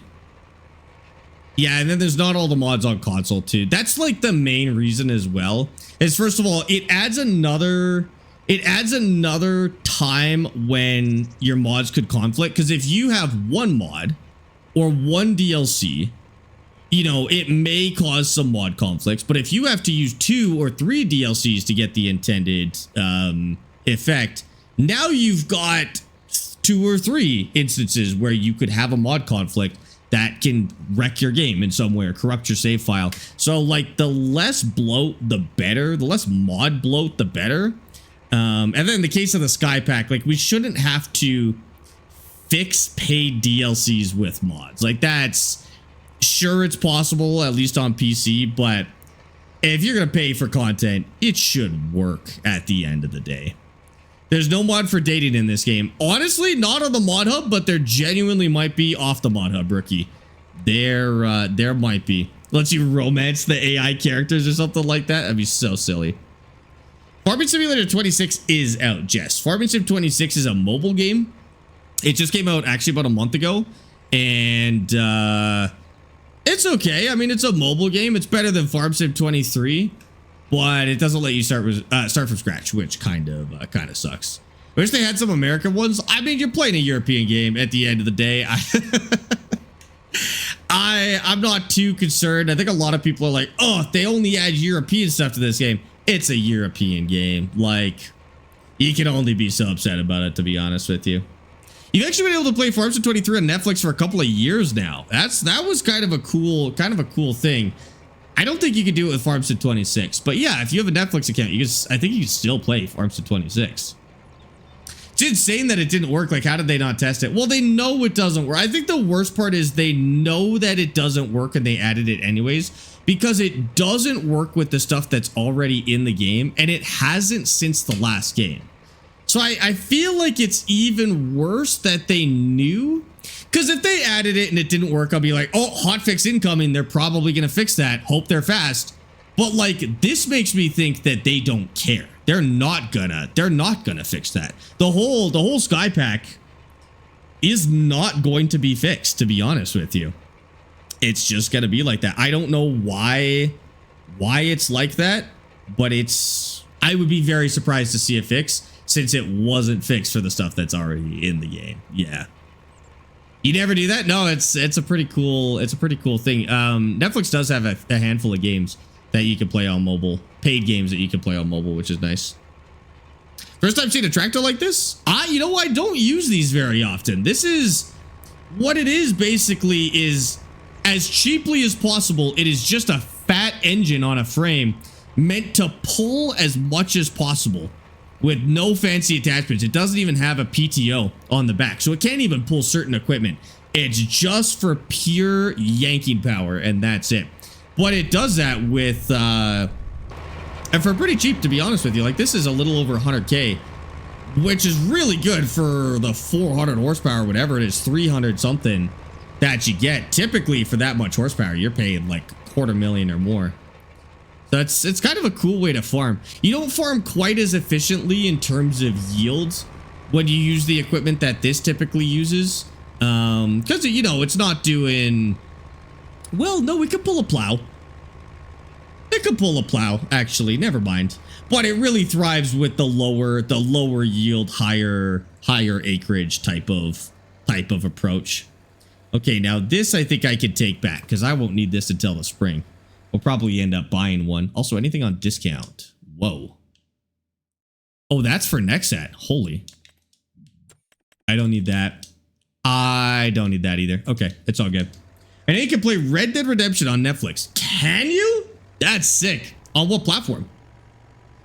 What's the Sky Pack? The Sky Pack is the DLC that came out today. And it's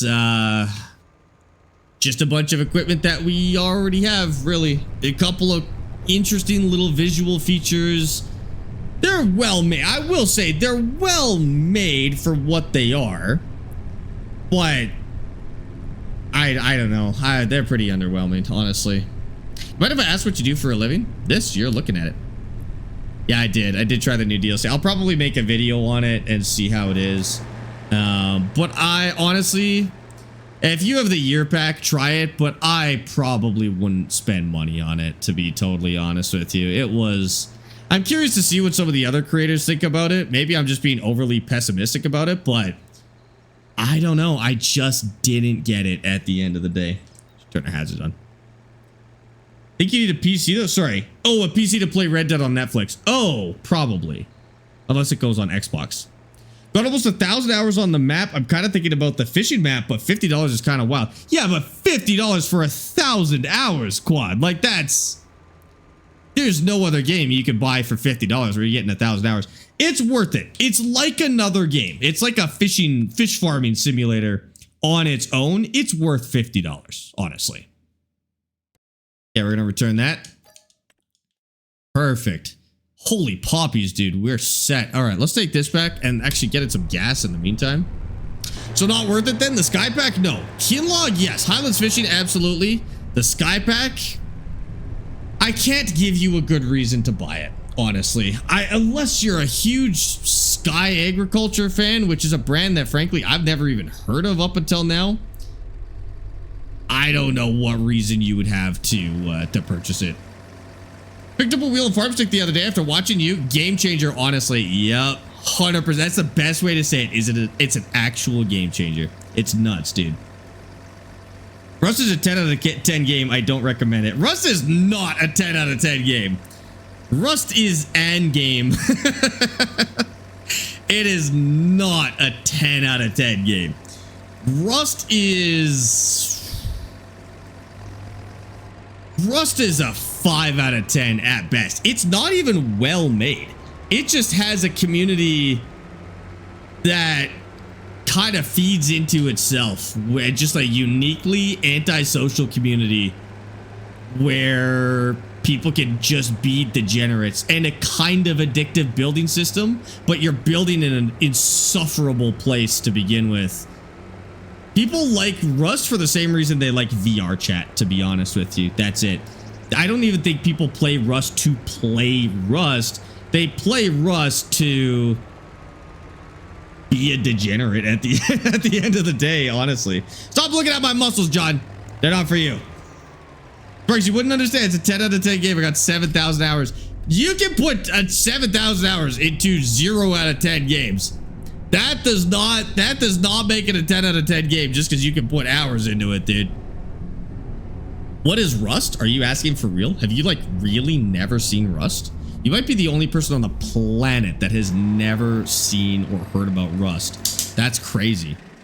I bought the fishing DLC when it came out and I've played none of it. You should play it. It's like, yeah, it's hundreds of hours of content, dude. It's so good. What's the cheapest tractor on base game I can buy that can pull large equipment like that? On base game? The best horsepower to cost ratio is probably this one. This is 225 horsepower for 83,000. Like, it's not gonna pull. Actually, it might pull what I was just pulling. Hold on. Hold on. It actually might. Let me take a look. It might still pull it. That was 275 horsepower. It might still pull it, but that's kind of the base game equivalent to that tractor. I don't know if there's anything similar. Not in the base game, at least. The T8000 is another good one. Like, if you have Highlands Fishing, this is a similar one. 131,000 for 359 horsepower. And a front and back PTO. It's almost a better tractor. Just less horsepower. 470. Holy. That one that we have as 470. That's insane, dude. It's a DLC. It's not a mod. It's not base game. It is a DLC. Okay, so our rye is coming along really well, other than its horrendous tram lines, but it's already sprayed, so no big deal. And then this one will spray when it gets leafy enough. And then over here, I'd say the John Deere 3 Series, nothing's cheap about John Deere. Nothing is cheap about John Deere. As a very early game tractor, you could use the 3650. And it's up there, but it's not a ton of power. It's not quite the same as those big pulling tractors in terms of what you get for how much money. I don't think there is a base game equivalent for those. That's why the DLC is so nice, is it does actually add something quite unique, you know?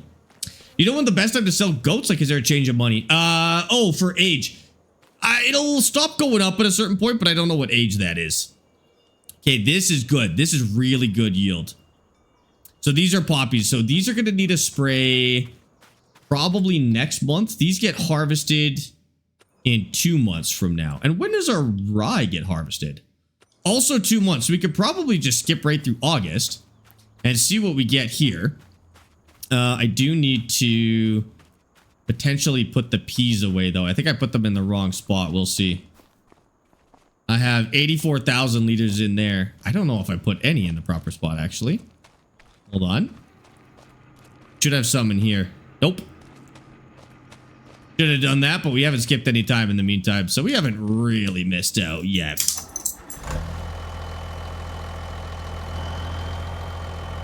IRL John Deere is the best. I'm gonna be honest with you. No, John Deere is the Apple of farming equipment. People like it because they like the brand. But it's one of those brands where people ignore the downsides because they like the brand. Like, you've been sold a brand, you know, not a tractor, and I find John Deere fans are some of the worst for, some of the worst for ignoring the negatives of the brand. And that's fine. Like, if you want to enjoy a brand because you like the brand and you're used to it and your dad had it and your grandpa had it and, you know, you're green for life, whatever, but you're buying a brand, not a top tier product at the end of the day. John Deere is the greenest. Yeah, John Deere is the greenest. They're not, I mean, it's not terrible equipment. It's not like you're buying Temu tractors. But there's a lot of downsides to John Deere. Yeah, even Case, like Case is one people buy for the brand. I know some people shop Case to support like American manufacturing. I've heard Americans say they want to support American manufacturing, so they switch to Case, and New Holland is the same way. Honestly, in terms of function, at least around here in Alberta, Case and John Deere are probably functionally going to be the same. You just might have a better time maintaining a Case than a John Deere. My granddad is JD, and only one of them have only broken down, and it's an old 60/30 series. Like I said, that probably would have been true for a lot of possible tractors that your grandpa could have owned at the end. Had them for like 20 years, and we all and I know one major breakdown. People say that about every brand. Like literally every single brand that people own, they say, I've had it for 20 years and it's never broken down, or it's only broken down once. The reality is that like tractors are just relatively easy to maintain at the end of the day. Like I think he would have had the same experience on a Case or a New Holland or maybe even a Kloss. I don't know. It depends where you are too. I don't know about Deutz. I feel like Deutz does not have nearly as good of a reputation as any of the other brands we've had, but we don't see those around here. You would not buy them in North America, that's for sure. The reality for everyday farmers is that you aren't working on huge farms. You're buying what you can, find nearby in your budget and what works for what you need. In real life, yes. There still are, like, I think farmers that can afford to have a dedicated brand do. But yeah, I would say the majority of farmers buy what they can, often secondhand. They may have a favorite brand, but what they own is what was best in that moment. Yeah. We got a white tractor out on the family farm. It's been running forever. Deutz is cheaper, but the little wine tractors are the best. Does Deutz have little wine tractors? Or are you talking about those? I like those little Fendt vineyard tractors. Those are sick, dude. Realistic Fendt and the Vario gearbox wins. Deere 10, 20, 30 series are amazing, though. Well, yeah, but I mean, with Fendt, you're paying for that, right? Like, see, I'm sure Fendt is, if you can afford it, the way to go. But the reality is that for the average farmer, Fendt is not the right move in terms of cost. Like, you kind of have to look at Fendt like BMW, right? BMWs are nice cars, but you're paying a premium for the car and you're paying a premium to maintain them. The driving experience is lovely, but the cost of owning it is a bigger factor for the average farmer than the brand is at the end of the day. You're forgetting Massey. We don't have Massey out here. I can't talk about Massey because I've never seen one in person, to be honest with you. I've seen some Massey implements.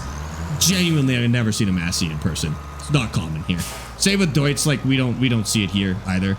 It depends on where you live, right? Like, as Sweet was saying, availability, like what you could get parts for, what you can find. If you're buying secondhand, you're at the mercy of what's around you. Those are much bigger factors than the brand at the end of the day.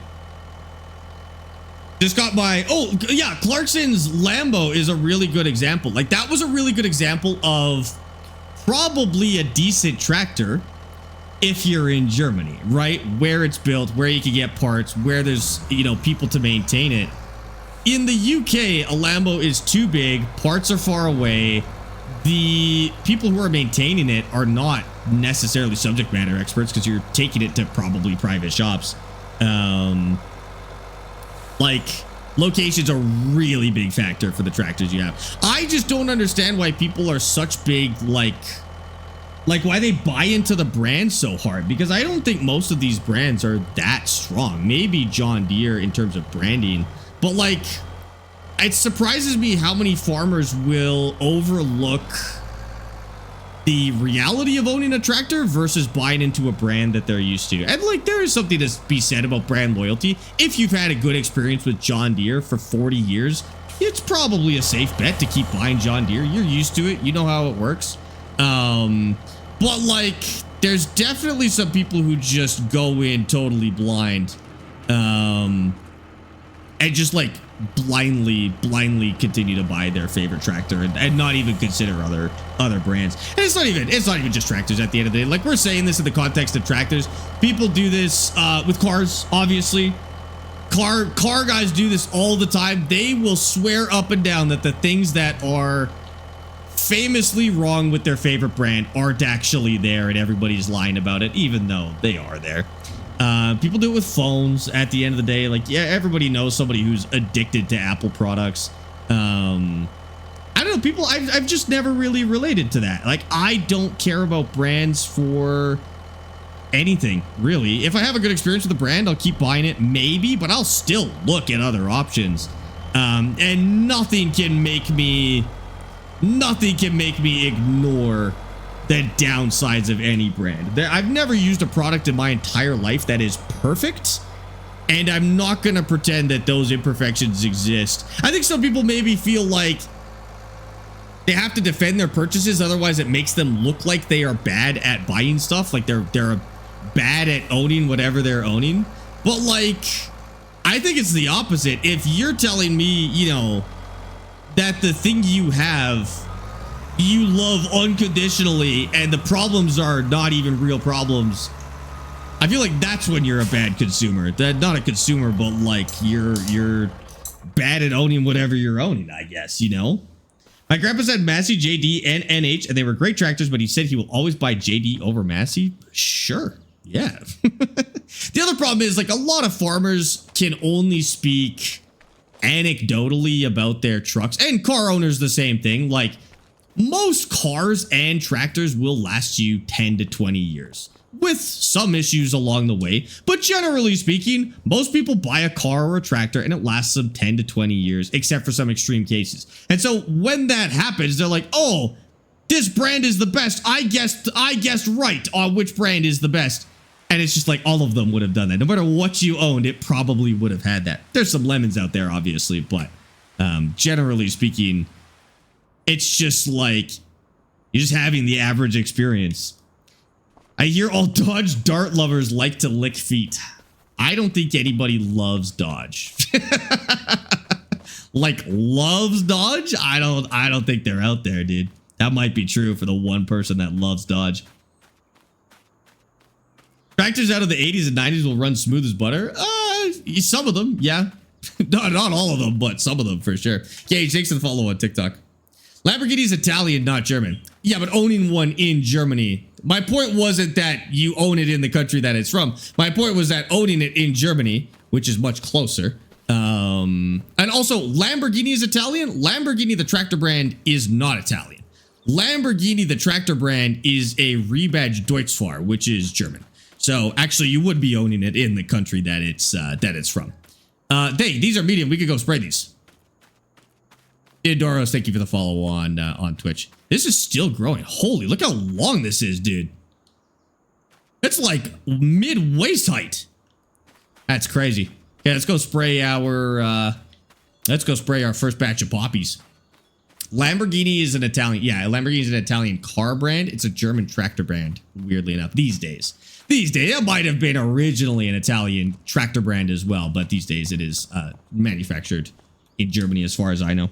Did Deutsch buy Lamborghini tractor? I don't know what direction that went. I don't know when they acquired it. But actually, I could show you. Which one's the one in this game where it does that? This guy? Here's the Series 8? Or maybe not this one. This one? Oh, it's a Lamborghini. And it really is. It is a Lamborghini. Lamborghini logo and everything, but it's just a Deutz-Fahr. It's just a 6210. And now it's a Lamborghini 6210. It's the same concept as these guys up here. Challenger MT600. Eggco White 8510. Same tractor. Same tractor. Happens all the time, actually. Another one. This guy down here. Ford 1156. Wrong. It's a versatile 1156, just with a different paint job. Happens all the time, dude. The other ones are Case and New Holland. Have a few like that too. We need that in the tractor in the save. You want to own a Lamborghini tractor in Canada? That's crazy. Not that this machine isn't equally crazy to own in Canada. This is a, what is this? Technically a Fendt, right? This is also kind of a nuts one to own here too. What time are we going to be live with Austin on Thursday? What time is it for you now? Whatever time it was for you 3.5 hours ago, that's the time we go live on Thursdays. A little bit later than usual. Also, on my screen, my stream on TikTok looks kind of choppy. Is that true? Hold on. Oh no, it's only choppy on my thing. Oh, it's perfectly smooth for you guys. Okay, that's all I care about. As long as it's smooth for you, it's all good. It's the same with the old New Holland and Fiat Agri. Yeah, that's that's correct. And cars are the same too. Like, it's all kind of an illusion of choice at the end of the day. Everybody, more famously, I would say more famously with car companies, I think tractors keep it hidden a little bit better. But everybody knows that car companies are just like 5 huge companies, and the brands are just badges. Are basically just badges that you shop after that. All right, that's our way in. Now the problem is, I think we overhang a lot here. Oh, maybe we're okay. No, we're good. And will this actually follow GPS line? I think so. Go back a little bit.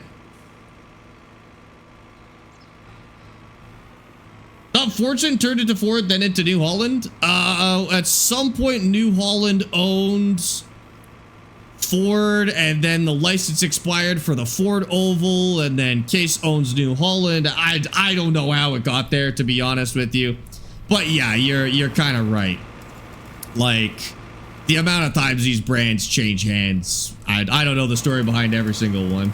I know Chevy and GMC are like that, but what other car companies are like that? So Dodge, Jeep, Ram, because Dodge and Ram are now separate. Chrysler are all Chrysler. They're made in the same factories by the same people out of the same parts. Yeah, you're right. GMC, Chevy, Chevy, GM. I know we don't see a lot of GM vehicles. Buick, potentially, are all under GM. Maybe fact check me on Buick. And then what is it? Volkswagen. This one I always mess up. Volkswagen, Audi, Lamborghini. This one I never remember. Chevy is Chevrolet. Yeah. Volkswagen is Bugatti. Audi, something to do with Lamborghini, can't remember. Mercedes is owned by Fiat, which also owns Smart. Which is all, wait. Daimler, is it Daimler owns Mercedes and Fiat, and then, or Smart, and then Fiat owns Daimler? It's all sorts of insane stuff like that. Yeah, Cadillac and Buick. Yeah, that's right. I know VW own Bugatti, Seat, Skoda, Audi, Lambo. Yep. Chevy's General Motors, same as GMC. We did get that one. We were correct on that one. Vauxhall and Opel. We don't have those brands there, so I don't really know. VW, Audi, BMW, Lambo, Mini Cooper, all the same factory in Germany. That sounds about right to me. And at the end of the day, they're all owned by BlackRock and Vanguard. Well, yes and no. They're not operated by BlackRock. That's kind of like a classic internet thing, is like, oh, it's all owned by BlackRock. That's true, but they're like, those are investment firms. They're not making the decisions at the end of the day. They would be major shareholders and have some input on the general running of the company, but it's not quite like that. Like, you could buy one stock in all of these companies and we could be like, oh, and at the end of the day, it's all owned by BlackRock, Vanguard, and Sweetbit on Twitch, and we'd be correct. It's a little bit different when it comes to equity at the end of the day, but you are kind of correct. Volkswagen is Lamborghini, Bentley, Audi, Porsche. That's right. Isn't that nuts? Vauxhall is GM? That I didn't know. What are some other ones? Truck companies are the same way too. Like, obviously some of those we talked about with trucks, but pickup trucks are, or semi trucks are like that as well. Those ones I don't know though. I can never remember who owns what when it comes to semi trucks, but Dad might be able to say. Ask him on Family Game Night which ones, who's owned by what. Did you watch the discount yard lately? No, we should probably head over there after this field and see if there's anything good in there for us. Yeah, and then tractors are basically the same way. It's all kind of an illusion of choice. Oh, the ones nobody's talked about are the Japanese ones. So, like, a lot of brands, especially Japanese brands, have different names for different, basically, price points of vehicles. Again, it's for the illusion of choice. So everyone knows Lexus is Toyota. They're just literally Toyotas, made out of Toyota parts, but they're Lexus. Honda and what is it? Honda is Acura. I think Acura is Honda. Same thing. Nissan Infiniti. Yeah. Are Kia and Hyundai associated at all? Or are they different? Honda Acura, Nissan Infiniti, Toyota Lexus. Ford is Linky. Yeah. It's like buying a Mercury, just a fancy Ford. We don't really have Mercury here. Yeah, they just do that to, like, it's not necessarily to trick you, but it's not to not trick you. A lot of brands do this basically so that the reputation of their cheaper stuff doesn't taint the reputation of their more expensive stuff. All sorts of brands do this. So if like somebody might buy a cheap Toyota and go like, yeah, it's fine. It's just a Toyota. It's cheap. It's affordable. It's easy to maintain. But they don't want you to think like that for their higher end stuff. Even though they are Toyotas, they just changed the badge. So your idea of that, basically your idea of that brand isn't affected at all by their more discount stuff. Once you know this is happening, it's everywhere, dude. It's almost every brand does this. Any big brand of anything does this. It's kind of nuts, to be honest with you. And sometimes they will like acquire other companies and then they'll use that as their high end or their discount brand. So like Logitech makes headphones as Logitech, but they also make headphones as Astro, which they acquired to be their high end brand. They're basically Logitech headphones. They're just built a little different, a little more expensively and sold more expensively. And then they did a little funny. Their discount brand is actually called Logi, L-O-G-I. I think it's kind of intended to be associated with Logitech, but it's kind of like their Amazon Basics line, but Logitech. Who was Scion? I don't remember. I don't know who Scion or Saturn was. GM maybe. Lexus and Infiniti are essentially the luxury versions of Nissan and Toyota. Yeah, exactly. And it doesn't mean they're not luxury vehicles. They are built differently. They have more features, you know, they're higher end. But at the end of the day, many of the parts are shared. Many of the parts are similar. The technicians are often the same. Like if you would take it to the dealer to get serviced, it's the same. Yeah. They just do it to kind of meet different preferences and brand, like kind of brands. What's the word? Types of people. I don't know. Scion was Toyota. That's crazy. I didn't know that. Corsair owns Scuff. Corsair owns Fanatec. Corsair also owns Elgato. Yeah, Elgato is Corsair.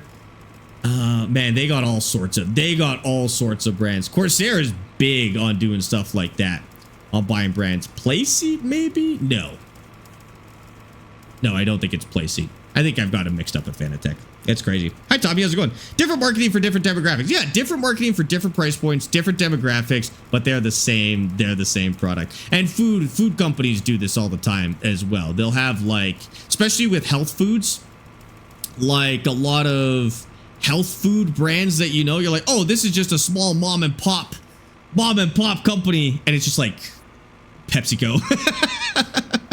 But they'll brand it differently to make it seem like it's, you know, a healthier option or a more health conscious option or gluten-free or whatever, vegan, whatever. But so you don't associate it with the other brand, really. They take things out, give you less, and charge you 3 times as much. So in some cases, yeah, definitely. Saturn is GM. Okay. I kind of thought that because I don't know how to explain it, but Saturn feels like GM branding. I do not know how to elaborate past that point. Saturn just feels like something GM would make. That's it. Chrysler owns Maserati? Really? No, why? Chrysler owns Maserati. Chrysler or Stellantis? Because Stellantis owns Chrysler and all of their sub-brands and also owns Maserati? So it's not that Chrysler owns Maserati, it's Stellantis owns Maserati, right? Or does Maserati genuinely go under the Chrysler umbrella? Because that would be nuts, dude. Hi, Archie, how's it going? Your motherboard is coming for your first PC. Excited about it. I bet, dude. That's awesome. Congratulations. I do the outside first because I realized my problem with going around the inside instead. This is a T598. This is a little overkill for Farm Sim, but we play a lot of different games, so I figured we'll keep this one hooked up for a bit. It's actually not too bad of a fuel. It's not bad. It's less than 20 acres. We get through it pretty quick. Thought this thing would go faster though. Bronze, thank you for the 165 streak, by the way. Appreciate that. Fiat owns almost everything. That's a little bit true. That one surprised me a lot, is how much Fiat owns. Because you think about Fiat, I mean, you just think about the little tiny cars, right? And you're like, oh, it's just little Fiat. They're probably owned by some other brand. But Fiat is a huge company. That is a huge parent company for a lot of other brands. That one surprised me a lot because you don't see a lot of Fiat, so you don't think of them as a big brand. But I think Kia and Hyundai are together. I don't think so. I mean, maybe at some level, but they make the same like class of cars, you know. They might be though at the top end. Maybe they are. I don't know. I don't know if they're like using the same parts or anything like that. They're both Korean. Fiat was bought by Stellantis. Stellantis owns Fiat? I cannot keep it straight. Not only can I not keep it straight, but I don't really know what the implications are. You know, like, what is the implication of Stellantis buying Fiat? Like what happens? What happens when that happens? Are Fiats all suddenly made out of Chrysler parts? Or like, is it just names? Is it just who owns it and who gets all the money at the end of the day? Like, what is the actual impact of that happening, you know? Fiat owns Abarth, Ram, Ferrari, and other one. And Ferrari, that's right. Range Rover is Ford? That explains a lot, doesn't it? Range Rovers have a very different reputation here in North America than they do in Europe. Talking to Europeans about Range Rovers, they're like, yeah, Range Rovers are decent. I like them. Here, you say Range Rover in a conversation, people are like, ugh, like they recoil physically. That is one with a rough North American reputation. It is purchased by people who are not into cars. There's definitely some like more hobby owners that maybe have like a Defender 90 or something cool, some of the older Defender series, but they'll be the first to tell you like this thing is not reliable. I just have it because it's cool, which is totally fair. Very little here is Canadian owned. Yeah, I think we kind of adopted the American like the American car industry, but that has changed a lot over the last year or so. when the Americans started getting really aggressive with tariffs. Because it was basically like the Americans got a lot of benefits and we're just like, you know what, build your cars here. That we don't have to worry about it so much. Kind of a free trade thing. We'll synchronize our like road laws and stuff like that. Like you don't have to do anything. If you're Canadian, you can drive in the US. No problem. Everything's the same. But then with the whole tariffs thing over the last year, they the Canadians were basically like, this isn't a super reliable partnership because now we're building American cars with American tariffs. So they've started letting in a lot of other companies. Like I think Kia is allowed to build factories here in Canada. They're obviously bringing in BYD, which is a Chinese EV company. So that's happening as well. So we used to definitely have a very, very tight and similar car industry, but that's not the case anymore, surprisingly. Old restored 3-seater Land Rovers with beds are amazing. But I think the people who own them are like, it's Land Rover owners that'll be like, this is not the most reliable. It's just cool. And I agree. Land Rovers are freaking cool, dude. My dad has 2 Defender 110s, but one of them needs restored and we're going to restore it soon. They're nice looking cars. I agree. They're nice looking cars. I don't know what BYDs are like. I think there's always like a lot of people who are like, ooh, China bad. But as soon as I could get my hands on a BYD, I don't know if I'll buy one, but I will be test driving a BYD for sure. I want to see what those are like because that'll be really interesting. I think especially with North America, both Canadians and Americans do this. They just kind of assume everything from China is bad. So it's kind of hard to cut through that to see what it's actually like. I'm gonna have to go check them out and see if they're any good. I love Range Rovers, but I've seen a big one with a tiny screen and was like, even my phone has more inches. Well, to be fair, like Range Rover owners, okay, not Range Rover owners, Land Rover owners are not screen people. Somebody who owns like a retro Defender 90 does not want a screen. They want buttons and stuff like that. So I wouldn't generally say Range Rover. Well, maybe Range Rover owners are a little more screen oriented, but Land Rover people don't want screens. They want to sink it into the mud. BYD is mental to be really nice. What do you mean? Mental here is a good thing. Like if you say something is mental, that means it's awesome. What do you mean by that? I still can't have a Hilux without insane fees. Damn it, dude. Maybe one day. I don't mind screens, but I definitely like screen plus analog. I'm not as anti-screen as everybody else is. I like having a GPS, but I like analog while I'm driving. I would say my favorite is still the combination. Everything important, analog, but also can control it on the screen. That's what my car's like, and I like that. That's like the best. That's the best combination. Land Rover's cool. Range Rover's useless since Range Rover have been building Jaguar. They're just bad now. I would not buy a Jag. It's a brand that has never interested me. I'm not the target demographic of Jaguar, that's for sure. But like those cars have never once interested me. Am I Sparxing the plants? I am Sparxing the plants. That's correct. BYD is really popular in Norway. Haven't experienced it myself though. Oh, really? I didn't realize you guys had them over there. There was a brand when I was in Sweden called Zeekr. I don't know where those are from, but Amy and I were perusing a dealership in Stockholm, and those looked pretty cool. I don't know anything about them. We don't have them here, but those look kind of sick. That T248 is a fantastic wheel. Yes, 100%. Yeah, Tuna, that's okay. You just can't curse because it gets into the TTS system. Yeah, Mr. Drabstorm, you've got a Zeekr, don't you? Where are those made? Crappy part of Portugal is the Y60 Nissan Patrols. They're nearly 25,000 euros. That's not too bad. I mean, I don't know what a Nissan Patrol is, but I feel like 25,000, well, euros, I guess. Not like super expensive.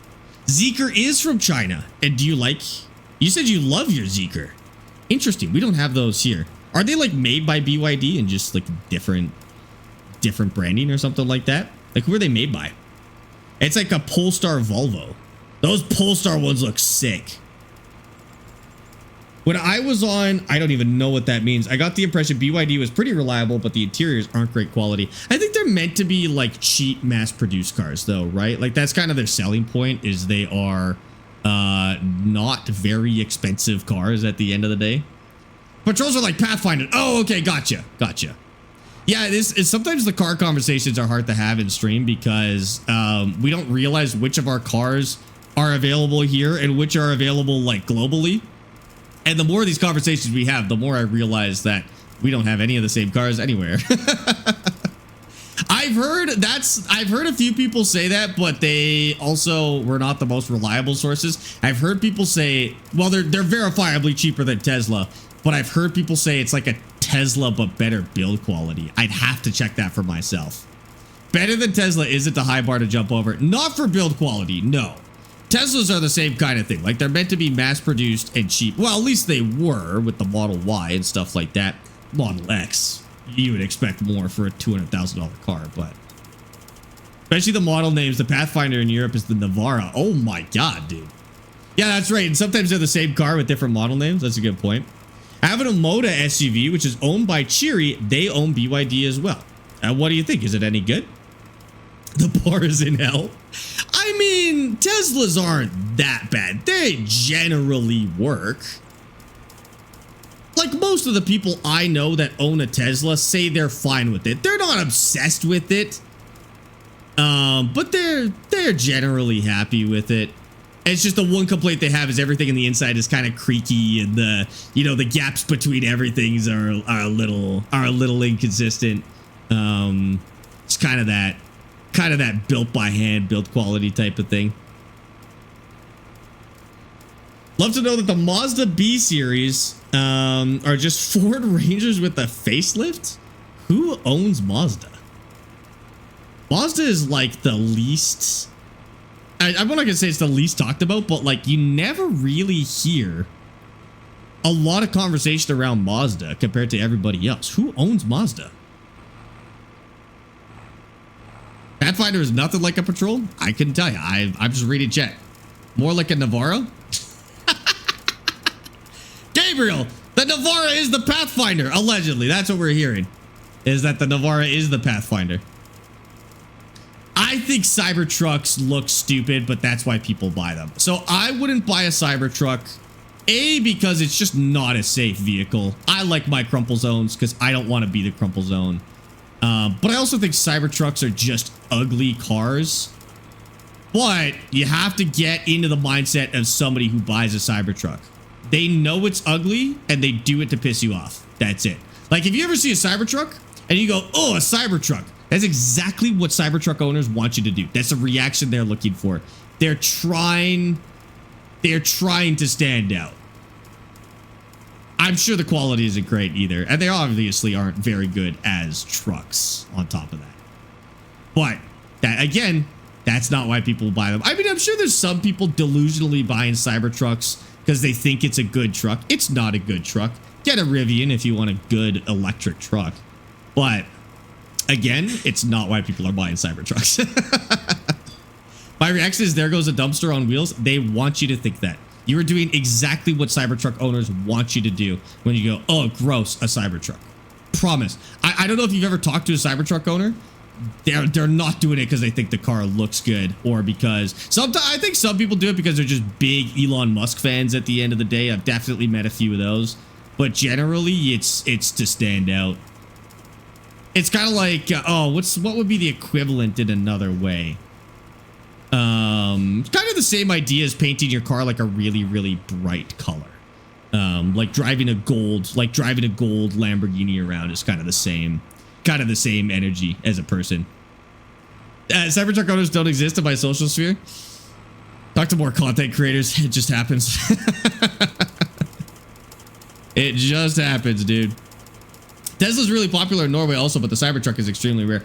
It's because there's a lot of companies in Europe that don't allow the Cybertruck, right? Because they don't meet the safety standards. Like, I think there's... Can you even have a Cybertruck in the UK? Can't remember. Somebody was telling me Cybertruck is banned in their country. And so I feel like if I was living in Europe, I wouldn't want to buy a vehicle that I, like, couldn't drive to certain countries. So maybe that's why you don't see it as much. Oh, the Ford Lightning. Actually, you know what? I would say Rivian owners generally like their cars more than Lightning owners, but like the Ford Lightning is a decent truck. That's true. Now that I remember, for the Patrol is what the US knows as the Nissan Safari. Holy, I haven't heard Nissan Safari in a while. They're too big for our roads in the UK. Cybertruck owners will make it work. You have three, you could count the individual Cybertrucks in Norway. That's crazy. That's crazy. I need to do one more pass hanging over the other side because I missed. I should have gone a little bit smaller. This one actually isn't quite 21 meters. Comes off a little funny here. It is banned in the UK. Okay, that makes sense. Yes, illegal to drive them in the UK. Okay, I didn't want to put that out there. I didn't want to misinform people, but I thought that I heard that they were illegal to drive in the UK. My 2016 Nissan Frontier was built in Canada, so I drive a Canadian truck. Yeah, I mean, yes. That's probably true. But I mean, assembled out of part. Like, I don't know how many of those parts are actually made in Canada, to be fair. Yeah, I just need to do one more pass, but like hanging over this way. Oops, we're going to wreck it. Not careful. That'll be like right on the edge here. Oh, I still can't reach it. Oh, it didn't give me enough reach here. I'm gonna have to do one more pass on that side, I think. Okay, hold on. Turn this off real quick. I gotta get all the way over. Then we're gonna have to do a manual tram line here. What type of truck? A Cybertruck. It's like a Tesla truck, basically. You'll see them online. They're those really angular silver ones. My biggest nightmare today was seeing a freaking 5.7 Hemi Dodge Ram overtake me in a bendy road while I was going 120, and it gapped me like I was braking. That's awesome, dude. Dumpster on wheels? A little bit, yeah. Guy in the Netherlands who has a Cybertruck registered on an Albanian plate because he can't register it here. You can't register them in the Netherlands either. An Albanian plate? I didn't really think about that. Sometimes people do that here in Canada.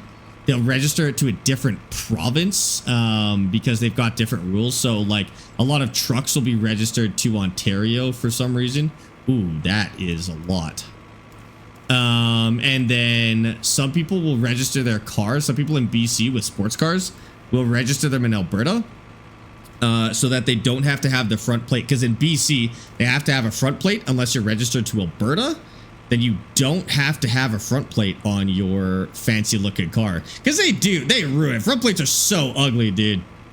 Alberta has that part figured out, at least. Not having front plates on the vehicles. I get why they would have front plates, but they're so ugly, dude. People do that here in the US. A lot of people around me register their car in Maine for tint. Oh, interesting. Man, I wouldn't think Maine has like more lax tint restrictions. That's interesting. Maine doesn't generally strike me as a super, I don't even know what the word I'm thinking of is. Super lax state and exhaust. Wow, same thing, really. Don't they do that in the US to avoid taxes? So there's a lot of Montana cars. I think that's why they do it for trucks in Ontario. I'm pretty sure it's a tax thing. A lot of companies will just register all their vehicles to Ontario. Yeah, something like that. I like Hummer, but we don't get them in the UK. Too wide. I've seen one. He's got a custom, so not as wide. Dude, have you ever actually sat in a Hummer, though? They're goofy cars. Like, they're very... I don't know. They're almost corny, to be honest with you. Hummers are corny cars. They've got Hummer plastered on every possible inch, and they've just got, like... They do so much for looks where they try and look rugged, but they're not really rugged vehicles. So it just ends up being all of these like fake bars and straps and bolts all over it just for the looks. I'm not a huge fan of Hummer. You like the wide look? That's fair. Buy an H1. Get an old military Hummer. fuel it with cooking oil or something like that. The Hummers are like a pickup, but a lot more stable around sharp corners. I believe that, but Hummer, like, you don't buy it for its stability on corners, you know? Like, nobody buys a Hummer for its cornering ability.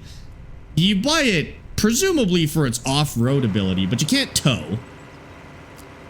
You can't tow a fifth wheel like you could with a truck. They probably have some towing capacity. I don't know how they do off-roading, but, like, they're not exactly a classic off-roader, you know? Oh, that's right. They've got the electric Hummer. I forgot about that. Hummers are for the military nerds that couldn't bring themselves to enlist but want to look alpha. That's crazy. But honestly, they do fit that vibe a little bit. They do fit that vibe. You buy it to drive through buildings? An H2 does not drive through buildings. I really hate to tell you. If you bought a military Humvee, sure, it'll drive through buildings. A Hummer? Building wins 100% of the time. I think you have maybe a skewed idea of the reality of a Hummer. That's what they want you to buy it for. That's what they want you to think about it, but they're really not that kind of vehicle. A lot of people buy the Hummers in diesel to do off-roading in mud because they have a snorkel and you can go up to 5 feet of water with them. I guess you can put a snorkel on nearly anything though at the end of the day. The military Hummer will drive through a concrete wall like it's nothing. Probably. It'll break down immediately after, but yes. Ask somebody in the military about Humvees.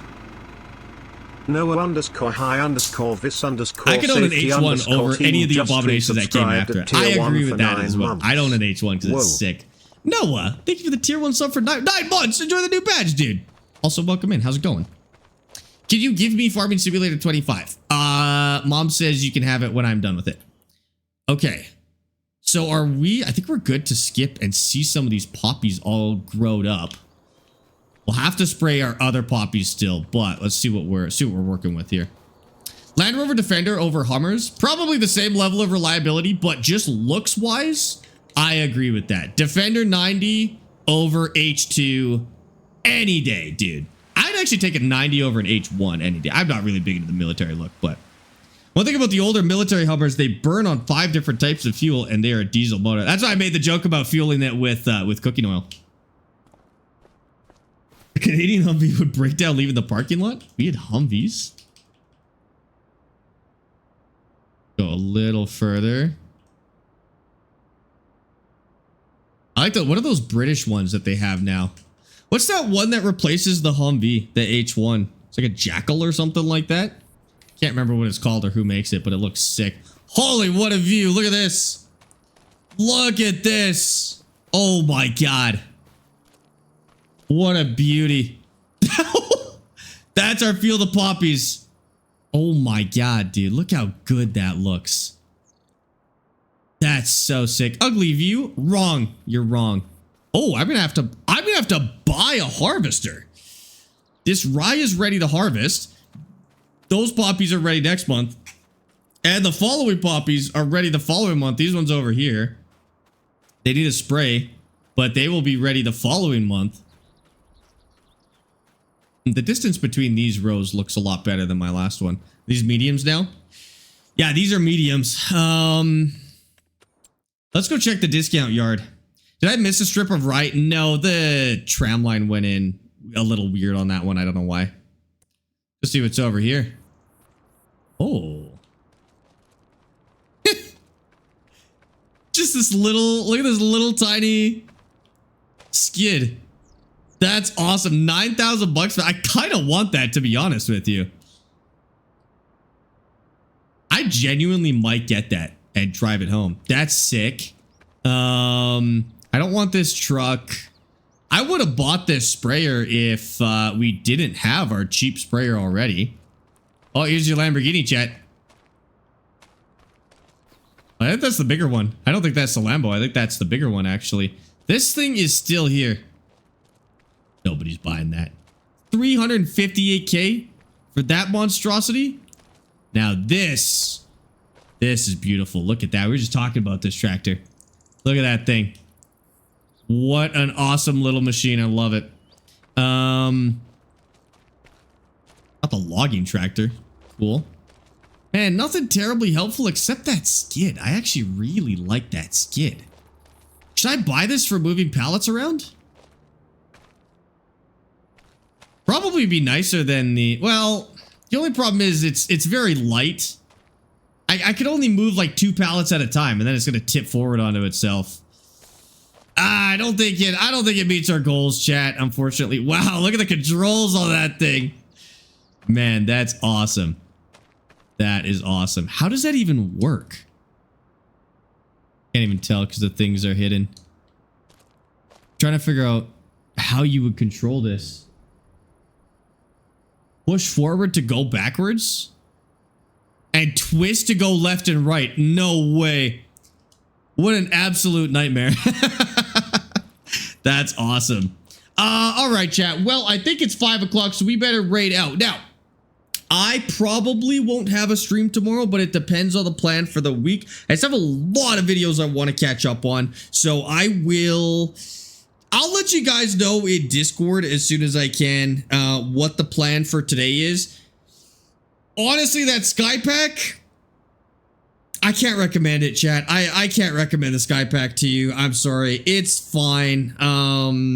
But I don't think it does anything special. If you've got it as part of the year 2 pass, try it, see if you like it. But generally, I'm annoyed that half of it doesn't work correctly. I don't think it adds anything new. The only cool part of the whole pack is there is a disc that can run slurry at the same time.